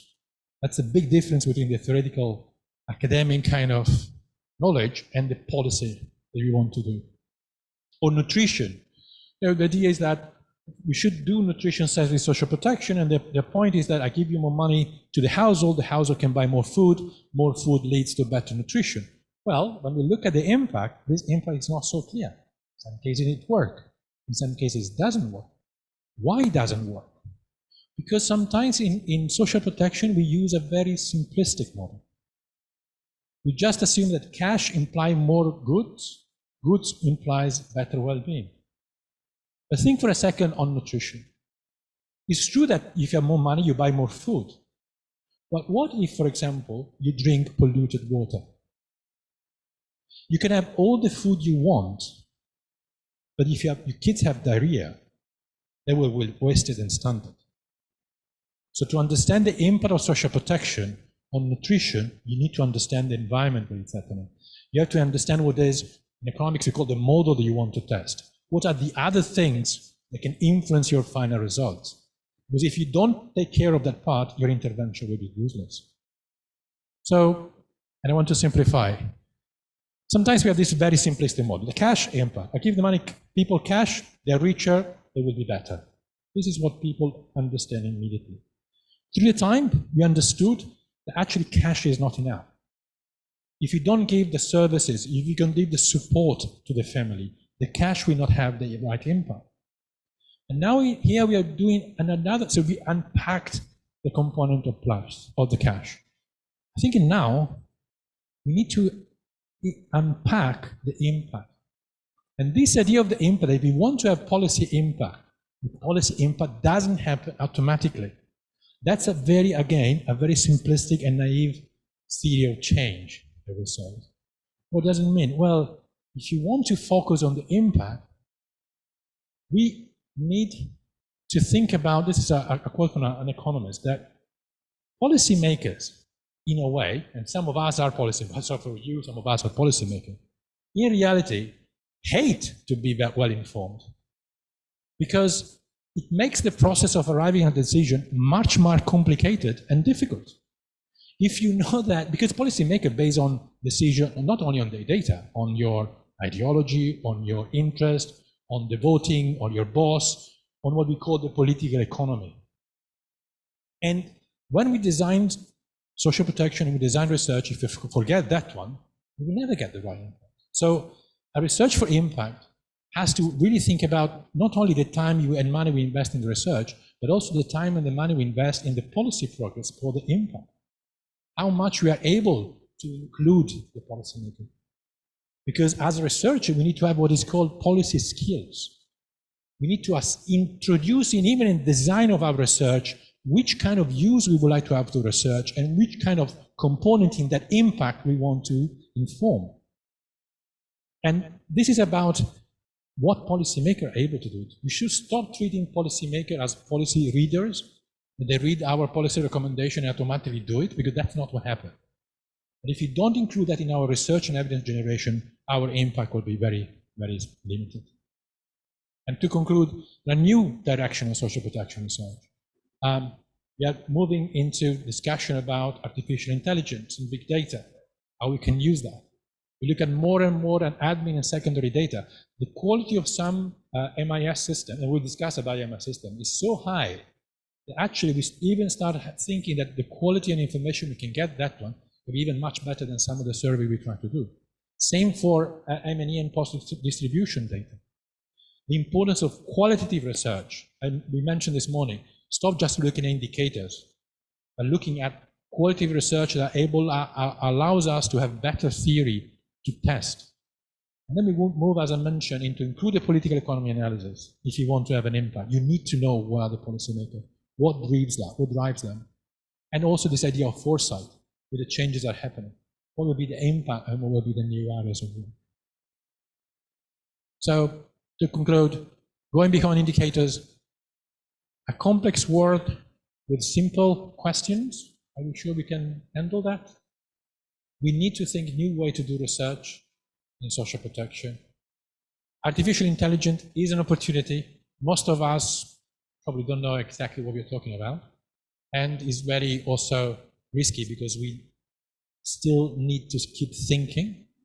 We need to introduce policy skills. And what else? We'll hear now from different panels. Chair, thanks so much for this. Let's give applause to Andrea. Thank you, Andrea, for your, I think, very important notes for us. So let us continue our sessions. My name is Katiman. Okay. Let's do that. Okay. Again, thank you for Andrea for giving us notes that we need to discuss for the next, I think, 1.5 hours for us. And I believe this is very important, interesting, and also challenging. Important because you already know from discussion this morning that we have agreed all. We will do investment. So if we're talking about child-sensitive and adaptive social protection, it means that we need to invest a lot for our own future. Yeah. And then the second one that I note from this discussion this morning is we should not only give attention to specific program like transfer, but we also connect all the policy programs that on not only direct one, but also indirect, like public services. And also, in order to do that, we need more shock responses social protection. And that's why I also wrote this morning about why population policy become important as well. At least, I think 2 countries encourage young people in their country to marry and then have children. Japan and China, I think. Chinese government and Japan government, they encourage their young people to marry and then have children in order to have more productive employment for the future. So this session, we will have 4 speakers here. Mas Dinar is acting director for poverty alleviation and community empowerment, Bapenas. So what I mean, if I call Mas mean big brother or still young. So we call it Mas Dinar. Also Mas Mulyati, still young as well. Mas Mulyati, right? Mas is Javanese language, Javanese, not Japanese, Javanese word, yeah. And also we have Mbak Ririn, Mbak also big sister, so still young as well. So if you want to look younger, ask people to ask you Mas or Mbak. Yeah. Okay, and we have also, I call it Mbak as well, yeah, still young, Mbak Yitam. So the first one, Mas Dinar will going to discuss about the best practice of community sensitive planning in Cemara village, and also Mbak Ririn will talk about welfare tracking survey using satellite technology to aid the recovery of households from disasters. Very interesting thing. And then Mas Mulyadi is a senior lecturer at the Gajah Mada University, Yogyakarta. He will discuss about seminal research on the political economy of social cash transfers in Indonesia. It's also part of a book, The Paradox of Agrarian Change. And then the last one, we will have Mbak Yitam, yeah. May I call you Mbak? It's still, I think you also understand that one. We're going to discuss about lesson learned from the families on the age of research. I will give 10 minutes each speaker. Very challenging, Mas Mul, because I think you have 47 slides, but you need to make it shorter, only 10 minutes. And then after presentation, I will invite Juanita to be discussion for this session. So in order not to take a long time, I will start with Mas Dinar. You have 10 minutes to present your presentation about the Cemara village. It's interesting. Floor is yours, Mas Dinar. Thank you, Mas Katiman. Still young as well, yeah? Yeah. Thank you, Mas Dinar. We are all young. If you can pull out my presentation, please. So basically, I will not be talking a lot about research or AI. It's still a little bit far from us, but it is probably for the central level government. But currently, we have in Bappenas, we have an initiative called what we call as Cemara Village Program. So Indonesia consists of many islands, as you know, and it's also very diverse. We consist of 37 provinces, more than 500 cities, and more than 80,000 villages. And the villages, they're ranging from the small one that only consists of like 50 to 100 people to giant villages that are located in a very dense population, like in Java Island, that could consist of 20,000 people. And these villages, even though they are what we call at the lowest level of the government in Indonesia, they have policy capacity. They can make policy. Indonesian government provide what we call as village fund, and they also have their own budget. So this village, even though they are small, they can create policy. They have their own village fund. They can create programs.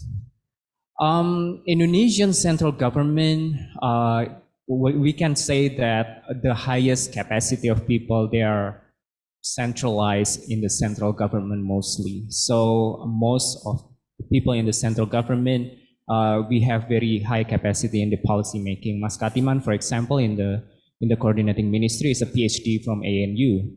And you can see other policy officials in the central level, they have PhD, they must have learned about evidence-based policy making, randomized control trial, and other things that lead to evidence-based policy making, but not with the village government. In many Indonesian locations, those who sit in the village government, they probably only graduated high school or even less than high school. So how do they make their own policy? How do they create a policy that can impact people? So the situation is now they have very participatory based policy making because they are in the village, they're small, they claim that they know all of the people living in their area. So the problems they understand very much. So when I asked them, for example, they said, well, I know all of my people, so I create policy based on the aspiration of the people. But how do we know that it is based on data, for example? How do we know that it is fair? How do we know that it is not biased or subjective towards specific group in the village, the elite group, for example? So what we do, what Bappenas does, we introduce them to data. Basically, we want them to consider using data in creating their policy. They never have their own data. Probably they do, but the quality is probably not very good. And even though they do have data, they don't know how to use the data for the policy making process. They only know because sometimes the central government or provincial government asks them to collect data. They know that they have to collect the data. They probably have the data and keep the data in their computers, but they don't use it. Whenever they start making policy, they use other means, and they don't really use the data. So we create a program that called Cemara. Cemara is bahasa Indonesia, but in English it's pine tree, basically. So Cemara is an abbreviation of cerdas, mandiri, and sejahtera, smart, independent, and prosperous. And what we do, we introduce them with some tools to understand data better and to understand some of the general indicators that we use for the planning and budgeting, and to understand better basically their community. So you will be hearing after this more, but Indonesia has started the social economic registry database that consists of almost 100% of the population. So in the pilot locations of Desa Cemara, we collected this social registry in the village, and then we give them access to the data that have been collected. We give them the access to the application that help them to, basically pull out several information. Who are the poorest in the village? Who in the village live with a bad sanitation? Who in the village live in poor condition of houses? Who in the village have small business? And then where do the people with disabilities in the village live? Where do the older people live? So basically giving them more opportunity to understand better.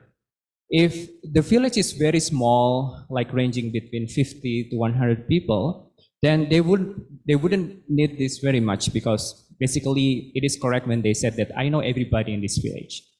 But in Java, the village is sometimes very dense that it is impossible to do so.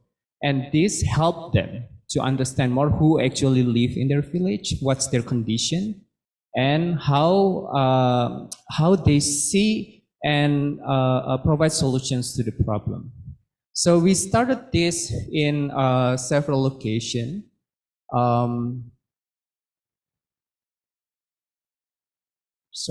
So these are some of the locations where we did the pilot now. The pilot has been expanded to 86 villages across Indonesia, and we would like to call them as the lab for Bappenas, because we help them to do more information or database planning. So some of the villages are in a very dense area like West Java, Jogja, and also East Java. But there are also some less dense locations that we tried, and it has, of course, different results. Of course, this is also depend on the quality of the village government. And furthermore, we didn't also introduce them with the system that we call Sepakat. We also try to connect them with the university. So we know that there is also a high concentration of high of people with high capacity in the university, and we try to connect them with the new concept that the Ministry of Education is now introducing, the free campus Merdeka. And the students from the university, we invited them to come to the village, to the Cemara villages. And then they, in day-to-day life, they introduce and mainstream the use of data in the policy-making process of the village. So for example, when the village is holding a village meeting to decide on something, then the students will help in providing advice and help them with understanding the numbers and the data that can be used in the meeting.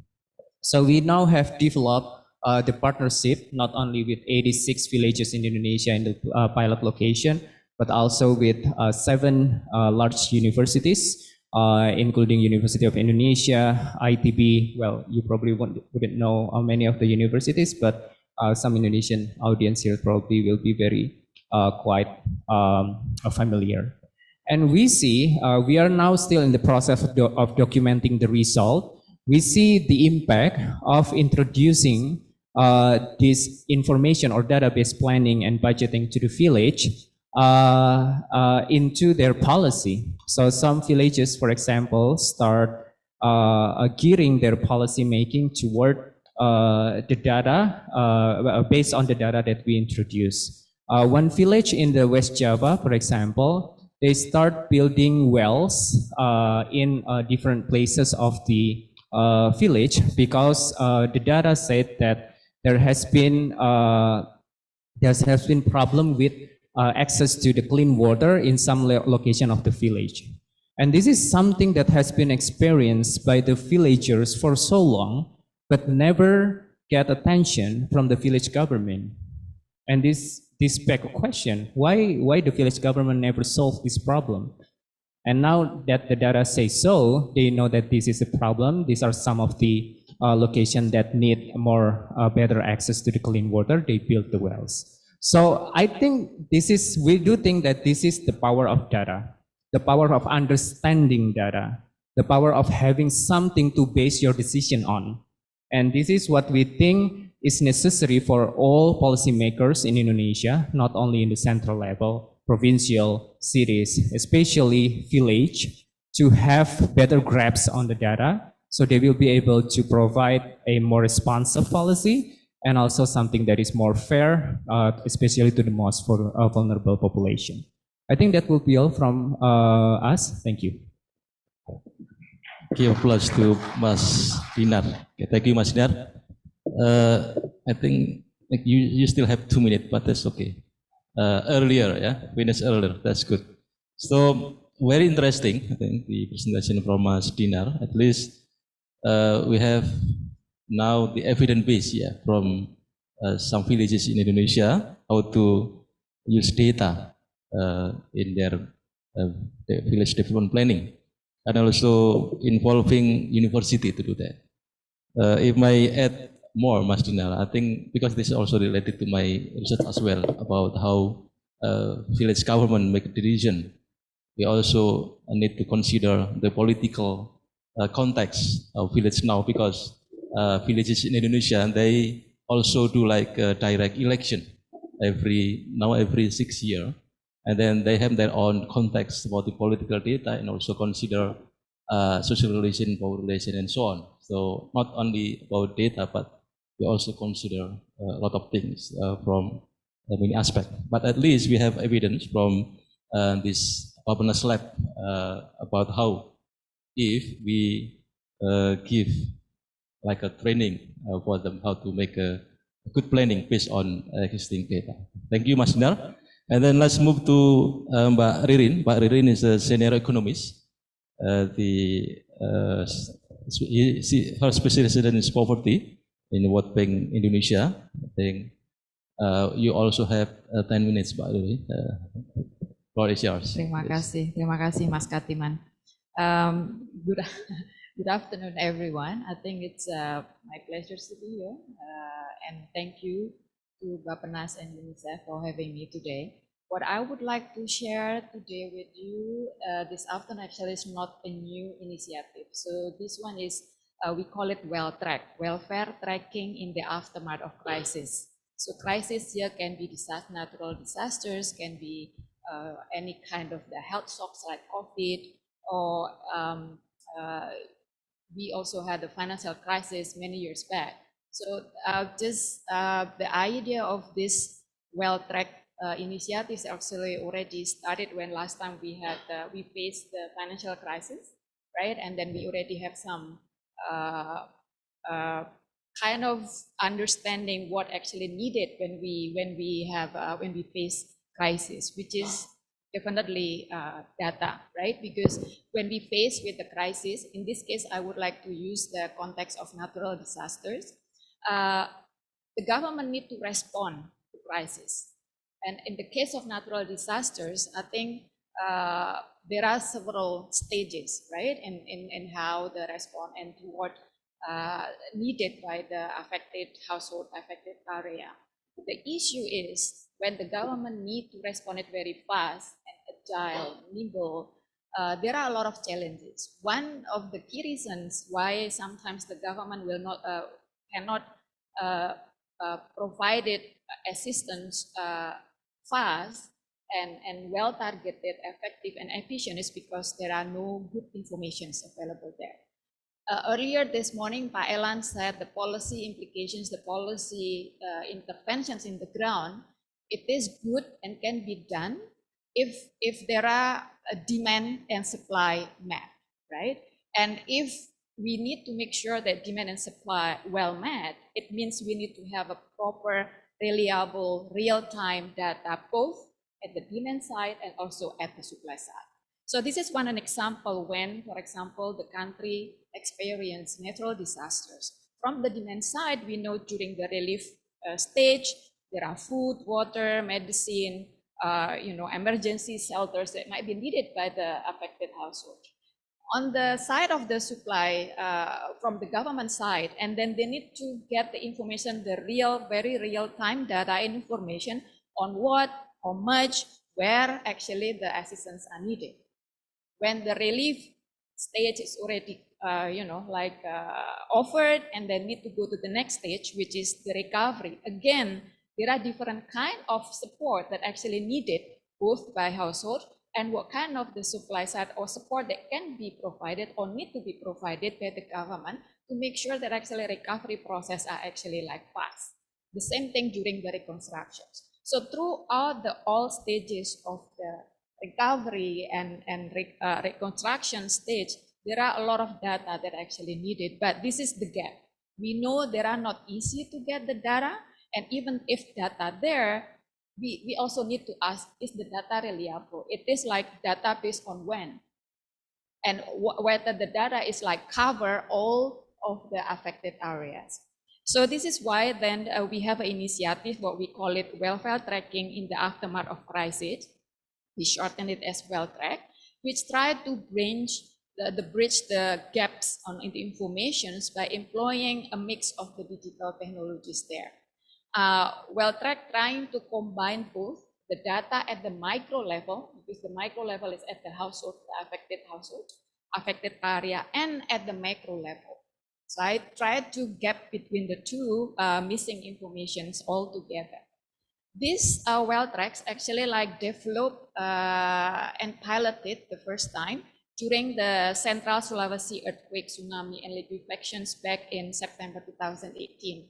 And then because when we still working on this process, reconstruction, recovery, and reconstruction support to Central Sulawesi disaster, COVID hit. So then it's also used for response to the COVID in that area. This is not that something that may be new for some of our colleagues here. Pak Elan perhaps already heard that. Pak Maliki definitely already heard about this. But we at that time, because then after during the process, it's a bit difficult to just only focus on the disaster, and then the impact is become worse off because of the COVID. So then we later on focus more on the COVID recovery. One of the digital technologies that we use as part of the WellTrack is using the remote sense satellite data. We know that there are so many free satellite data there, that can even go back many years, you know, like 10 years ago, the situations of the area, and even go further, and can be available like even daily or weekly or monthly, so name it. And there are many of them are actually like free, not always need to be paid. The first time that we use the satellite images is actually try to pictures the damaged buildings, because after the natural disasters, there are so many areas that are actually like wiped out, right? And there are many buildings actually like ruined. So this is where, with the first time, we're trying to use the satellite images, trying to pictures the area of the Central Sulawesi disasters, and try to use that information for creating representative sampling of household in those affected areas. Why we need this sampling? Because then what I'm gonna talk later about what kind of the additional survey that we use. So this one is more in the macro level, and then this information from the macro part, we use it for the micro level. The other kind of the remote sense satellite data that we use also as part of the work, like not only in the beginning of the response from the government to map the affected area, but throughout the process of relief, recovery, and reconstructions, we still use the satellite data in the 7 data points of high resolutions images to produce a series of land cover maps, like trying to map before, so we be able to extract the satellite images before the tsunami and disaster happened. And after, right after the disaster happened, few months after the disaster happened, and so on and so forth. So at the end, we combine the 7 data points to be able to see how the progress, you know, like the progress of the rebuilding in the affected area throughout the time. And this is going to be used also later as to inform at the micro level how response that needed at the micro level. The other part of this well track, what I said earlier, is not only on the macro but also on the micro. So on the micro level, we do the household survey. For the initial, as I said, we already get the sampling, right? So for the first time, we do the face-to-face survey, the household survey. But later on, we will, I mean, it's going to be very expensive, perhaps also difficult to find in the later stages. And then we use the mobile phone as a way how we collect and try to monitor data. And it is very fast, right? Because every time we don't need to have the very rigorous long questionnaires asking household about what they feel, what kind of like whether they already get the access to school, to health services, employment, and so on and so forth. So we use mobile phone to follow up to the household that are actually part of the survey. So we able to collect the information on labor market, health conditions, access to health services, schooling from the children, recovery support, and so on and so forth. So we do this regularly and quickly to update the key data. So we quarterly doing that. So in the first stage, we do quarterly and then 6 monthly and see how the progress, because every time the progress is actually like in the early stage, need to do it like very fast, you know, it is changed very quickly. But then later on, I think we can reduce the frequency. We did this survey covering 3 districts, because the 3 districts are those districts actually affected by the tsunami, liquefations, and the earthquake, covering 52 villages, and we only select 1,200 households in this area. And then all of the informations that we gather, both from the satellite images and also from the household survey, we put it and present it in the interactive web-based monitoring dashboard. Why? Because I think this is easy, right? So we working in the one offices, and then we can just upload it, and then the government, like Pak Maliki from kantor Bappenas, Pak Elan from TNP 2K, and so on, can access it easily. So we don't need to meet and you know, like this very, very practical. And then every time, the other things why we can update it very quickly, because satellite images already like easy to get it. The phone survey also very short, right? So very easy to analyze and upload it. And this can be updated over time throughout the period where we agreed to monitor the recovery process of this. if I may ask, so this is actually like one of the servers that the website that we develop. If you can just very quickly to get a sense what we put there, if you can click on the server web tab.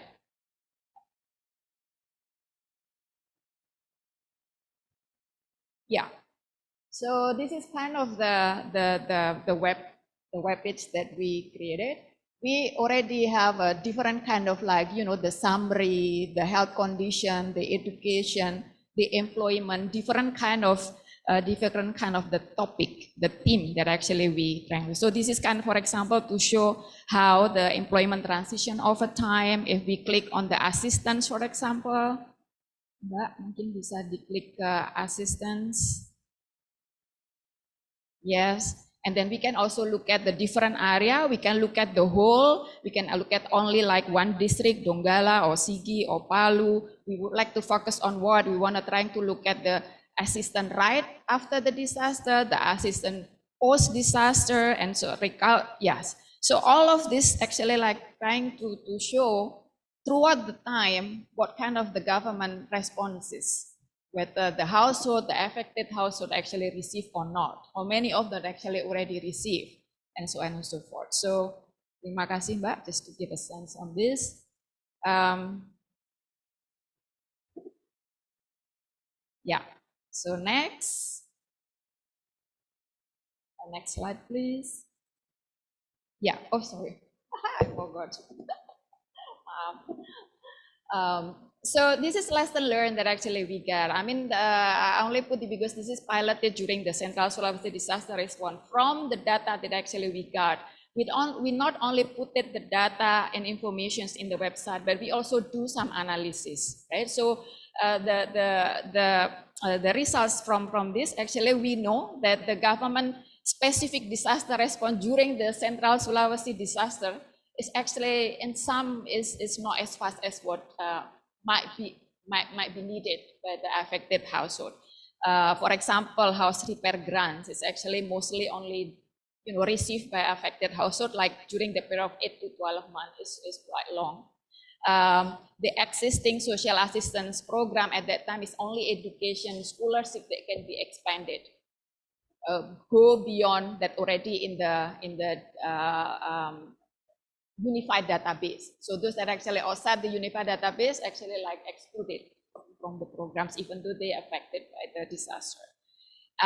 Though the good thing is the regular social assistance program still continues, still running, even though there are some periods that actually have some lacking in terms of the disbursement and the payment.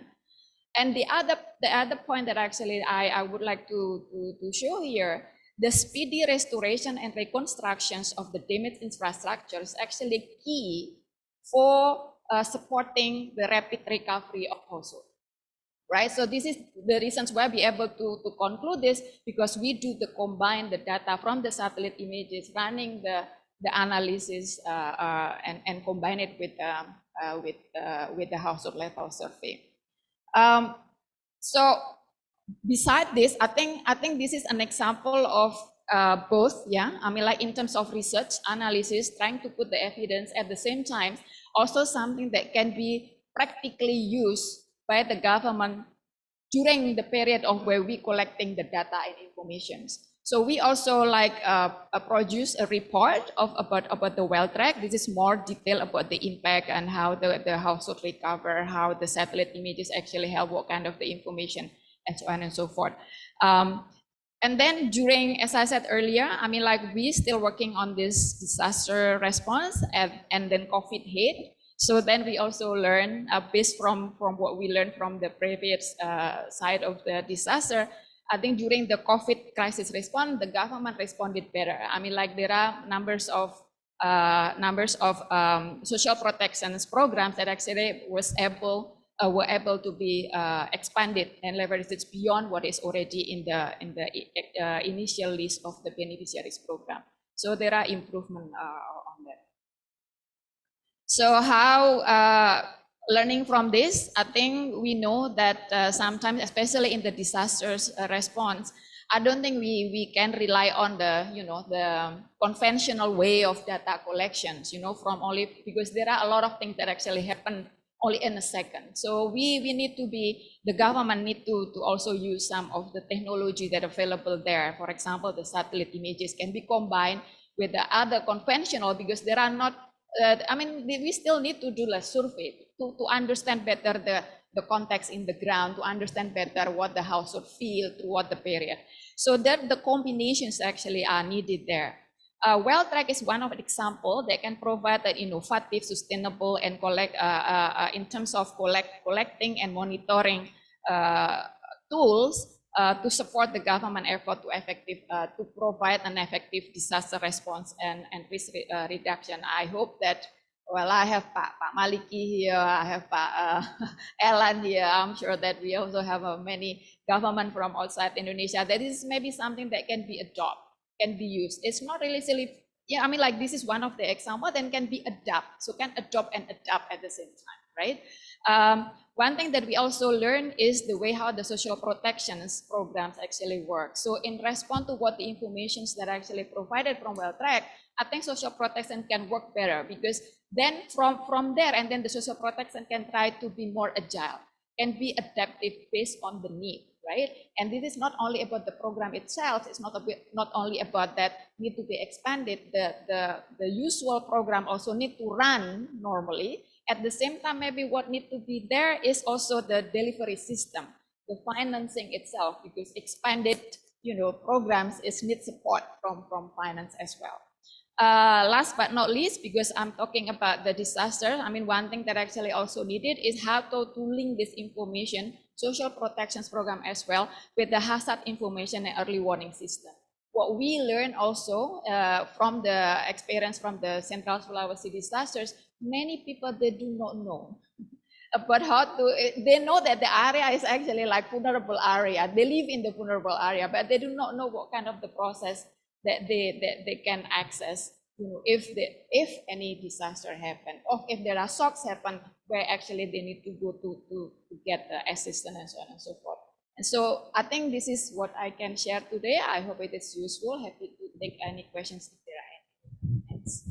Thank you very much, Mbak Ririn. Give applause to Mbak Ririn. I think it's very interesting evidence, from WellTrack, how actually involving advanced technology, to gather more information and then link the information to other information, and then use all the information to make a decision to intervene the programs. I had more time for Mbak Ririn, 3 minutes, because I still have 2 minutes from Mas Dinar, right?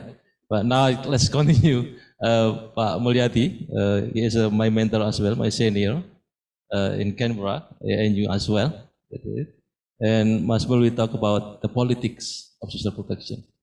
It's more challenging time, Mas Mul, because after lunch time is always challenging time for us, right? So how to keep awake? Mas Mul, 10 minutes for you. Thank you, moderator. So, distinguished participant, the organizing committee asked me to present about political economy of Indonesian cash transfer program, but then I took a liberty to make it a little bit broader, talking about the social assistance, because I believe that what happened in a certain period was affected by the time prior that happened.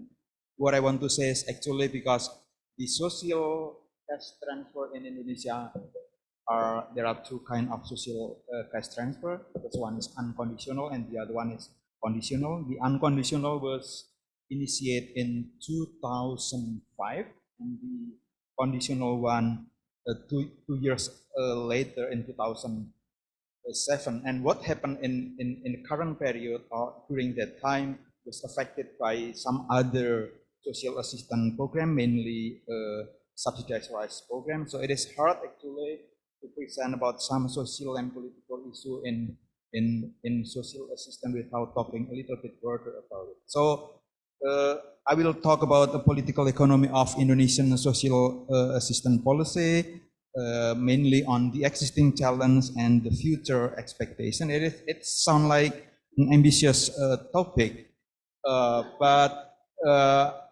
I tried to to see it from the first time when the social assistance was initiated, and then looking at the current time and see what we expect to in the near future, particularly in 2045. In that period, Indonesian government believed that the economic performance would be really high and will come as the biggest 5 economy in the world. So I will start my presentation by presenting an interview with a really important person in the development of social protection in Indonesia.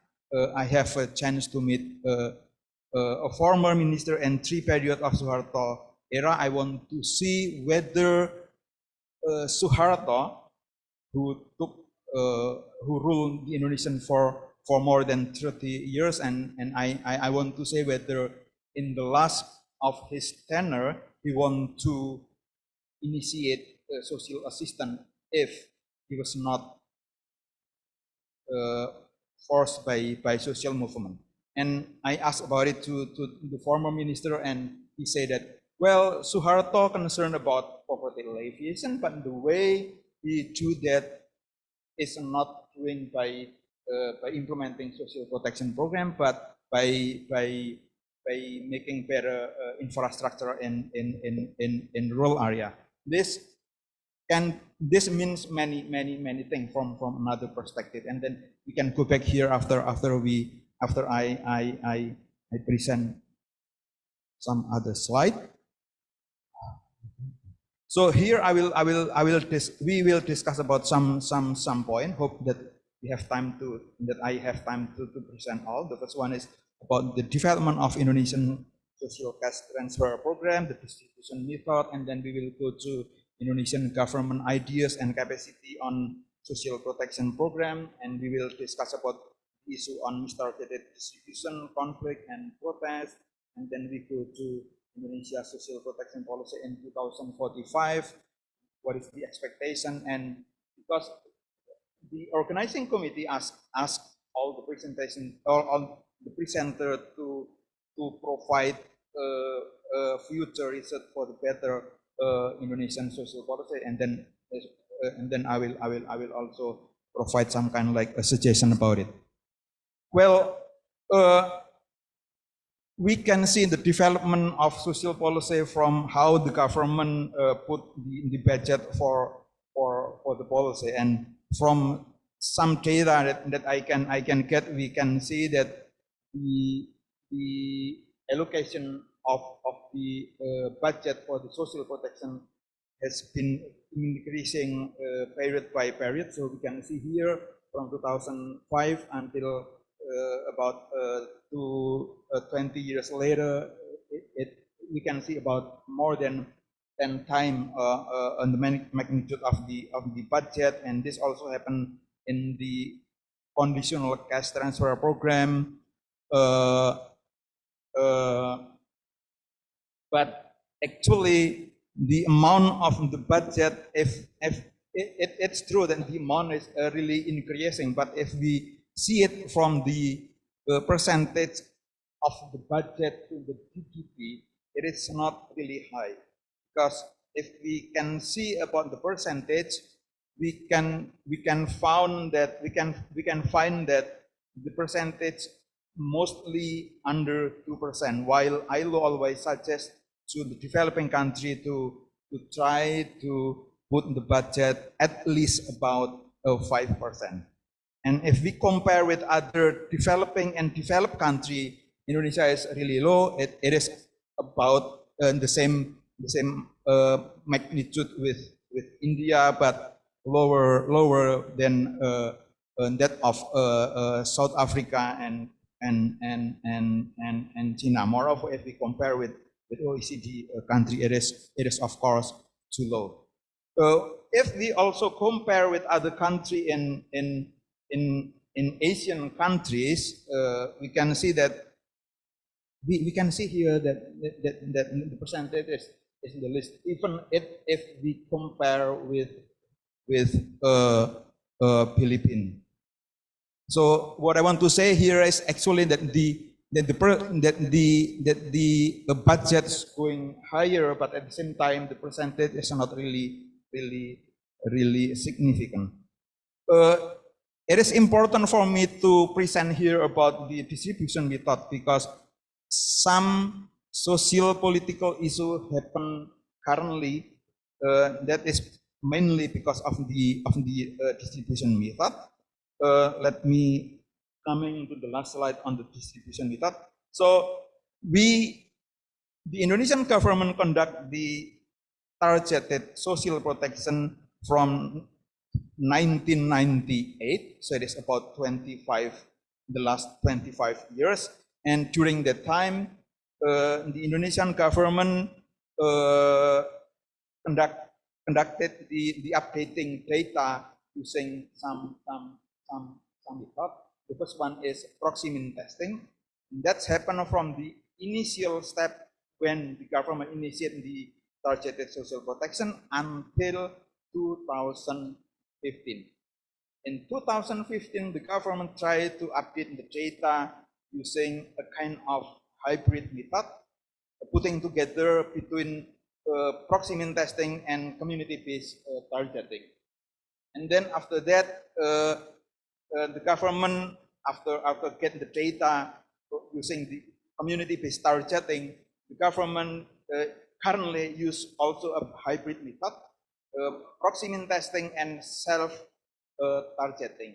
What I want to say here is actually the government has already used three kinds of method. The first one is pure proximity testing. The next one is combination between PMT and community-based targeting. And the last one is a hybrid of self-targeting and proximity testing. But what happened now is, it is good that the government has some initiative to develop the program, but what happened now is that there is still a kind, let me say it frankly, that there is still some mistargeted. We can see this in the next slide. I don't know how much time I still have, but what I want to say here, I also met former vice president. He was the one who planned and formulate the unconditional cash transfer. And when I interview him, actually I want to see how he prepared the program, and he say that he did preparing the program only about 1 month. So you can imagine how the preparation happened. The preparation was happen only in this one. Sorry, the interview is this one. How so you can imagine how government prepare a national program only in 1 month. And this picture is a current president, Indonesian president, when he ran for the second election, for the re-election, he promised to do what we call pre-employment card program. And when he was elected, so he need to do his promise. And to do this program, I believe that the preparation is very short. So if we take a look at some program, social assistance program in Indonesia, and the preparation is very short, and some of this program coming, the idea of this program not coming from the Indonesian government, but from international organization, mainly from the World Bank. Here I would like to present about the issue on social conflict and social protest happen because of the unconditional cash program, and I did put it on my publication on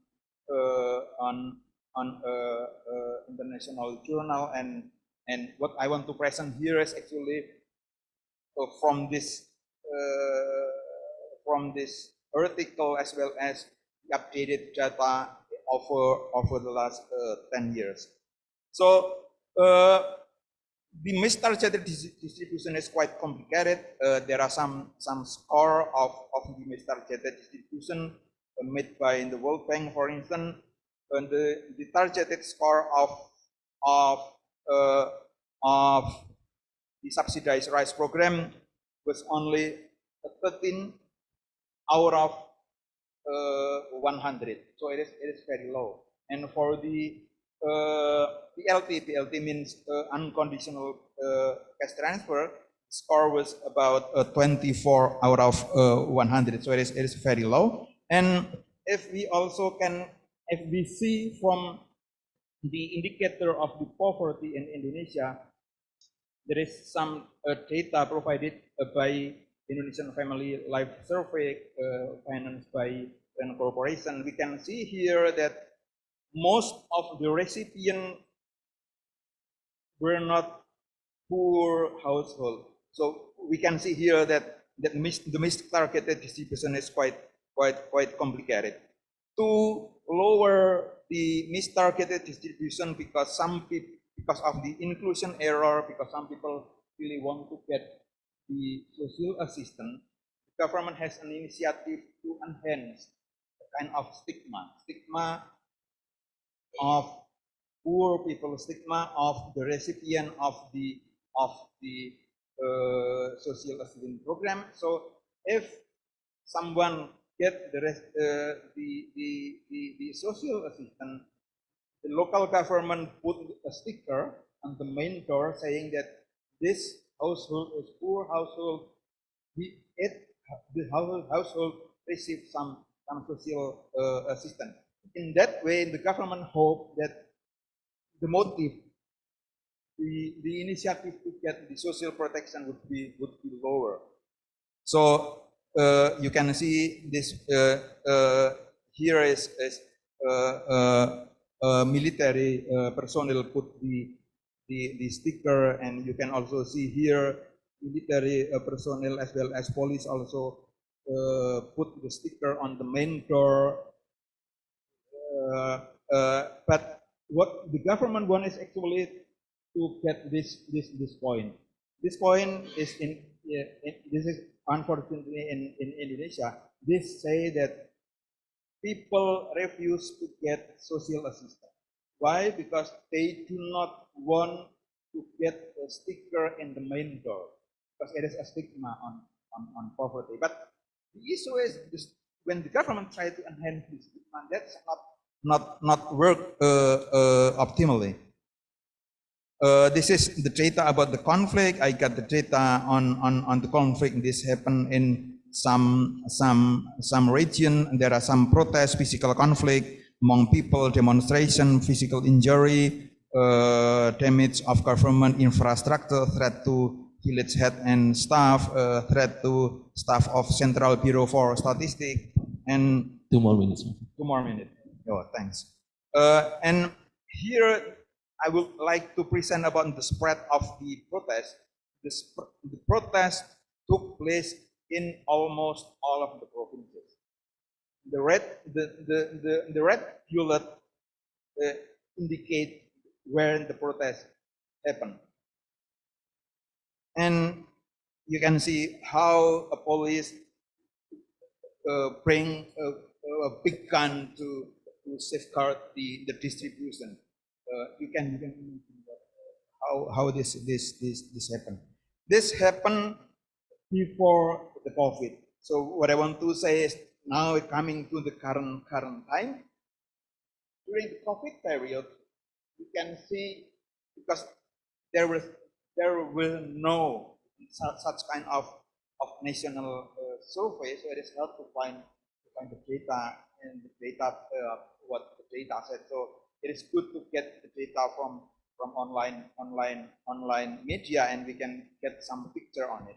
This picture saying that there is a mistargeted distribution of the social assistance during the COVID. This happened in some village in Java, and this happened in Papua. So what I want to say here is there is the spread is also probably it is throughout in Indonesia. So the three picture that I show to you is a protest from individual household because they do not get the social assistance. But this picture saying that people rely the protest to the village head because they believe that there are some kind like clientelistic practice and some political mobilization using the social assistance, so they protested. This is the protest conducted by community leader, and this one is a refusal coming from village head. They do not want to help the government to distribute the social assistance. Why? Because the social assistance make complicated conflict in their community, and they do not want to get the conflict coming to the community. Well, I get some kind like presentation from the Bappenas, so please correct me if this not a right statement or the data, but I get it from the presentation of Bappenas. So in the next 2045, government tried to achieve the golden high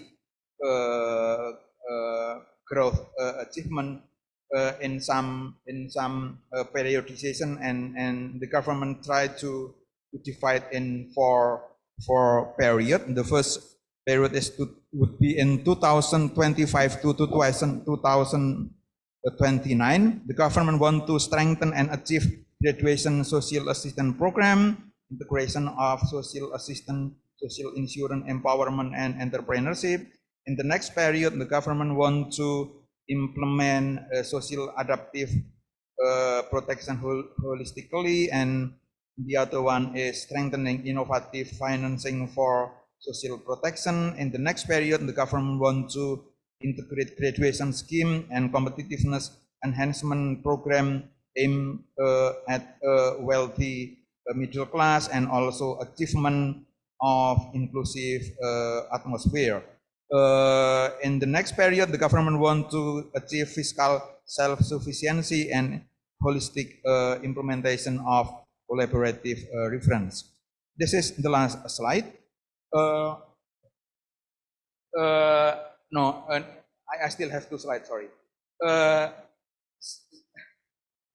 Taking a look at that expectation, so I got some question actually. Let me read it. So I will do it quickly. The first one is, what is the assumption on the political economic system will be applied in 2045?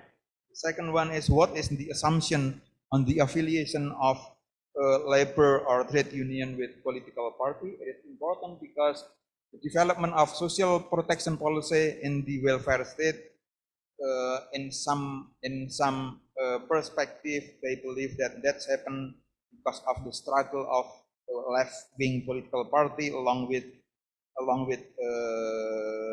labor union.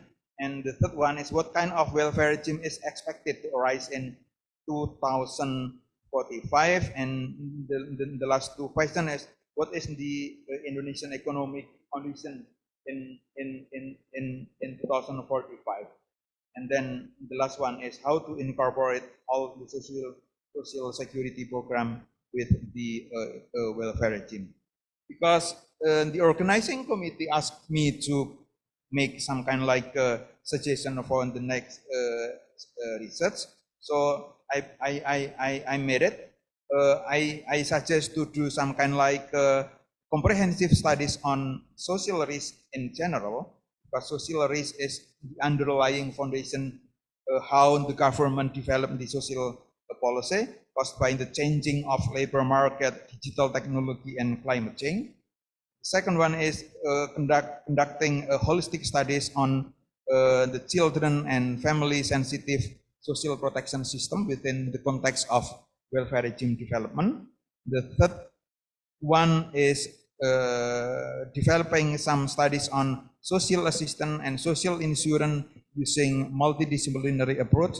I mean, political science, sociology, and economy, not only using the economic oriented approach. And the last one, if possible, would be better to do that by establishing some kind like research hub or research institute or think tank to support the how to do that in Indonesia.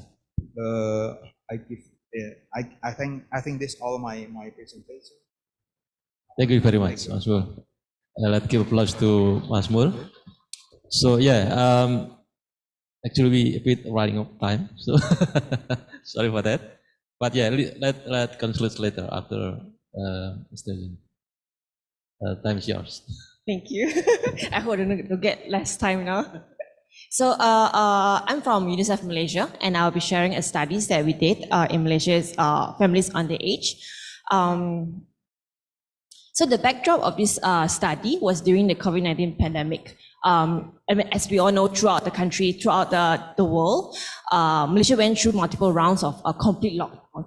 And that means that there was movement controls, economic activities were restricted, schools were closed, as well as nurseries. So from what happened, I mean, we all know what were the numbers on the country level. For example, we know the unemployment rate was really high. It peaked May. It was the highest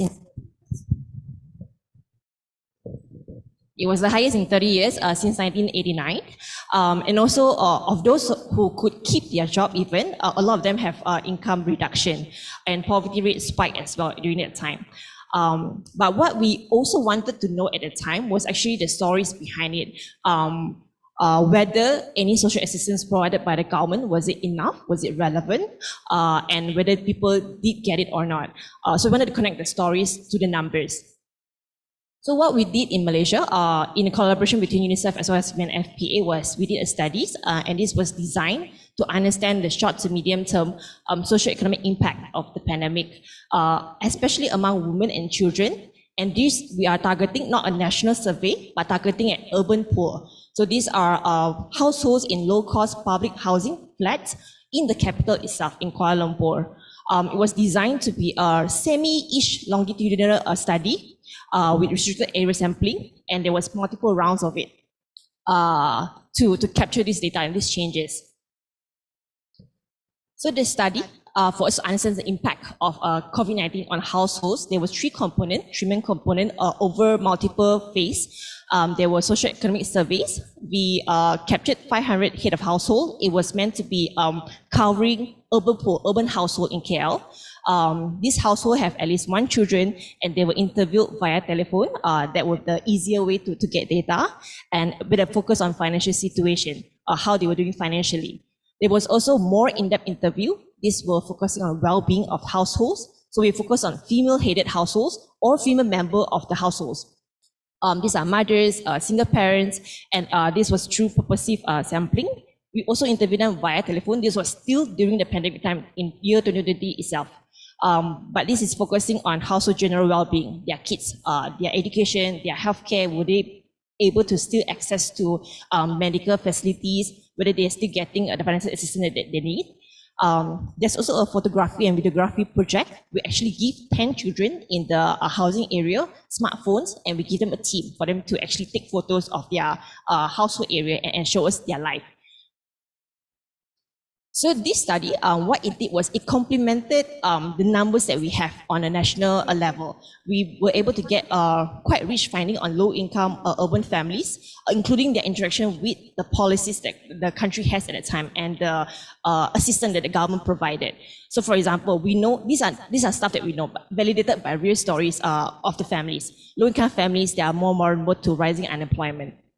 For example, we know that care requirement, having to care for children and elderly in the family, it really affects employment choices, especially among, say, female-headed households and their access to social security. We know that people who are the household, when the head of the household are female, they are more vulnerable. And if the head of the household is someone with disability, they are more vulnerable. For example, we know that social assistance provided by the government at that time, it constituted about 11% of the household income. But among female-headed households, this rises to about 19%. And among households that are headed by persons with disability, this rises to about 36% of their monthly income.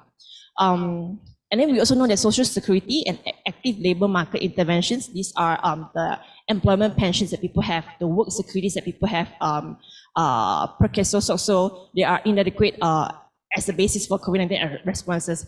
And also among the urban poor, they are less likely to have access to these. They don't sign up for these facilities that are available to them. The good thing is, but we know that to battle the myth that we know that low-income families are also hardworking, they are prudent in their expenditures and they are aspirational. From the studies, we found that, for example, rising financial hardship, they were manifesting through hunger. We ask question, for example, how much do you spend on food? How much do you spend on food? And what are the priorities you put in choosing food? The number one priority is actually anything that can make them feel full. That was the first priority. Then prices. Then the least would be nutrition. So we know that the pandemic hit them at hardest in this front, and it's really it's a bad thing for Malaysia because we are also trying to work on wasting, to work on stunting, and that's really putting us backward. We also know COVID-19 is revealing more widespread socioeconomic disadvantages among children. We know that their access to healthcare, to education,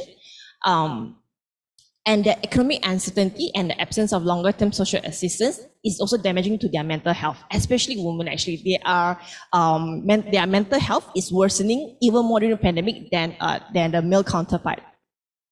So the finding would be strengthening mainstream social protection would be the exit strategy for COVID-19 responses and for future disaster or crises.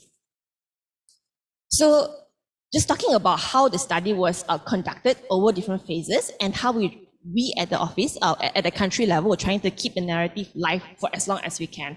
So there were 4 different issues published rather quickly over the pandemic. So the first one was out in 2020 itself. And the next few months, as we conduct the next round of interviews, we publish new findings to try to keep the stories alive among politicians and among the public. So what happened was, it was really picked up by the media. There was a lot of print and online articles. I mean, 140 might not sound big numbers in Indonesia, but it was quite good in Malaysia. And we got a lot of TV. We have Astro Awani, one of our mainstream media, who produced a series of documentaries talking about families in urban area, not just not just focusing on the entire country or the rural area, but talking about the capital itself. There are families who are facing these challenges after the pandemic. Also radio interviews. And this lead to later advocacy and policy dialogue. So we were asked by the Prime Minister itself at the time to actually present about the study, and it was quoted repeatedly by members of parliament within parliamentary debates. Also referred to in media interviews, and there was briefings afterwards that we conducted to the then Minister of Economy, Minister of Women, to talk about these issues. So these are some of the quotes. I'm not going to read them, but these are our prominent political figures at that time who used the studies to provide some form of evidence towards what they are championing for more social assistance.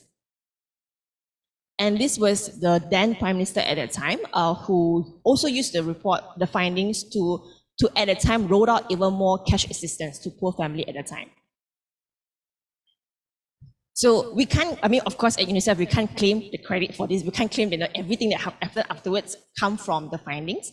But we believe that the narrative actually helped to generate interest and sustained focus in this area. And it contributed towards also changes in the following budgets, where there are strengthening of social protection for low-income families, more cash assistance provided, with revised poverty line as well, and the payment level have increased. They are getting more, and cash transfers they were increased for low-income families with children. Social welfare services as well. Social welfare officers, they were included in the list of professionals to be hired under one of the initiatives by the government to increase employment during the pandemic time. So this is the last slide. Moving forward, I think just how we are also trying to keep the study alive and keep the attention on low-income family is that now the study itself has been expanded. It's continued with the same set of families in Kuala Lumpur to try to look into, after the pandemic, cost of living have risen a lot. How are people coping with it? And some of the social assistance has actually reduced because the pandemic has now become endemic, and some of the assistance is no longer there. How the family is coping. And we are also looking into another area, not just in the capital Kuala Lumpur itself, looking into Penang, another big city in Malaysia, to see similarly in public housing, public low-cost housing in the urban area of Penang, how are people doing in terms of coping with after the pandemic, the aftermath, and as well as the rising cost of living. Yep, thank you. I'll be happy to take questions.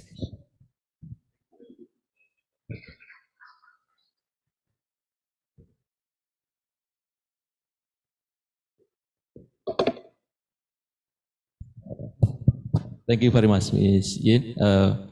Very short but very brief, and we can see all information there. From the Masmul, we can see that in Indonesia's context, I think the development of social protection program or social policy is, I think, getting better, yeah. But still, even though we have different methods how to deliver the social protection programs, like using from PMT, proximity test targeting, and then combined with community-based targeting, and then self-targeting, but the mistargeted issue still persists, still there, and then that's according to evidence from Masmul become source of conflict, social conflict at the lower level, for example, at the villages level, yeah, Masmul. And then from Mr. Yin, we can see that we also we should aware of the political context as well, and then try to use the evidence as a one source, yeah, how to influence the policy making process for the actors at the high level. Okay, thank you very much for all speakers. We can continue. I will give time for Mr. Juanita over there. Yeah, please. As a discussion to think more about what should we discuss and for the future research. Time is yours, Mr. Juanita. Maybe 20 minutes or 15 minutes, please.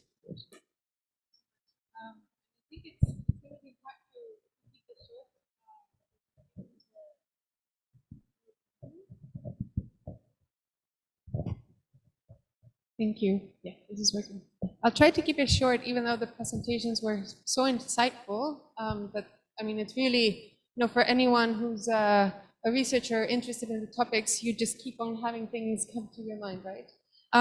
But a few things, I'd like to bring to the table to get people thinking, maybe asking questions. I think this presentations really underline the power of evidence to strengthen the social protection system, and how evidence and research should not be kept aside from the actual design of the policies. One thing is near real-time data and longitudinal research. I think we saw 2 examples of this. And tying it with this morning, this clearly recognized that poverty is dynamic, and that one-off approaches of measuring, okay, maybe what happens every 4 years, these are necessary, but they're not sufficient, especially in times of crisis, to really, really understand what should we target, where should we go, what should we prioritize, and to keep things agile. Of course, this equips us much better to design the programs in the best way possible, but also in the context of fiscal constraints, it keeps it efficient.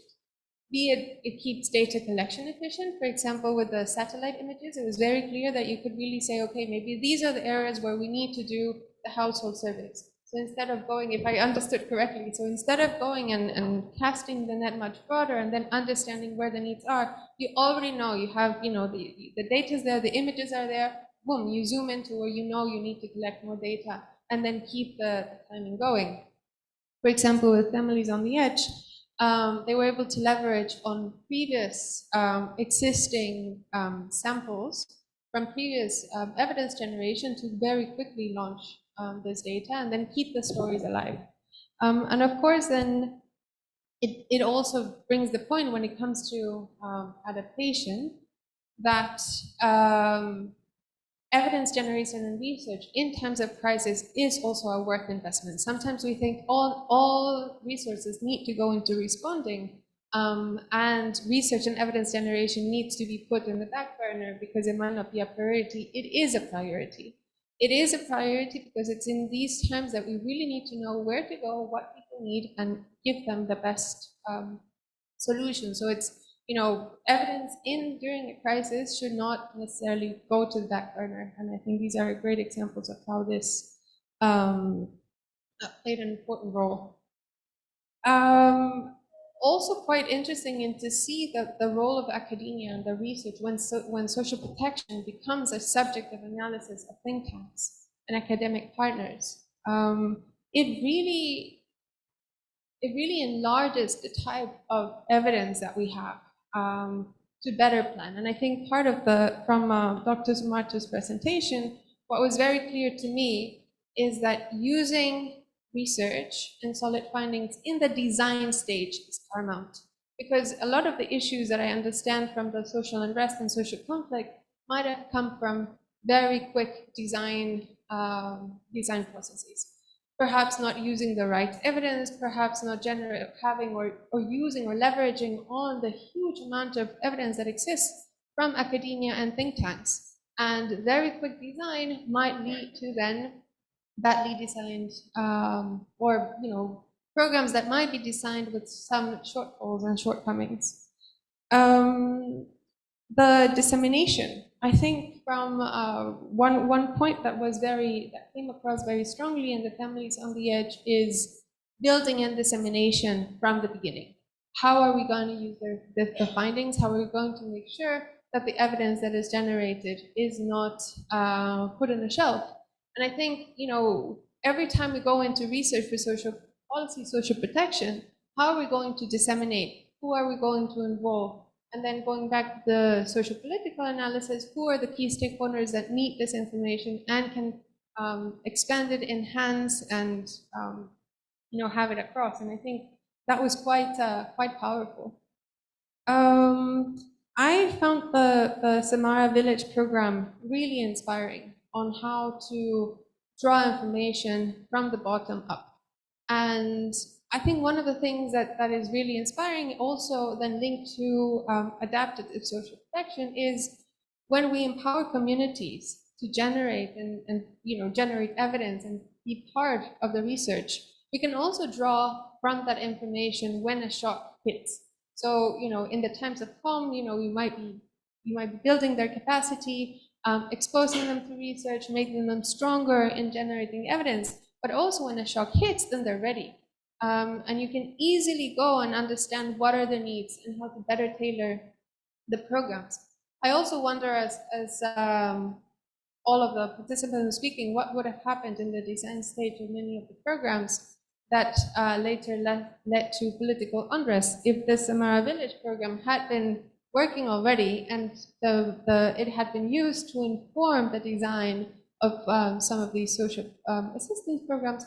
Would the outcome, would it have been different?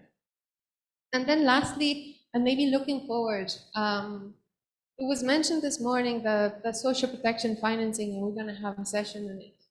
But a critical angle to include in the social protection research could be, the cost efficiency, cost effectiveness. How do we use this evidence to actually build investment cases in social protection? And I think that's very clear, but it can come out much more strongly as we, as we do the research. So I'm gonna close now in the interest of time with my remarks, but maybe just now open the floor with a question for all of you on what do you think should be the future of research on social protection in the region? We can think about maybe blind spots that need to be uncovered or new methods that are available, technology advances, as the presentation from Andrea mentioned, that could be used, new topics to explore. Just over to you. You have 4 minutes each to explore this question.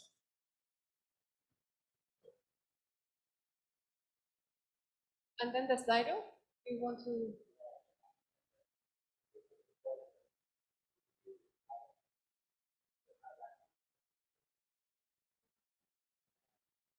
Sorry, no. I was saying we are run out of time, so we have just 10 minutes for the coffee break before the next one. But it's a good question, actually, to launch the Slido. So I would really appreciate if we use the slide to answer that question, which will be the highlight from this session. Is that the slide?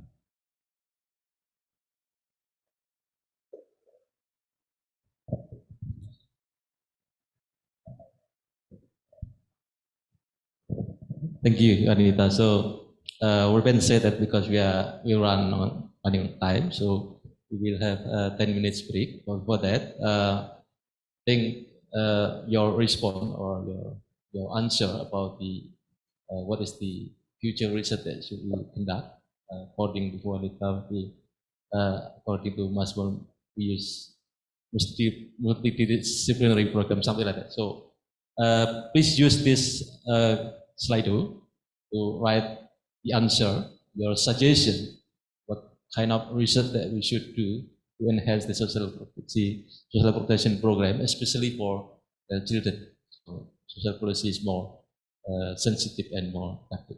Okay. Thank you very much for all speakers and also Juanita's discussion. Let's give applause for them. And then we will have a 10 minutes break and then come back here again and we will have for the next discussion. That's all for me and thank you very much. Good afternoon. Oh, thank you. Over to you, Robert. Thank you so much for the exciting session. Yeah, as I was saying, we are a bit behind, so please take your coffee. We have 10 minutes, so it's going to be a quick coffee break. And since it's going to be short, I already introduced you the next sessions. So go to the room that you have chosen. Here in Palma Room, we will have the inclusive social protection systems to address poverty, exclusion, and marginalization.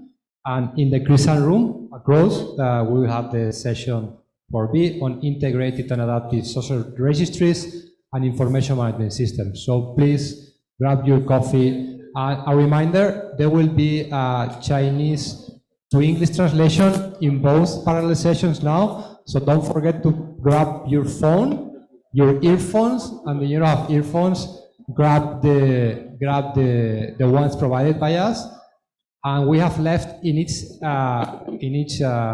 table a QR code for the room. You scan it and we'll take you to the Zoom so you can connect the translation channel Chinese to English or is the only one available from Chinese. So thank you.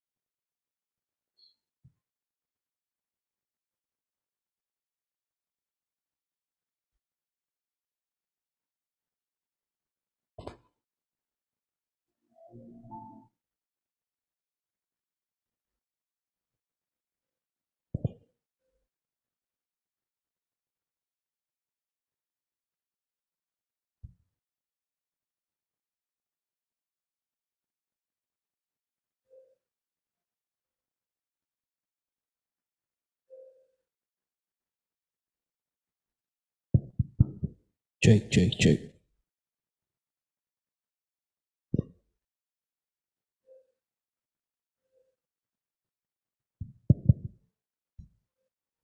Check, check, check, satu, check.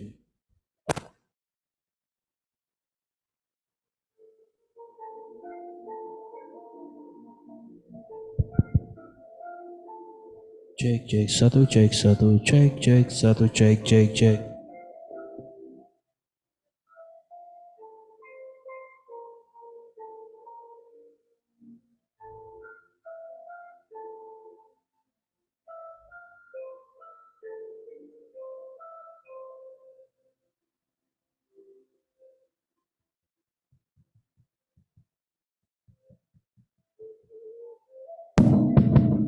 Check, check, check, check.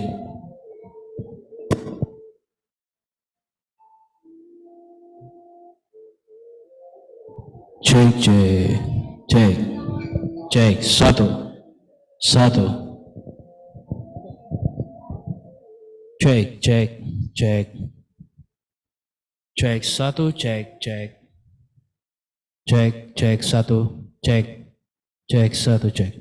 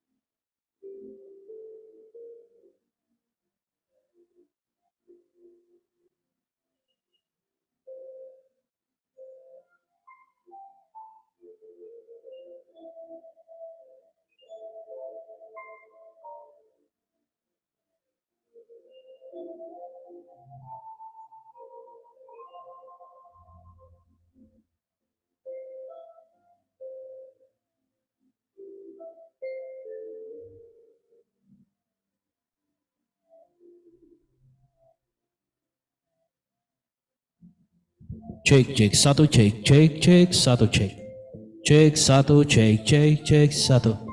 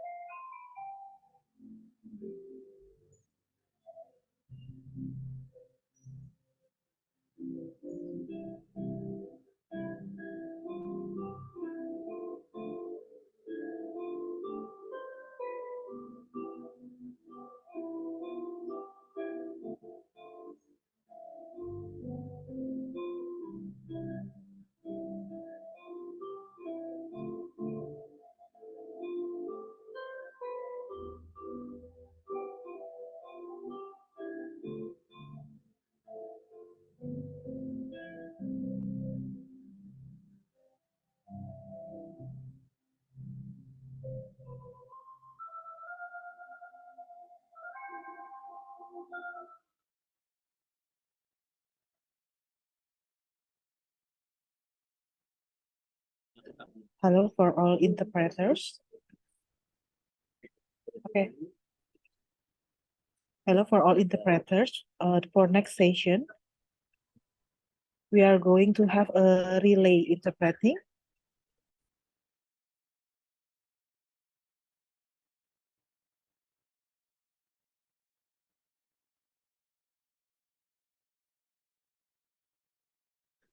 Hello for all interpreters. So next session we're going to do a relay translating from an Chinese or Chinese language to English, and then Indonesia, Vietnam interpreter will do from English to their own language. Should we try it? Or everything is okay?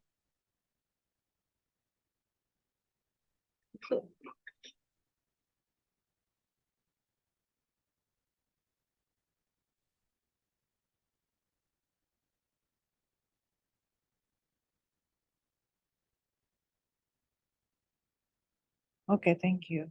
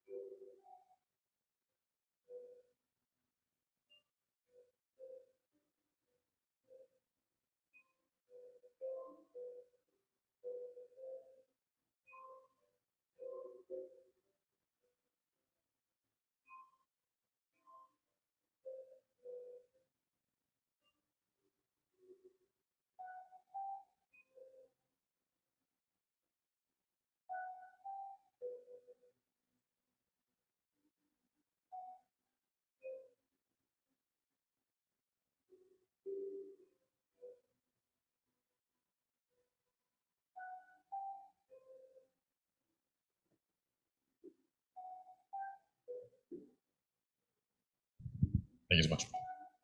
Okay, welcome to session 4A, right? So on inclusive social protection systems and addressing poverty, exclusion, marginalization. Because there will be translation, so I hope you are already set with your headset and the phone. Maybe Davide, is a meeting there or you're joining us? Okay, fantastic. No, it's no problem. Huh? So please set up your headset for the translation. I hope it's working because we have a fantastic presentation.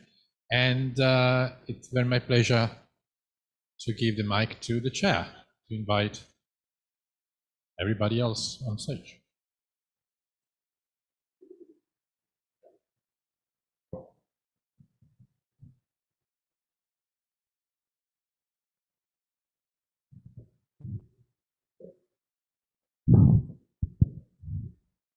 Hello, good afternoon. I think we are still continuing with our graveyard session because we have very good and big lunch.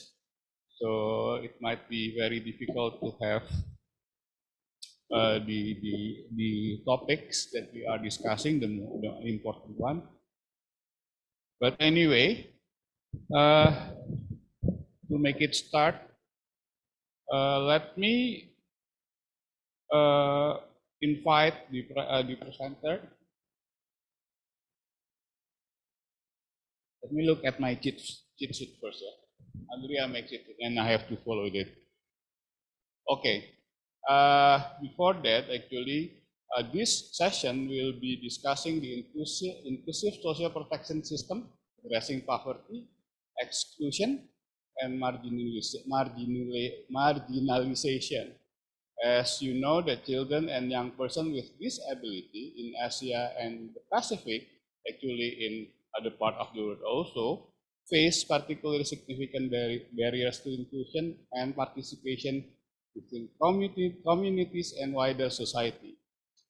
As you know, poverty levels of children with disabilities tend to be higher than those without. As you know, they are burdened by extra costs, either the direct costs, for example, additional expenditure to get the assistive device and specialized educational requirement, as well as indirect costs associated with barriers. In this challenging environment for them, social protection can make a major contribution to supporting social inclusion and participation of children and young people with disabilities by addressing different kinds of disabilities-related costs. So we are hopefully minimizing the cost that they are facing. As you know also, child poverty is complex. Let me put this directly. There are some discussions previously. We have the cash plus services and other models combining cash. In this session also, we will be discussing about the role of social workers. And the other one, especially the workforce, we are dealing whether we have to facilitate the social service workforce, primarily comprised of social workers and the social assistant workforce, typically overseen by social protection administrators, including Indonesia. Typically, they are supervised by our Ministry of Social Affairs. This session will foster a multi-stakeholders dialogue featuring the examples from Indonesia, Cambodia, and Laos PDR.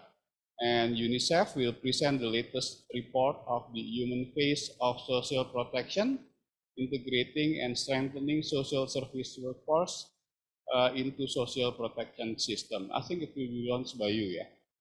And when you are launching it, is it embargoed or it's still embargoed?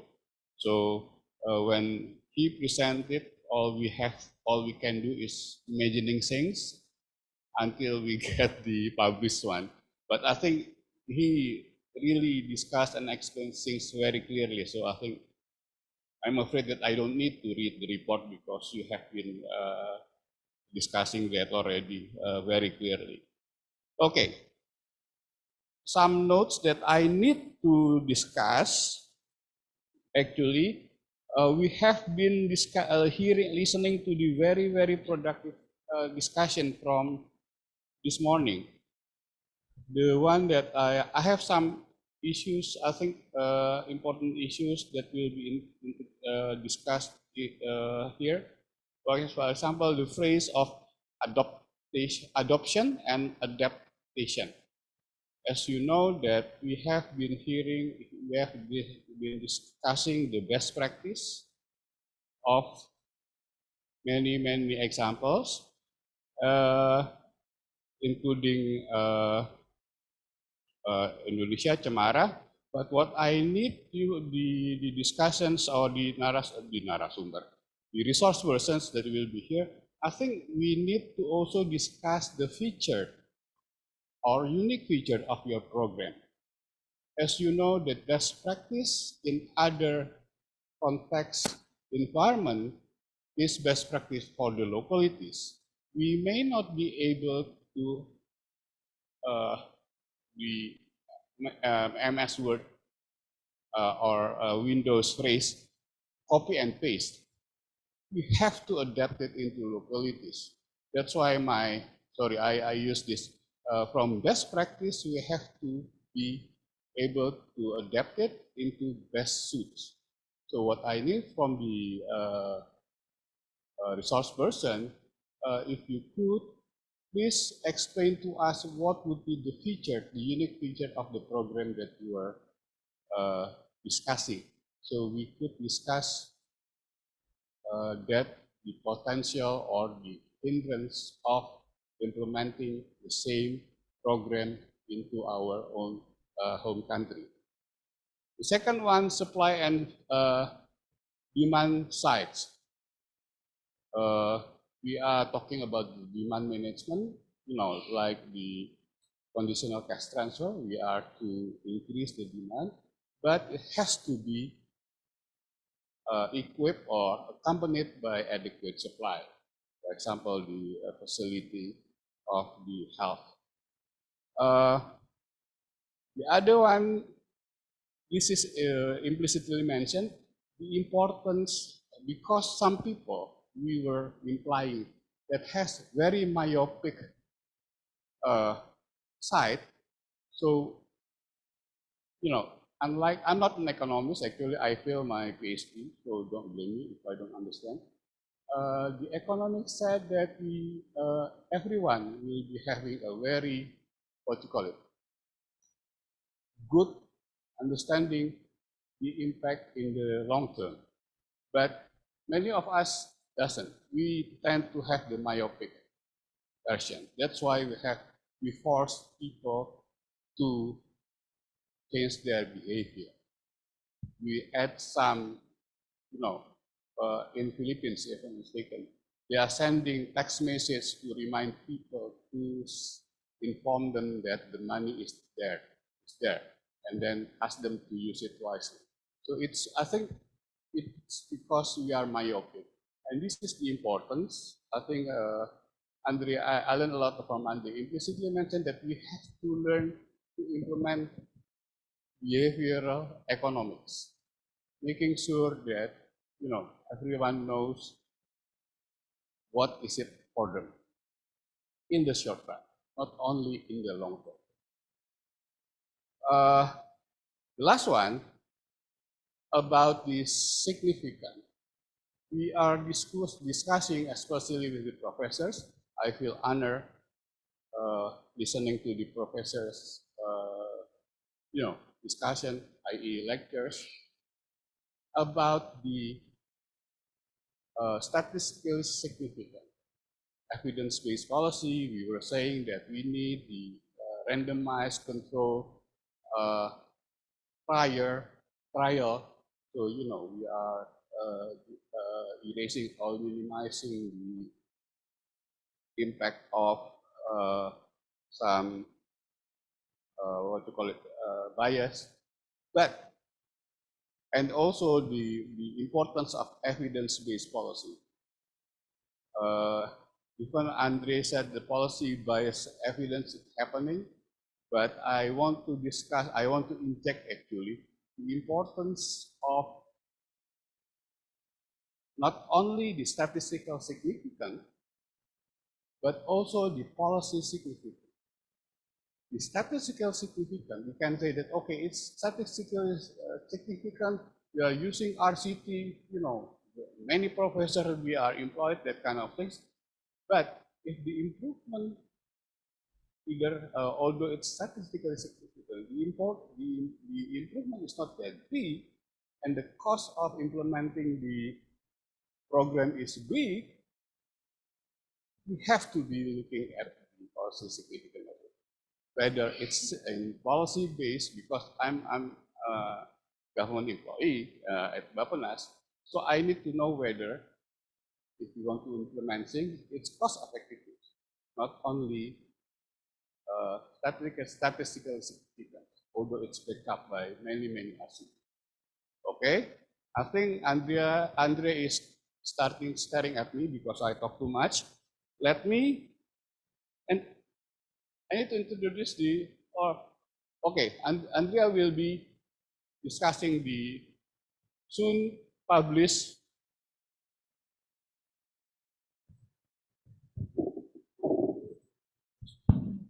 No, I just want to, no, it's fine.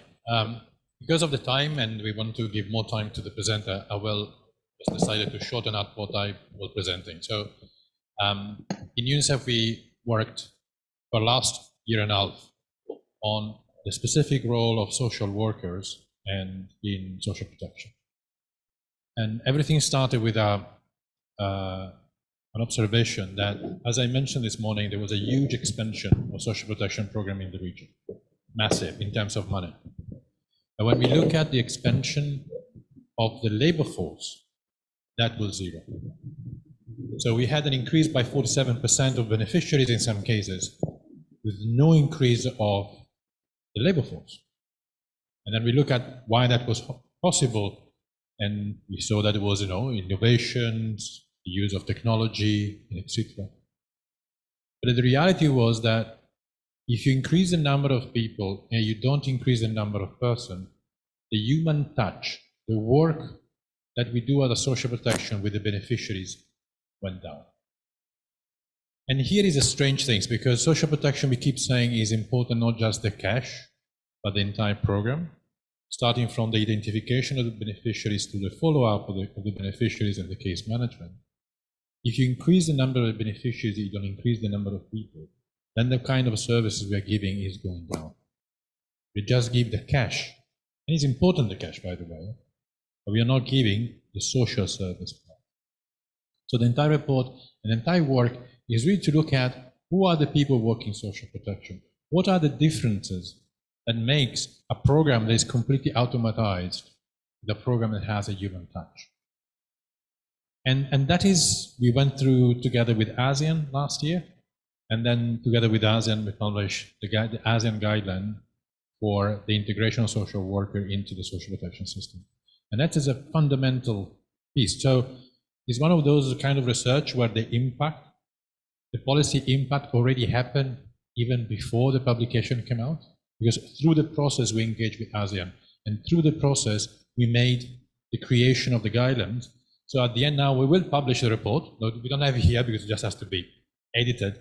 But in a way, the impact that we want to have already happened last year when ASEAN discussed guidelines on integrating social work and social protection. But it sparked a discussion within UNICEF and the partners really about who is the human face of social protection. What are the real differences? It's not the same having a program where there is a disbursement, an engagement with people, as a social service. You go to their family, you see where they live, you listen to the problems, versus a program that you send money in a bank account. Or even just imagine how social protection sometimes happen in Western countries, where it's just a tax deduction. You don't see anything. There's not even a disbursement. You just pay a little of less taxes. The economic amount is the same, but the interaction between the person and the service and the system is very, very different.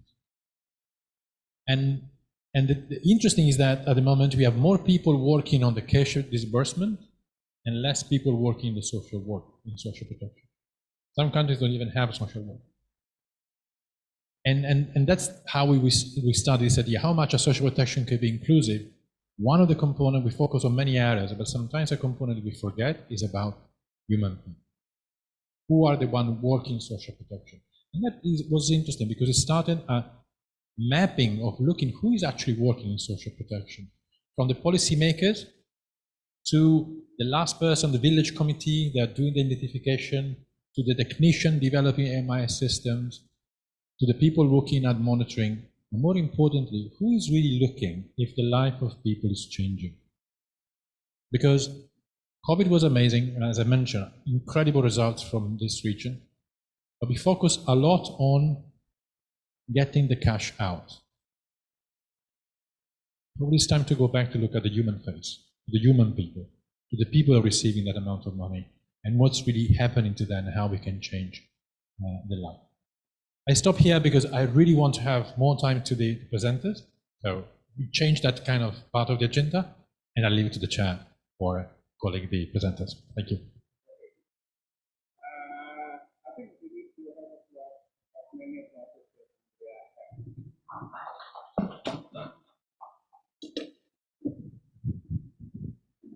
Thank you. I must confess that I always forget to use microphone because my parents are from Banten and we are streaming all the time, so I don't need any microphone actually. So accept my apology that if I forget my microphone. Okay, we'll be calling the resource person. First, Chao Feng from China, Mr. Chao Feng. He's from the General Office Division, Social Assistance Department, Ministry of Civil Affairs, China. And you're working on the cash plus approach. Yeah. And the second one is Atia Yuma, Vice Director Semeru. Oh, this is Semeru gang. I know many Semerus. Bu Atia. Again, typically in Bahasa we call it Pak and Ibu. Yeah. So because I'm quite old, so I'm not used Mas and Mbak.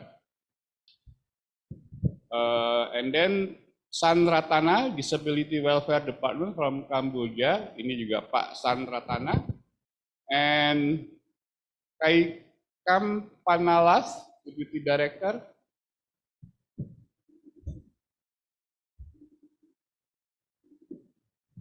Pak Kai Kam, my pronunciation is correct or not?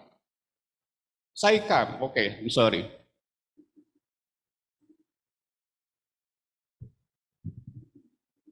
Okay. So the format will be 10 minutes for 5 speakers, and the other one is, oh, Andre already. So he used up the 10 minutes already.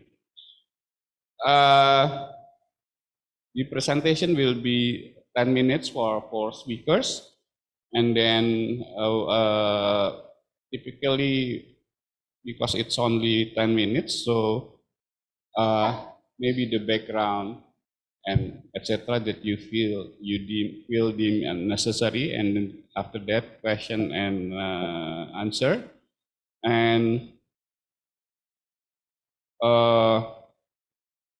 I think the China representative will be first.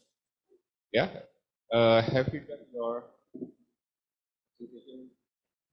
Okay, thank you. It will be 10 minutes, sir.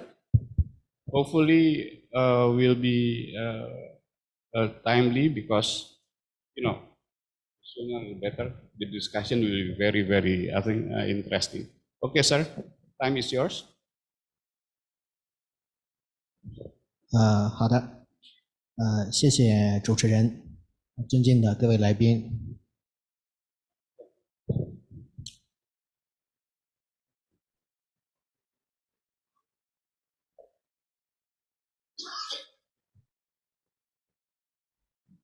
Okay. Good afternoon, everyone. 我是来自中国民政部的曹放，很高兴呢来到美丽的巴厘岛和大家来分享做一个分享交流。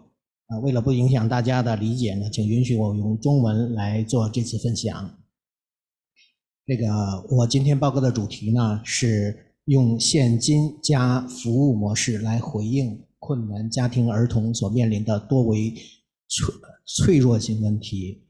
那么我的侧重点呢是对不同的经济水平地区的困难儿童家庭开展服务的不同的策略。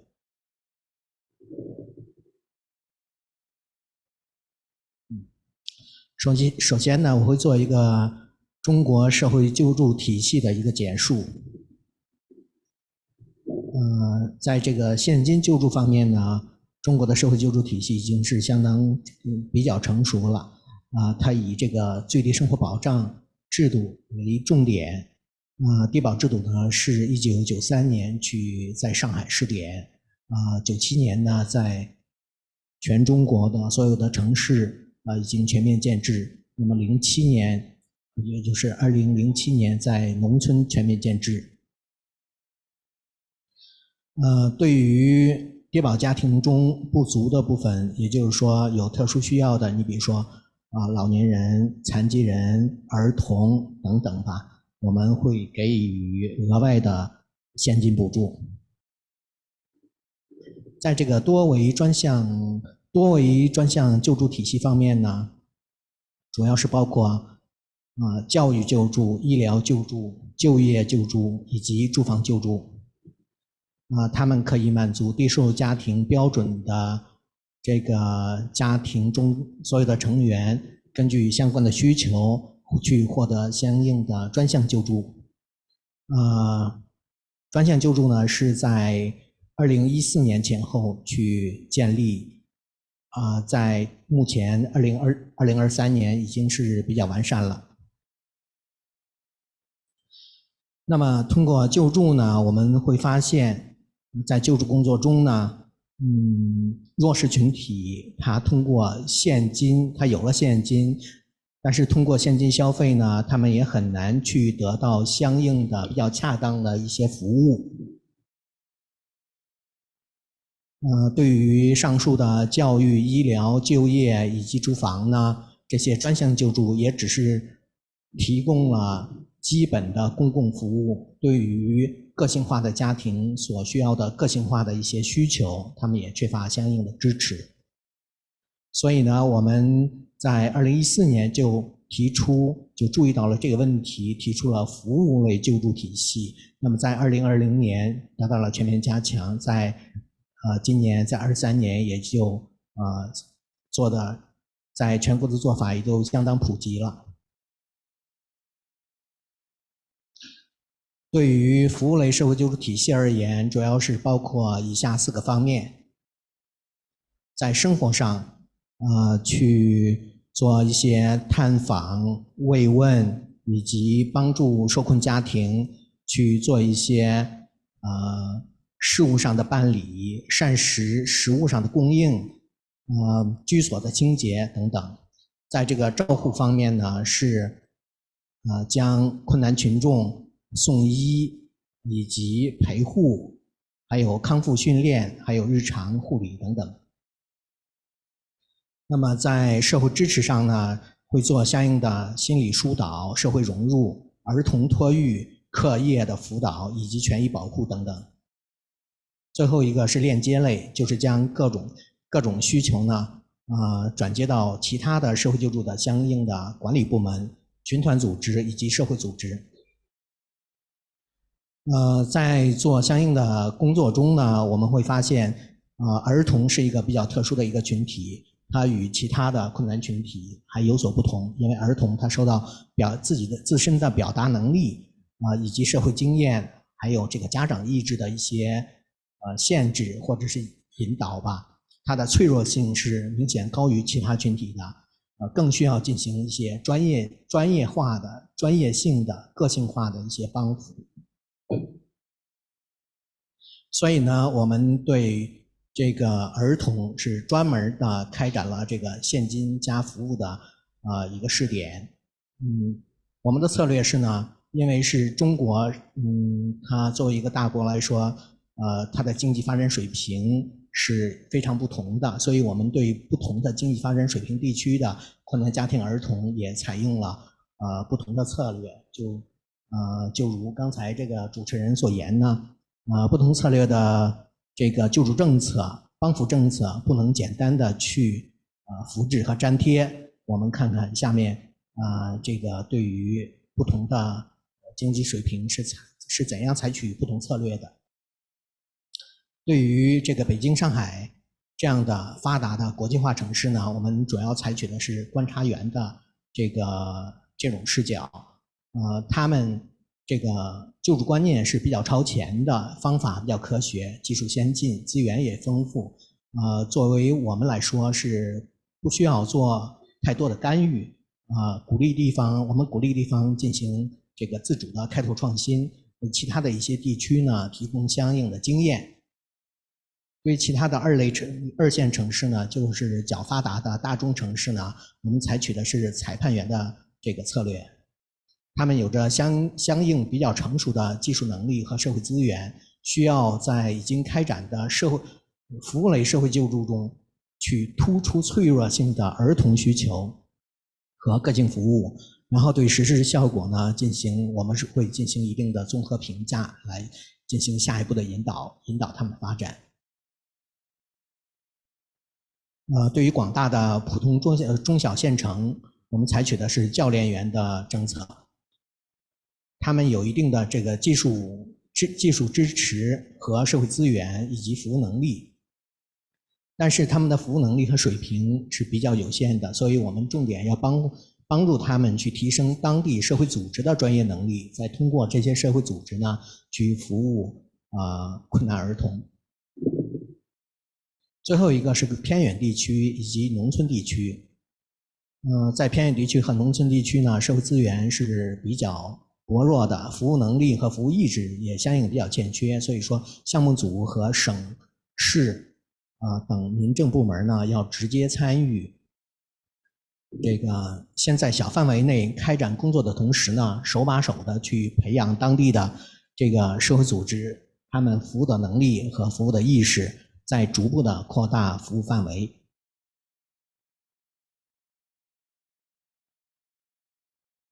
下面就分享几个案例。第一个案例呢，就是发达地区的案例。你比如说是上海的静安市，对于这种案例，我们会采取观察员的视角。上海静安市呢，他们采取的策略就是把预防作为首要的目标，一切以儿童的需求出发，把家庭当作基本的单元，以社区作为服务的载体。首先是运用多维度的指标去多角度的评估儿童的脆弱性。你比如说下面一系列指标，第一个是个人的一些指标，比如说儿童的身份健康状况、行为状况、心理状况、教育状况等等。对于家庭指标来说，主要是包括居住条件、经济状况、家庭支持、情感支持、社会保障等等。那么做完个案评估之后呢，下一步就是将个案的信息推送到困难家庭精准服务的一个信息平台，由平台来自动的做出相关的预警，都有红色的预警、黄色预警以及绿色预警等等，根据这个预警级别的不同来提供不同频次、不同水平和不同范围的个性化服务。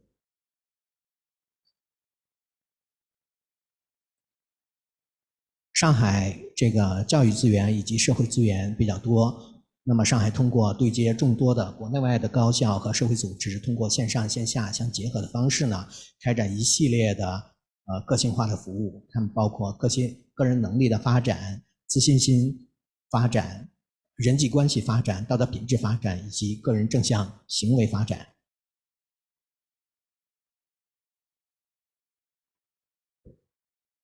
那么第二个案例呢，是以四川省成都市锦江区为例，我们对这种案例是采取的一个裁判员的一个视角，因为这些大城市的中心城区啊，他们已经具备了相对比较成熟的支持体系。这些支持体系包括政策支持，你比如说区政府层面出台的一系列相关的支持政策，以及平台支持，比如说已经建立了社会救助综合服务平台，网络支持，在11个街道和76个社区都建立了儿童保护的专门的站点和区级的总站，形成了3级联动的服务网络。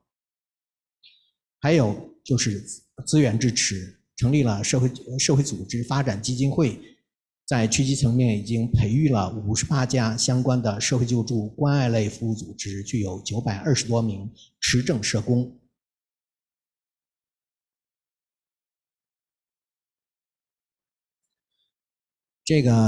他们的做法呢，主要是建立儿童关爱之家，去委托社会组织运营，然后建立综合服务的一套机制，去根据实施效果进行相应的评估。然后他们的开展的举措主要是包括开展助学行动、开展助医行动、设施改造。相应的设施改造呢，就是给困难儿童家庭去进行社人化改造，去提升他们的生活、学习的条件以及环境。另外呢，就是开展社工介入。那么第3类试点就是以山东临沂县为例。山东临沂县是我们广大的普通中小县城的一个缩影，他们也具备了相应的比较良好的社会救助的工作条件。所以说我们对他们来说就是要进行一定的辅导，然后提升他们当地社会组织的一些专业的服务能力，然后通过这些服务组织去服务困难儿童。最后一个案例是广西壮族自治区的龙胜县，这个县城也是属于农村的一个试点。对他们来说呢，县城的困难儿童数量是比较多的，也就是说在这个需求方的需求的量是比较大的，但是在供给方呢，它的专业社工相对于这个成都锦江区来说就非常少，专业社工只有15个人。所以说他们的策略就是选取部分的儿童开展服务，服务的方式呢，就是在假期去开展入户式的服务，然后在上课的时候，也就是说，在学校期间，就是通过依托班级开展活动。那么项目组和各级的民政部门也会培养基层干部和社会组织的服务能力，去扩大他们的服务范围。我想谈一点这个个人的工作感受。现金加服务的这个试点的项目的重要意义非常大。它在于让我们参与的各个层级都能够亲身的参与其中，去非常深刻的去感受到儿童的持续改善，儿童这个脆弱性的复杂性和迫切性都有了非常清晰的认识。这种理念呢，就像一个火苗一样，我相信一定会点燃我们的全社会下一步的工作的方向。谢谢主持人。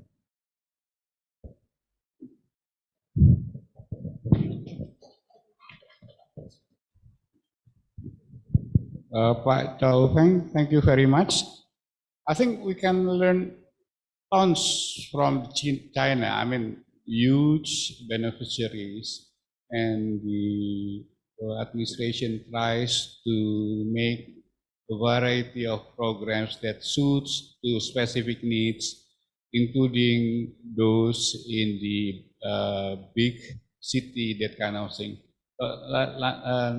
Later on, we'll be discussing that if we have time. The second would be Ibu Atia Yuma.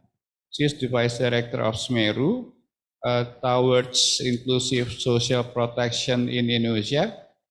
The floor is yours, and it would be 10 minutes, Ibu. Yeah. Thank you. Yeah, thank you, Pak Jusni. So I want deliver to disclaimer, Pak Jusni. First is this presentation is actually the summary of our joint collaboration with UNICEF. And in this presentation, I will not giving the review of the programs, Pak Jusni, but I do emphasize that your homework for us here in the stage about the best practice of programs, AD programs that are more child sensitive, inclusive social protection in Indonesia. So that's my disclaimer. I realize that I'm the most beautiful one in the stage, so so I hope that everyone can stay awake for this 10 minutes after the big lunch that we get today. So I will first maybe highlight the message from our study. It's actually 8 studies together with UNICEF, range from issues of multidimensional child poverty to child well-being index to child experience in COVID, as well as SDGs, child SDGs, and then also there is one study about children with disabilities in Indonesia, the landscape study, and the other one, we also assess the socioeconomic impact of COVID-19 in 2000. We did it in 2 waves in 2021 and 2022. But in this presentation, I want to, kind of giving the connecting dots between these 8 studies and what can we learn from the findings in these 8 studies. So again, I want to emphasize the message from Andrea in this morning about the child issues and social protection, the connection between child issues, especially child poverty and social protection. In Indonesia, for the case of Indonesia, we experience decreasing poverty in total as well as in each subgroups, age groups. We see here in this graph, we kind of break down the poverty rate across age group from child poverty, adult, and then elder poverty. So for the child poverty, we see from overall picture here, graph here, it's the good news is the poverty rate decreasing for all age group, but then for child poverty, it's a bit not one significant note from this graph is from 2021 to 2022, the decreasing the pace of decreasing poverty rate for child age group is rather flatter than the other age group. So this is maybe also the similar message that Andrea presented this morning.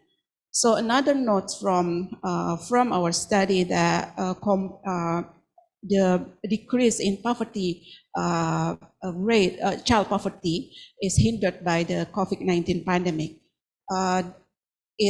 There is high disparities between regions, education, and disability status across Indonesia. And also we see that child poverty rate is consistently higher every year than the average population poverty rate. So this is another note from our study. On the other hand, we have the Indonesia have the very ambitious target to get 0% of extreme poverty in next year, actually. But we still have, I think, also this is the message from this morning about the program delivery, how the significant exclusion error still happen in our social protection program, particularly on related to child social protection. So we also find that children who live in household receiving PKH is conditional cash transfer, ala Indonesia, and other social programs. So if they receive together conditional cash transfer and other social program, they are able to cope with shocks better. So the coping mechanism of these children living in the household that receive both conditional cash transfer and other social program is better than those children that live in the household who only receive the conditional cash transfer. So in Indonesia, we often call it, if every programs are delivered to the same household, to the same poor household, then it will be better to tackle their deprivation.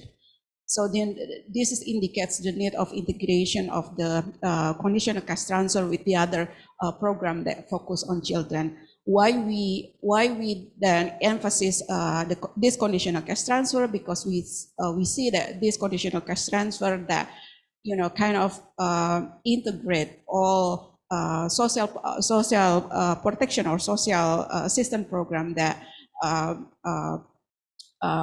focus on children, because I think unlike China, that I understand from the presentation, it's the child sensitive program or the child targeted program through our social protection program. It's not really clear, because in Indonesia social protection program mostly based on household targeting. So everyone, every children that live in a poor household, they will receive the program itself, but the other, if they are not receiving if the poor children, their mother or the household doesn't receive the program, then they're excluded.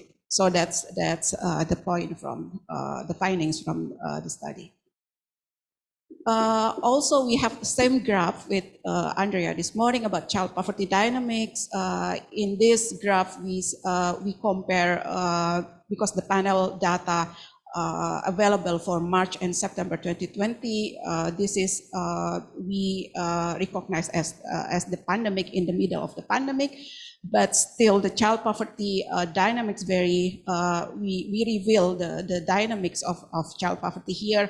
For example, around 30% of children in T2 in March 2020 moved to lower groups in the next quarter, in September 2022. Okay, so as children, we also want to emphasize that in this, from the findings of our study, as a vulnerable group, children may experience a various form of deprivation, from food and nutrition, health, education, up to now. I think the latest framework, we also have this kind of deprivation, information deprivation. So the majority of children are deprived in 2 or 3 dimensions simultaneously in Indonesia. The data shows here, you can read to this slide, more than 60% of all Indonesian children aged 0 to 4 years suffer from 2 or more deprivation. And maybe I want to also highlight the last one, monetary poor children are mostly deprived in information. So how they access information through this digitalized world, I think it's the most questioning on how they can live out of poverty without any access to information in this digitalized world. The second point, deprivation in health dimension overlaps the most with one other deprivation, and it occurs across all age group. And the last one, maybe we want to highlight also some evidence on bullying. So I think this is the new phenomena, especially in Indonesia, especially for children with disability. So this is, I think, the new issues that we want to raise in this study, that children with disability, they're left behind already, but with this bullying, it can be more deprived. So the vicious cycle of poverty also we want to highlight here may lead children to experience serious challenges in their life. It's related to child labor, it's related to child marriage, it's related to children with disability. So if these children experience poverty, then the probability of them into child labor, into child marriage, into experience disability is increasing. So yeah, that is the message of this slide. Last slide, Pak. So we, from this AIDS study, we invite children, we hear their voices through in-depth interview, through discussion, the group discussion, through focus group discussion with these children. They feel, or they know, actually they know already the programs from the government to them, but we have, so they feel that they haven't seen any impact on them. So I think this is the highlight to us as the policy stakeholder, not only the government, but also non-government policy stakeholder, to, you know, kind of more sensitive to hearing more from the children, the voices of them, but also not only hearing, but also to follow up what they give to us, what they already tell us. So for Indonesia, for example, we see the best practice. Actually, Pak Chusni, we invite, we call it child forum in every event. It's actually it's cascaded from the subnational level to the national event. We invite children to, you know, kind of give their comments, their voices to the policymakers, but it should not stop there. I mean, they may give their comments, their voices, but still inferiority happens there. This is what we found in when we talk to them. Inferiority between still elder people. I mean, us as the adult with them as a child, it's still, there is a gap in there. So I think the need for, you know, more sensitive, and maybe they need the facilitator that they are more, you know, have the capability or competency to deliver their voice to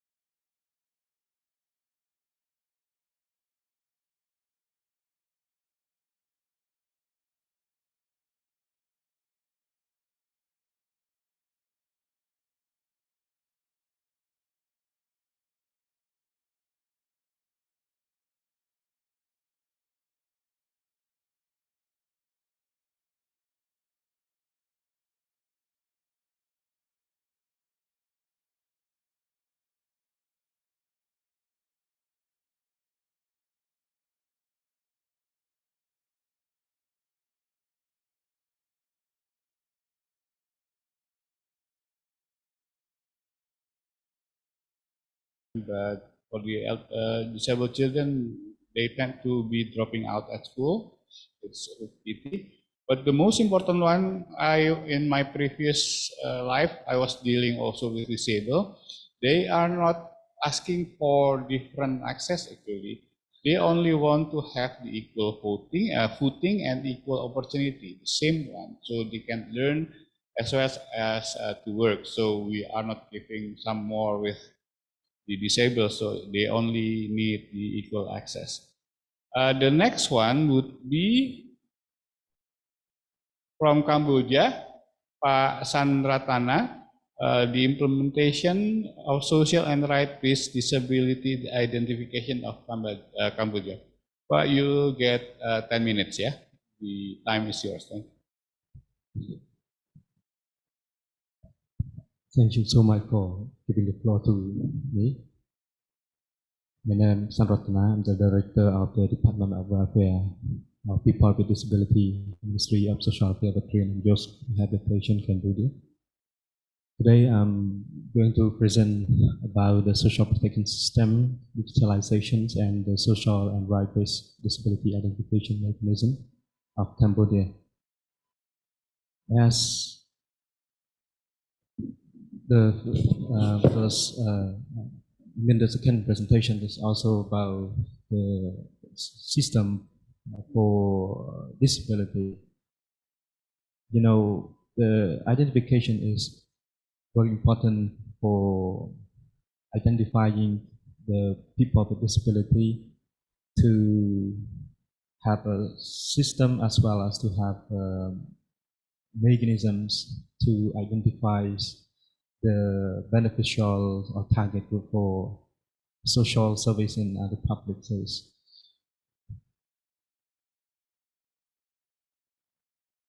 There are different approaches have been used to identify the people with disability, but Cambodia also having different identifications that have been implemented based on the medical base, and currently we develop and using the social and right-based approach. The identifications mechanism is very important, especially for the social protections that requires a mechanism to identify the beneficiary or the eligible recipients for any specific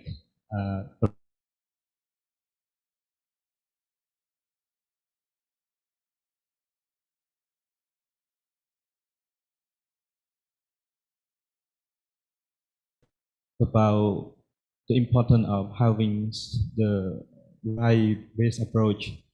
So we Cambodians have developed that kinds of mechanisms using the application app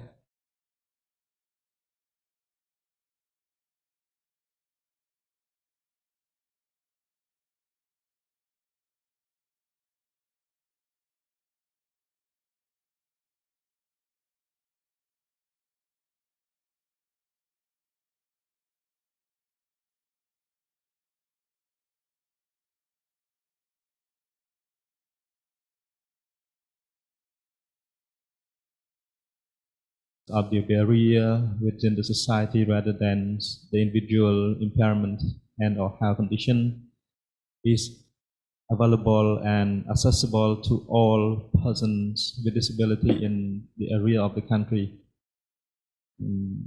Respects the dignity, autonomy, and privacy of the person with disability, and do not contribute further to the discriminations and or restrict of the right of person with disability, and we use this simple and transparent with clear accountability and compliant mechanisms.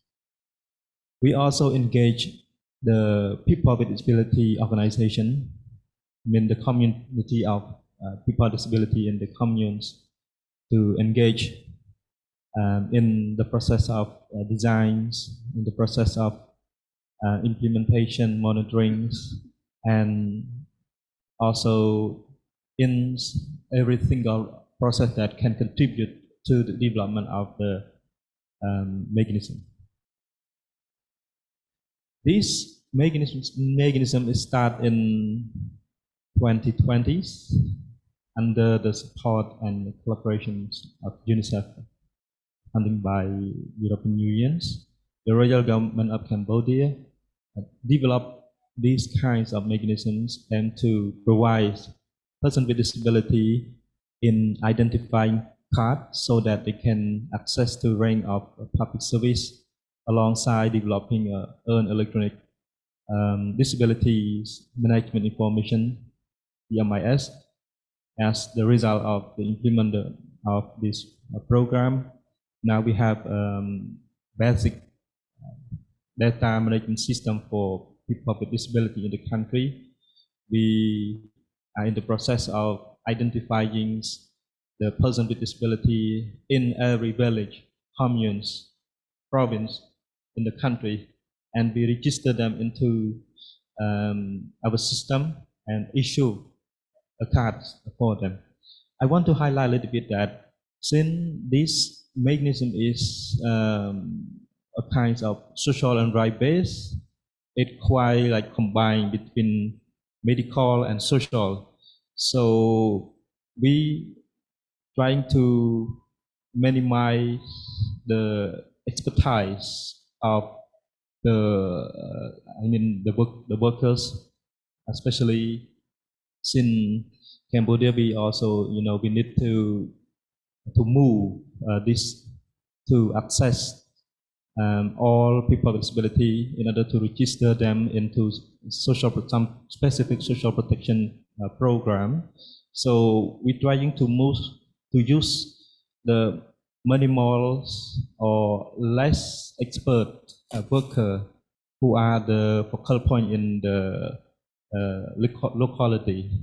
I mean, we use the less expert worker in the communes who are the commune member, and we provide them the trainings on the disability knowledge, skill, and also using the app and implying in the commune to identify the people with disability. This is the process. We have the process of identifying.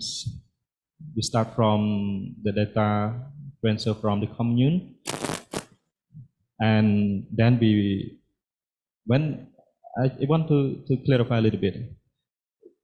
When we identify the people with disability in the village, so the focal point that have been trained on how to interview, they have a skill on identifying the people with disability. So they go to their household, or the people with disability, they come to the village hall to get interviewed. So when they interview, the information, their disability information, situation, and on are registered into the system at the commune level. After that, the commune, they transfer the data, to the provincial level, and the provincial level, they check and verify the data, and then they transfer the data to the national level, at the Ministry of Social Affairs, Veteran and Youth Rehabilitation, my departments. So our national workers, they check, verify, and then they approve on the information that have been registered and publish card for them, and then we deliver the card to individual, to the people with disabilities through the lines process in province, and then commune, and commune will provide to the people with disability at their locality. The importance of this identification program is not only providing card for people with disability to have access to services, but also it is the digital data collection with direct flow to the disability identification, disability management information system with digital link to social protection, to cash transfers, to ID pool database with different ministry, especially the Ministry of Planning, that can be used the data and the informations related to people with disability to develop and also link to any services. Comparing to the census of Cambodians in 2019, until now, we register more than 300,000 people with disability into our system. And comparing to the census, we achieve around 30%, so that there are a long way for Cambodian to move to keep trying to register the rest of people with disability into our system. And there are different kinds of people with disability. Here we have physical, mental, sensory, intellectual, and other disability, and physical disability are the majority that we have found. And we're trying to use the DMIS or our system management that I have mentioned to link to the COVID-19 vaccination, facility to respond to the need of people with disability, to the TWAIT program, to the social protection of transfer program. And also we use DMIS to analyze the data to understand the situation of people with disability. I will share you a little bit at the back. At the next slides, I also want to emphasize that we are trying to engage people with disability, to link people with disability to services, to social protection, as the government of Royal Government of Cambodia have implementing the National Social Protection Frameworks 26 to 25, that having extend the space or the coverage of the protection for people with disability. We have the disability allowance for people with disability. We have the acceleration of the coverage of people with disability for COVID-19 program that provide the monthly allowance for the household, poor and vulnerable household, and people with disability also include in that program. And we also having the new approval for in the next week we will launching the family package. Family package is one of the social protection program that have been continued from the allowance or the cash transfer for poor and vulnerable families, and people with disability are also included in that, and other programs. Here the importance of data analysis that I have mentioned, not only providing them identification and card and access to services, but the data that have been described have been analyzed by using our system, contribute a lot to the development of the policies and develop the intervention respond to the need of people with disability. Interestingly, we found some findings about the disability situation based on our data. We used the data in 2022, last year data, but we can learn something from this data, such as we found that the cause of disability are mainly caused by the illness, and the people with disability have disability from birth is the number that we found interestingly. And we also found that the people with disability have a difficult, caused by traffic accidents, especially in the age between 20 to 24. And we also found that people with disability has high difficulty participating in social activity, like going to market, to community events, and others, and it found in across all age.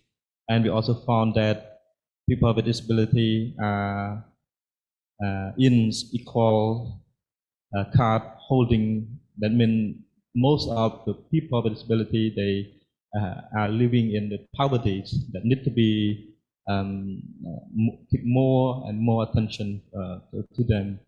And we also found that the high need of personal assistance across age group that need to be focused especially for the young guests and the oldest group of people with disability. And we also found that most children and adults with disability live with their parent, relative, and caregivers as the main care and giving providing.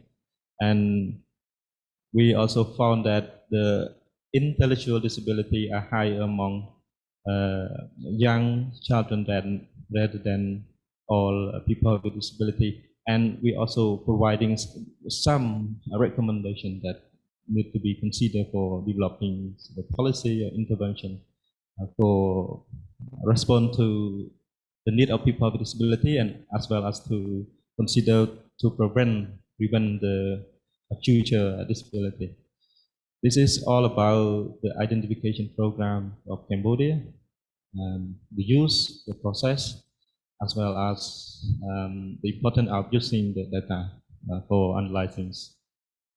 Thank you for your attention.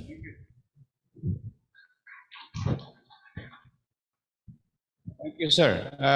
Now it would be the last from Pak Saikam Panalat. For sure, this is not the least. Pak Saikam Panalat is working, he's the Deputy Director, Department of Policy for Devotees, Disabilities and Elderly at the Ministry of Labor and Social Welfare at the Lao PDR. He will be discussing the Lao PDR Disability Inclusive Social Protection Intervention. But the time is yours. Hopefully it would be less than 10 minutes. But you know, I can be here all night long. So if you want to have, I think very interesting. But anyway, the floor is yours, sir. Thank you. Thank you. Good afternoon, ladies and gentlemen. First of all, say thank you for organizer, for host country, and especially UNICEF of Laos that has me a chance to attend that useful forum. Yeah, and I have to apologize about my poor English also because I lived it for a long time. So I will try. Yeah. First of all, I would like to inform you that now the government of Laos is approved the National Social Protection Strategy is on 2020 also. In the strategy, we include the three main work. First is the health insurance, the second is social security, and the third one is the social welfare.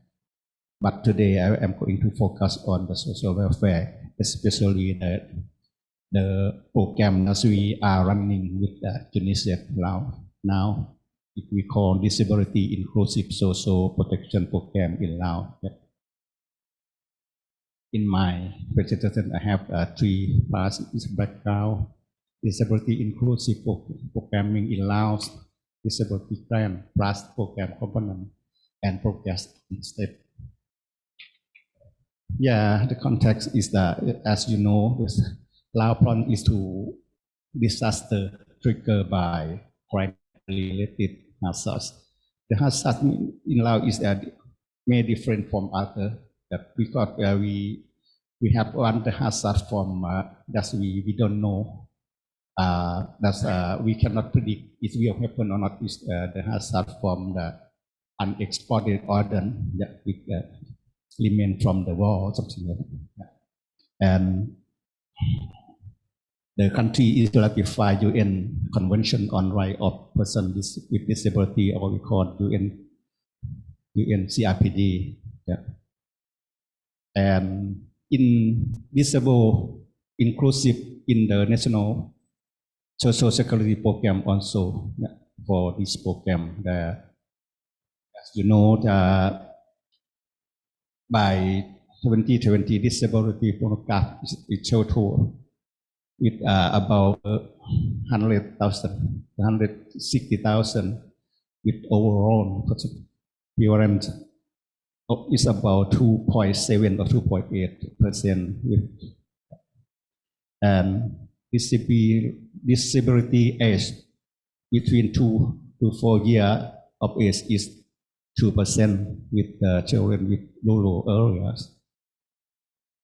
And mother education play is critical role in child functioning for example, children with mother with the secondary school and above are 15 times less. Yep. People with disability are not a homogeneous group, and they're thought out of life circle. Yeah, disability inclusive strategy. We enhancing the quality. This quickest data for disability programming and policy, and active participation of person living with disability in programming and program, including children.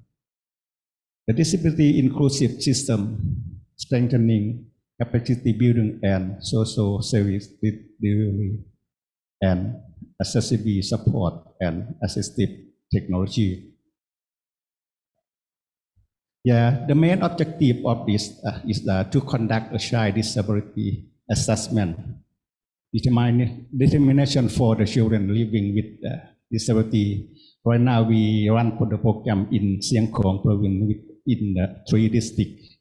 It's Pek, Pukut, and Khun district in Siang Khong province.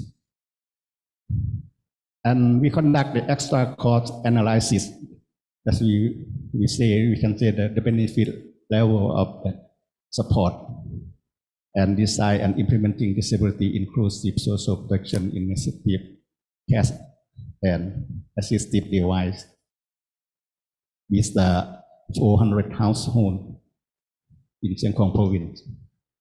Expected result. Situation of children living with disability and their household situation access. At least 400 households with children below 18 of age living with disability benefit from disability support. We have a disability grant, assistive device, family support, social welfare service, and referral. The component of disability grant project, disability assessment determination and extra cost analysis with the support from social welfare worker, provision of cashless banking system, assistive technology device, family support, NGO, and communication advocacy. Yeah. The objective of this is to assess the situation of the children with disability in the 3 pilot districts, as I mentioned before. Impact assessment. Assess additional district, Nong Hat, and control group for the impact assessment of the program by PANDA, the program for evidence of informed disability action. Methodology, the key informant interview, 10% in depth interviews, 49%, and pre-scanning and data validation question using the computer aid personal interview and other. Finding from disability assessment in 3 districts, we can conclude that severity, the data indicated that 45.6% of the children face severe, 33.3% have the extreme, and 19.3% have moderate, and the remaining 1.8 type. The mostly is physical disability is high at about 35.9%, and the other is also what we can say in the other. And the socializing, making and keeping friends is 45.3%. Even with assistance, cannot make and keep friends, and etc. And assistive technology, only 10.8% of the children in 44 use any assistive device. The remain did not post or use any owning assistive device. The household economy. Household economy, okay, is 44.7 household are covering monthly spending deficit throughout the debt and so on. And medical support. Medical support is 65.8% of children with disability were not receiving any medical consultation in the most case. This is the cost of the, it's not really the cost of the medical service, is depend on the situation that allow faith. And the household scenarios, out of the total 109 household is cover 80% needed both inclusive cash and assistive, and 16.4% need only inclusive cash. And occur 80.9% of the children occur disability at birth, and 19.1% occur it led by accident. Progress and next step. Cash deliver 3-month transfer with to 462 children with disability via bank family support initiative. Assistive technology is a component of specific dimension at assistive technology need for children. Local and international procurement, disability and maintenance, assistive technology delivery and maintenance training for the government official. Impact assessment, conduct the program impact assess with the non-health as control group. And disability fund, ability to fund for disability intervention allows, and disability inclusive program allow that. Thank you very much. Jai.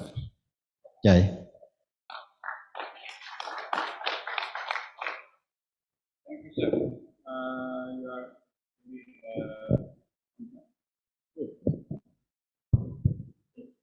Thank you. Now, actually, I mean, the findings, it's very interesting, but this strategy is making sure that the quality of data is there, and actually the impact assessment, even you are creating a control group, I think it would be good for the randomized control treatment. But some findings is very interesting. For example, almost 45% is kind of in the states in the national context is deficit financing by owing a debt. It's very kind of interesting.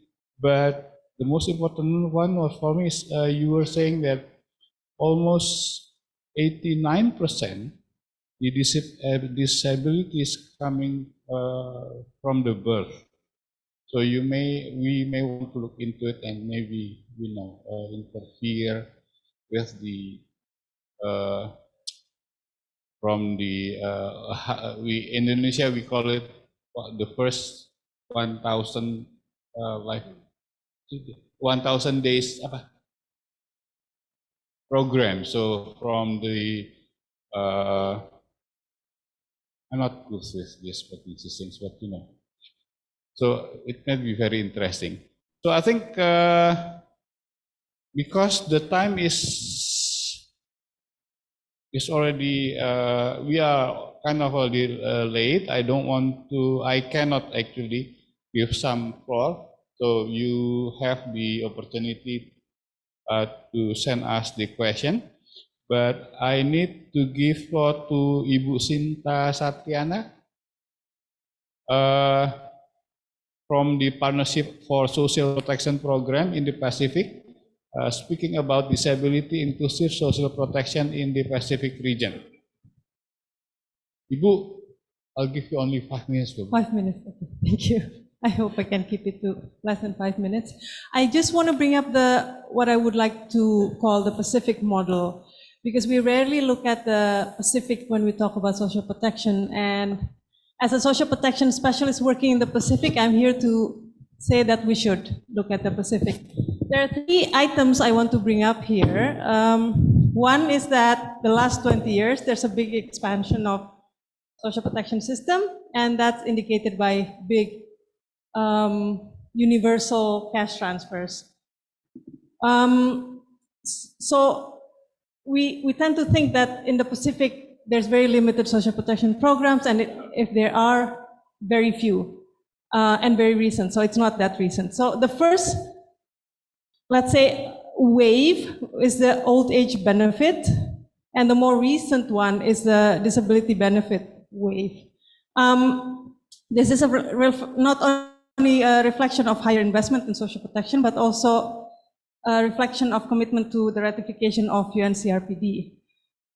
The second point is that these programs are predominantly universal. So poverty targeting is very rare in the Pacific, and when you have poverty targeted programs, they are very small and they do not develop as much as the universal programs. So this is a big investment, but mostly the expenditure is gradual, and I will talk about this more tomorrow in the session on financing. But just to give you an idea that through sequencing of age, for instance, for old age benefits, you start with 75 plus, then you go down to 70 plus, 65 plus, then your expenditure is gradual. And in terms of disability benefit, it's usually you start with people with severe disability, and then you gradually expand to other types. And in disability benefit, in any case, the take-up rate is usually slower than other programs, so that buys you time. So this is what I would like to call the Pacific model. And what we see in the Pacific is that this universal schemes expansion did not cause a shock, not in the financial, in the budgeting sphere, nor in the social fabric of communities. It has been running relatively smoothly. It has been accepted well in the communities, and this seemed to have been the right approach given the difficult geography in Pacific Island countries. Given, in some instances, limited capacity in administration. So this has been running really well. Of course, because disability benefit is relatively new compared to other benefits. There are gaps and a lot of space to learn. So, for instance, one is that medically driven assessment is still quite the common approach. And this is very difficult in places with difficult geography, of course, where access to medical services is limited. And so Fiji is adopting a more accessible assessment mechanism. I would say rather similar to what Cambodia is presenting today, and it has been going very well. Expansion of the program has been going relatively quick. The other gap in the system is that many are still incompatible with work. So disability benefit is more equated to incapacity to work, whereas what we want is cash benefits to address extra cost of living in order to help people with disability to be able to participate and to work. So facilitating that, where you are limiting the program, the benefit to people who are not working. So this is not helping people's participation in the labor market. And the last point is that it's also in places where you have child benefits in place, disability benefit is usually not compatible with child benefit. Again, this is not addressing extra cost of living, where children with disabilities need that extra support, extra resources to be able to participate as well as other children. So that's my notes on the Pacific. I will talk about it more tomorrow afternoon. Thanks.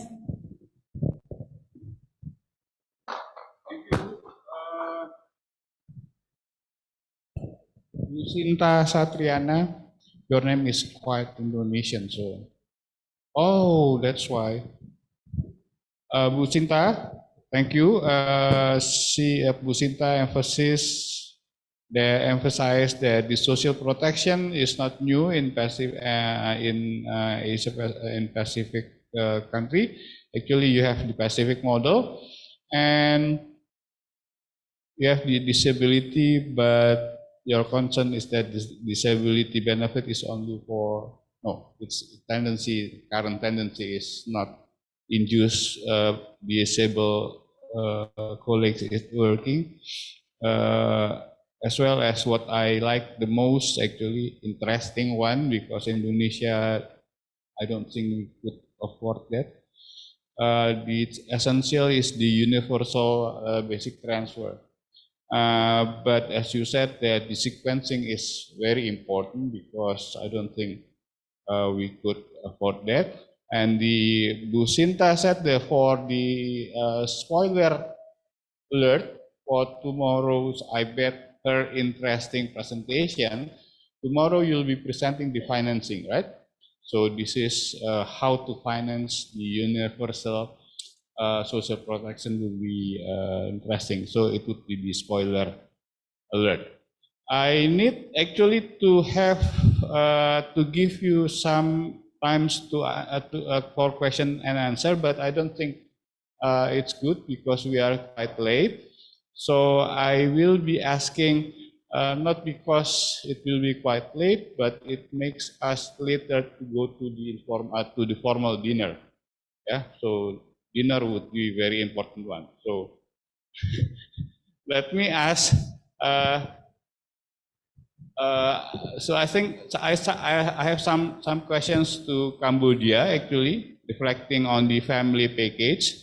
The evidence shows that the cost of package of disability specific and child benefits would be relatively modest compared to the potential impact. Can you tell us about the challenges that you are facing for expanding progressively the universal disability benefits for children and adults as a step towards more tailored packages of support across the life cycle? It's very interesting because this is about the universal disability benefits. it would be only 2 minutes, so your direct answer would be very beneficial.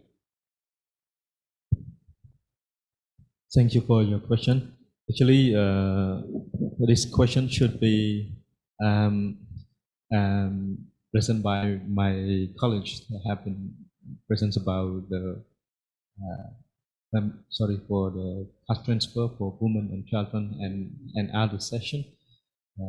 But I can intervene a little bit that the family package, which is the program that are in the process. We go into officially launching it next week to be a program that will cover for a family, the poor and vulnerable household, including the family that have consists of older people, disability, people with disability, children, women, and pregnant women, and the children who study, and the criteria, those who live in the poverty.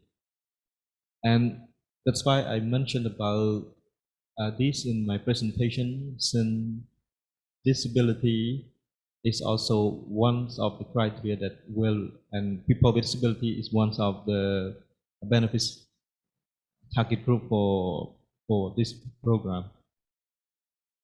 Even this program is the upcoming program, but currently we implementing the Royal Government of Cambodia implementing the social cash transfer for poor and vulnerable households during COVID-19. We initiated this program in the COVID-19 start, and then we keep implement in until today. And this program going to finish and continue with the family package that I have mentioned. If we want to categorize only two perspectives to expand the universal disability. Oh, could you also mention about the real hindrance, whether the system or administrative perspective or the financing perspective? If the latter, we can get some money from Ibu. Okay. Let me share a little bit, add up to our colleague share at the moment about the family package. Actually, family package is one of the national social assistance program, the permanent program, and also the harmonization program with what we actually harmonize the existing program that we have. We have 4 programs at the same time right now. We have the cash transfer program for pregnant women and children under 2 years. We have the cash transfer program for COVID-19. We have cash transfer program for disability. We have cash transfer for the elderly. And those 4 cash transfer programs, we actually harmonize in one package that we call family package. And we also add up another 2, cash transfer, 2 cash support to the, for the poor household family, and another target for the people with these HIVs infected. So those family package, totally we have the target group for 5 or 6 target group. 1 for the pregnant women, 2nd for children, and children from 0 to 2 for the grow both physical and mental. But from 5 to 18, they can go to school, to the primary school, secondary school, and high school. We also support scholarship for them to study, to support them like that, food, and provide cash for them every month. And another target group for the disability person, and another group for elderly, and another group for HIV person. So those family packages are a group of the old program harmonizing together. Yes. The question that you asked our colleague about challenges, of course, we actually have the scheme, the framework that actually guide us what we actually can do following the guidelines. But we also have the experience almost 4 years to implement the program for those best practice, best experience, and also with the framework that guide us. We actually ready to launch our new national in early December, and another launching program. We have already launched with the TVET program that we call cash transfer for the TVET program for students are not access to the formal school, formal education. They also can get the TVET training also. We actually already launched on the 14th November.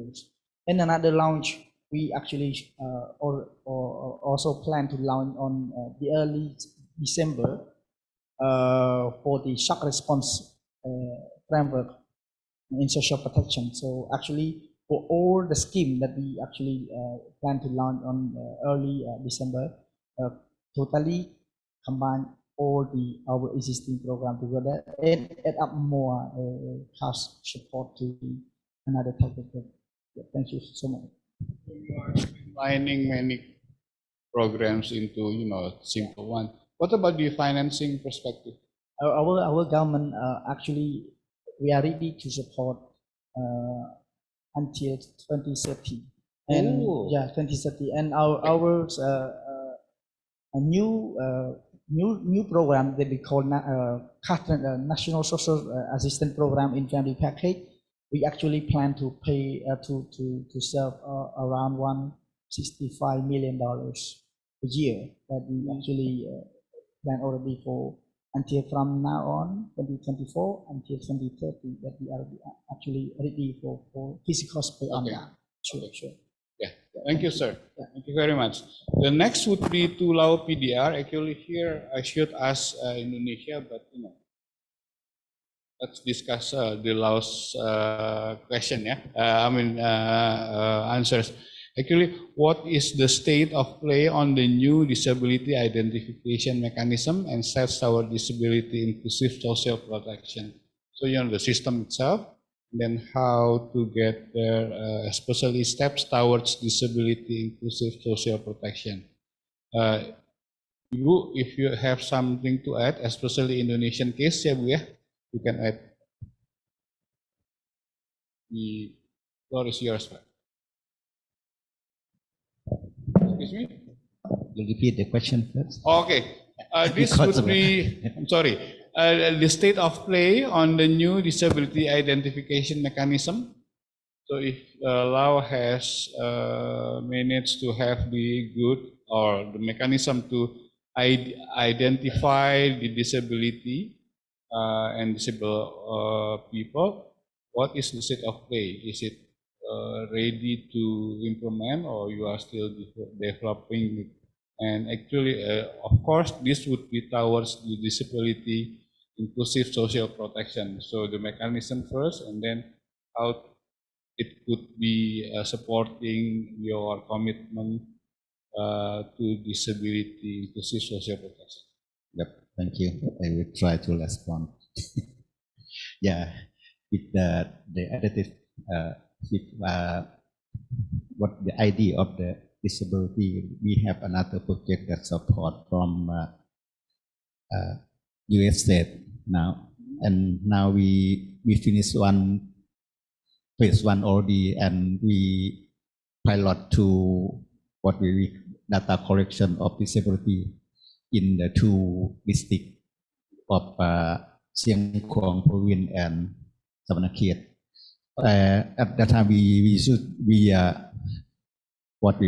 developed database for disability, and we try to collect by using LA method with what we call Washington, the Washington group question also. So that's we will try to do the phase 2 of that means we already implemented some district. Okay. Ibu from Indonesia, anything to add? So I think the same situation for Indonesia. The data for disability, people with disability, both people with disability and child with disability is rather limited. Yeah. So we also in our study recommend that the Washington Group's child functioning model to be assessed and maybe piloted in Indonesia. From the story from the other countries, I think Indonesia is like behind in terms of this disability protection.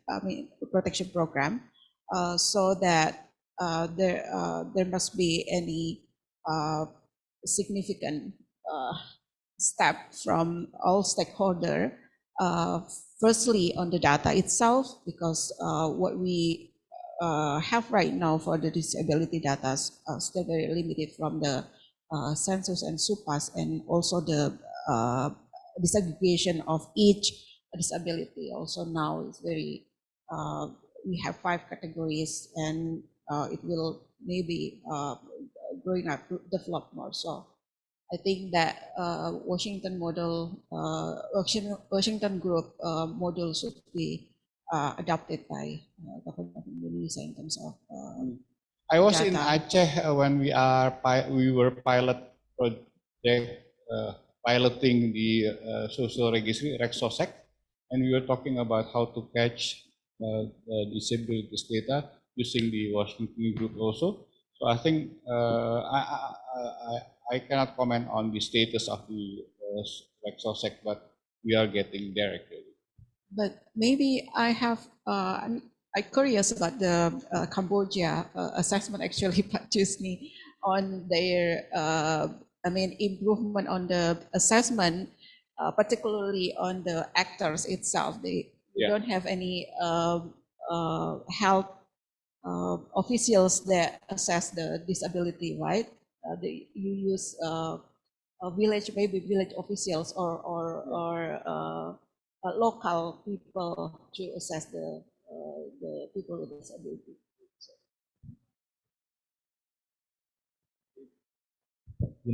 Some kinds of disability also need a certificate. So certificate from the medical, from the health expert as well. So the capacity building for the assessor is there when you are certifying the skill. Yes. Okay, that's why I say we combine the medical and the social together.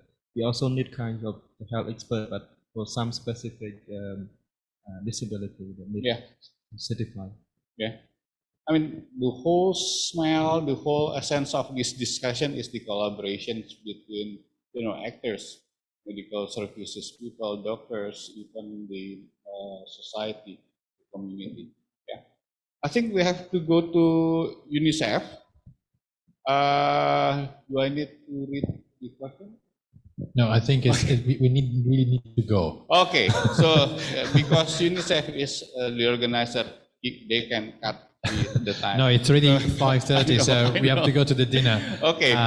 Do you have anything to conclude? Yeah, well, if we can conclude using the QR code as we have done in all the other sessions. So if each of the participants can write using the QR code the 202 QR code using Slido.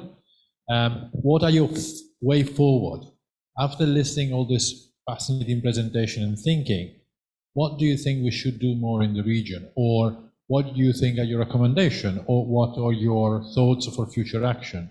But please just scan the Slido and write it down your comments for in 5 minutes. In the meantime,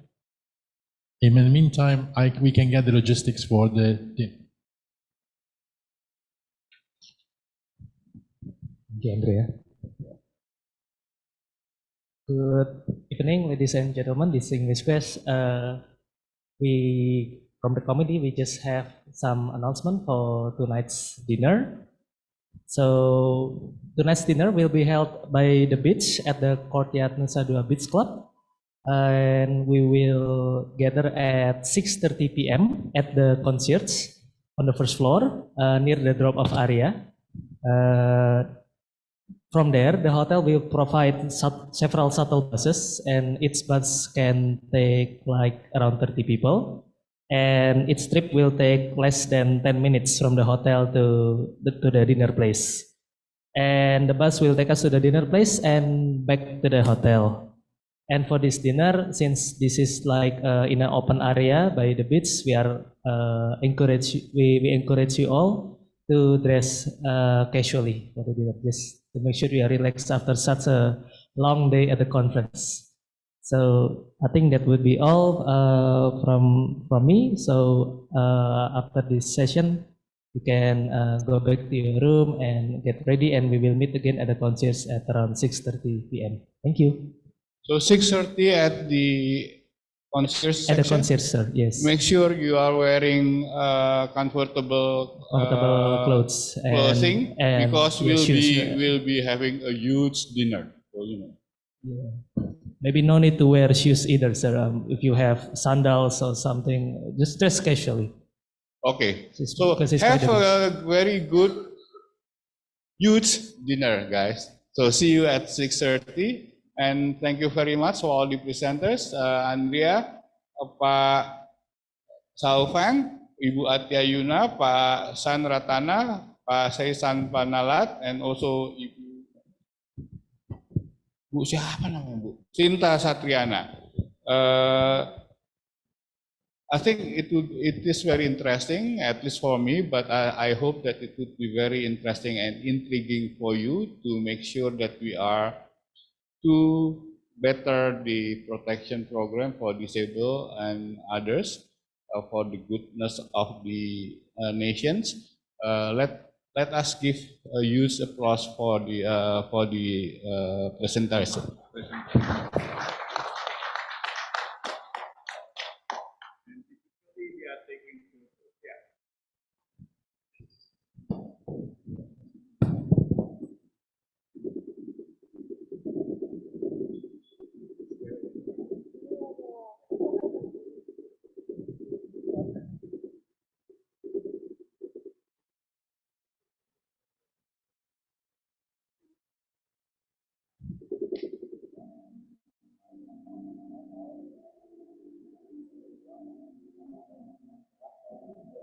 Ini yang Pasifik, woi, Bu, yang Pasifik. Oh iya. Bu, Pak Andrea. Di pinggir lah.